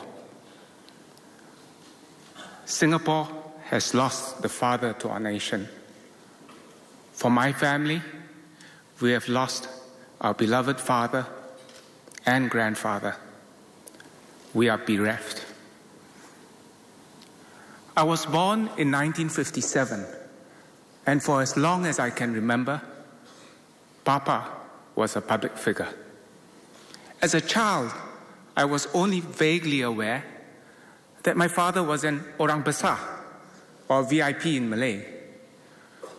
All little children must think their fathers are special.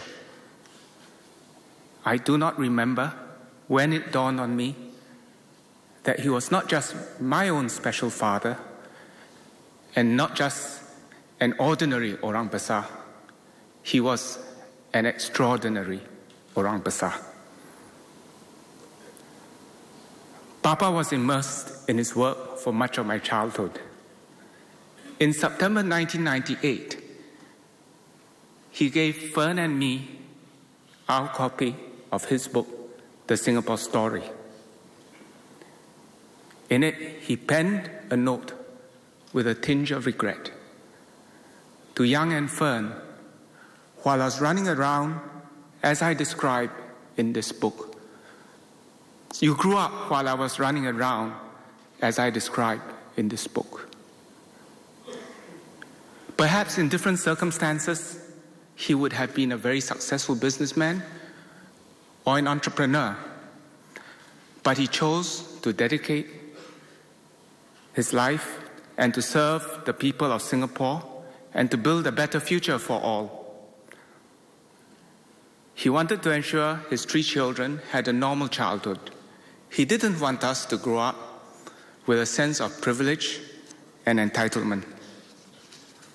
As a teenager in secondary school, seeking to assert my independence, I would sometimes ride the public bus.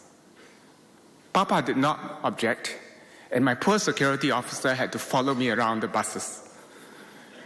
When I was in junior college and keen on outdoor activities, my security officer had to shadow me as I trekked around Pulau Ubin, Pulau Tekong, and canoed around Singapore.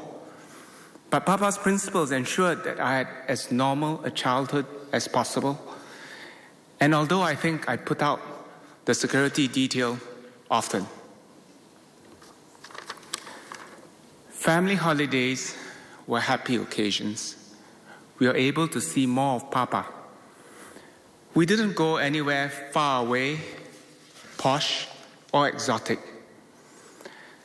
The government rest houses in Fraser's Hill, Cameron Highlands, and later Changi Cottage, a small 2-bedroom seaside bungalow that holds many precious memories for me. Even if once in a while the aircon there doesn't work and we have to call out for help. Golf was Papa's principal recreation and a passion. So golf featured prominently not only on vacations, but also after work in the evenings. The 9-hole course in the Istana grounds provided ample room for us children to find adventure whilst we golfed. Both Long and I were sent for golf lessons. We learned to hit a long drive from the tee box, but neither of us really took to the game, and we stopped when we grew up. But eventually, Papa too, prompted by Ling, gave up golf. And for exercise, he took to jogging, swimming, stationary cycling, as well as walking. He had read of the benefits of aerobic exercise. He had examined and accepted the evidence, and he had changed his old habits. Papa was like that, firm in his convictions, but open-minded enough to accept fresh evidence and to change, even to sacrifice something he loved and enjoyed, like golf. Like with much else that he had set his mind to do, Papa remained disciplined and exercised regularly, even to the last. In January 1973, when I was 15, Ling and I joined Papa and Mama on a trip to visit Long, who was at university in Cambridge. It was our first family holiday where we traveled so far away. On that trip, Papa and Mama took the family to Stratford-upon-Avon, Shakespeare's birthplace. We watched the Royal Shakespeare Company's production of Coriolanus and toured the usual Shakespearean sites at Stratford. I had assumed that it was just Mama indulging her love for Shakespeare and trying to educate us whilst we were on vacation. But years later, when Papa wrote his memoirs, we realized the hidden meaning this visit held for my parents. They had married secretly in Stratford-upon-Avon in December 1947. When Fern and I married in 1981, Papa was keen to have us live with them at Oxley Road. Mama, perhaps because of her own difficulties living with in-laws as a new bride, and my wife Fern too had reservations. So upon marriage, Fern and I made a home of our own. When my brother Long's first wife, Ming Yang, died in late 1982, leaving Long with two very young children, the family felt the weight of the tragedy. Fern and I wanted to help the family hold together and create some happy occasions to continue to share. Although growing up, all our birthdays, including those of Papa and Mama, remained unmarked and uncelebrated, we began inviting the family to our home for Papa's and Mama's respective birthdays, for which I would cook a simple meal. At that time, the family included my father's father, Kong, Papa and Mama, Ling, Long and his two children. Papa loved a good steak, and he had a Peranakan sweet tooth for desserts. Over time, the group grew larger. The grandchildren had views of their own, and they could be outspoken. They were often ready to engage with Papa on issues of the day. I recall one birthday dinner where Sheng-Wu debated with his yeye till late, long after we had finished dinner, both sides wanting to ensure that the other understood his perspective and point of view. Whilst there have been public celebrations to mark my father's key birthdays, these small, private family celebrations were a source of much joy to him and Mama. It was anticipated for months before and savored in the memory for months after, and was part of the ritual of each passing year. The arrival of grandchildren was also a source of great joy for Papa and Mama. Mama was traditional enough that she was thrilled that I had one son after another. But Papa, my sense is that Papa would have been equally delighted if Fen and I had had 3 daughters. When the grandchildren were little, Papa would love to have them playing around him as he exercised after work in the evenings. At weekends, he often took them out to the zoo, the bird park, the science center, and other places where families would go. Our youngest son, Shao, arrived long after all the other grandchildren, and long after they had given up hope of any more grandchildren. Papa was in his 70s and less active in public life, so he and Mama took this as a wonderful opportunity to enjoy their last grandchild.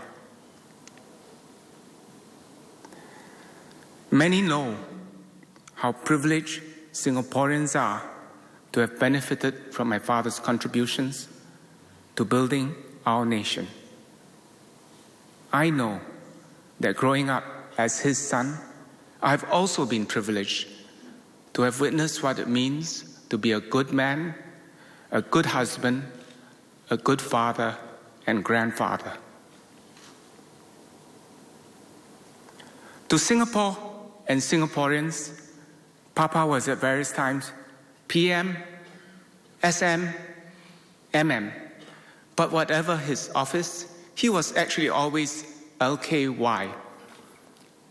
Even after he stopped being MM, people found it awkward to refer to him by anything other than this alphabet soup. But to his grandchildren, he was always yeah. And to Fern and me, he was and will always be Papa. We will miss him dearly. This past week, my family and I have received a deluge of messages expressing appreciation for my father's life, sometimes providing poignant memories of interactions with Papa. And although in life, Papa kept the two threads of public and private life apart and shielded Mama and the children from the glare of the media, in his passing, the two threads come together as we share the grief of loss. We have been overwhelmed by the outpouring of grief and affection. We have been touched beyond words by the many Singaporeans who have braved the elements to pay their last respect at all hours of the night and day. Young and old, on foot or aided by walking sticks, in pushchairs or wheelchairs, you came to pay your last respects, to sign condolence books and to write messages. You posted touching tributes and poems online and waited patiently to greet his cortege as it passed. Please accept my family's inadequate but deep and heartfelt thanks.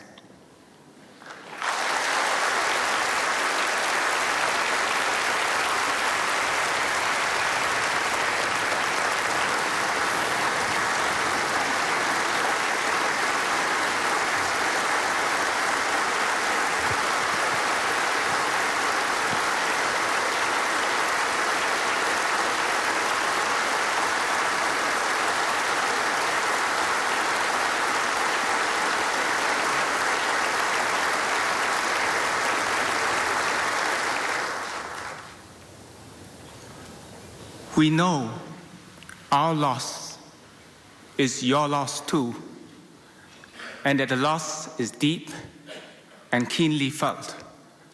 We are humbled that so many have come forward to demonstrate your affection for, respect of, and gratitude to my extraordinary father. A father we share with Singapore. Farewell, Papa.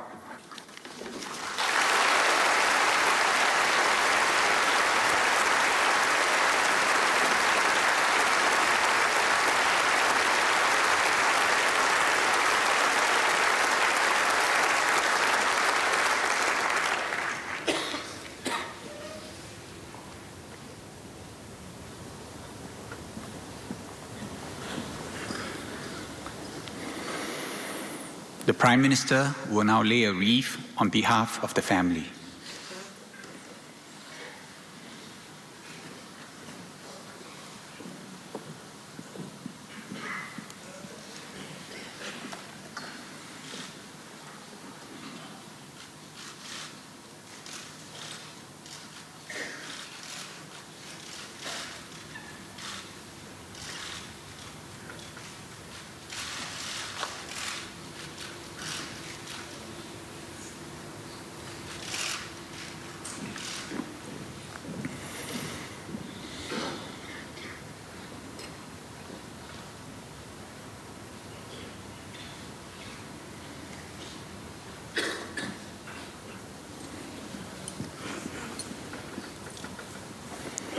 The President will now lay a wreath on behalf of the state.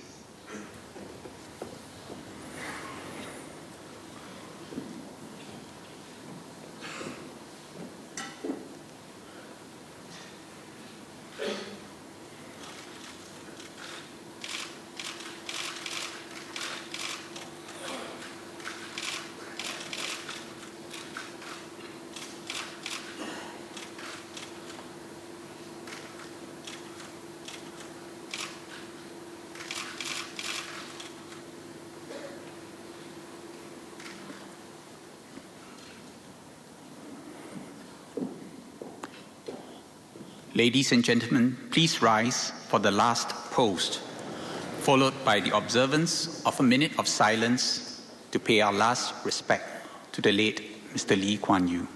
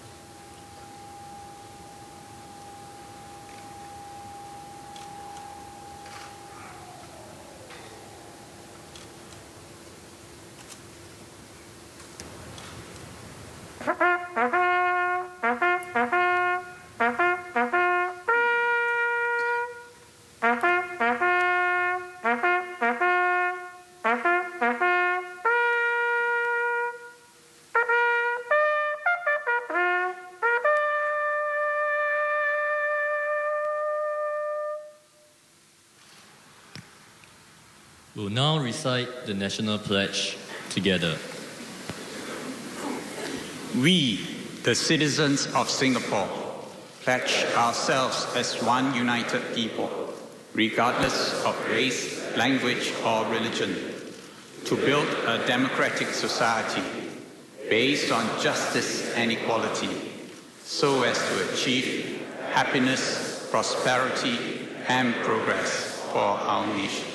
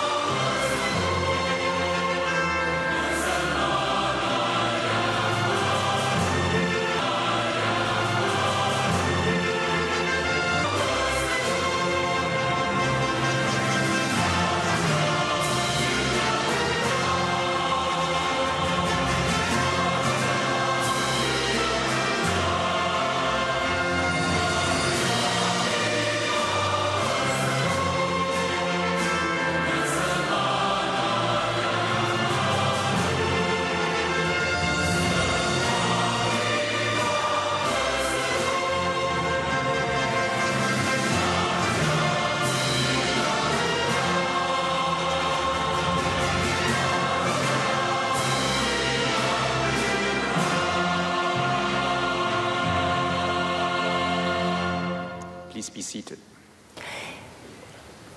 This marks the end of the state funeral service. Mr. Lee's cortege will leave for Mandai Crematorium for the private funeral service. With this, we end MediaCorp's live coverage.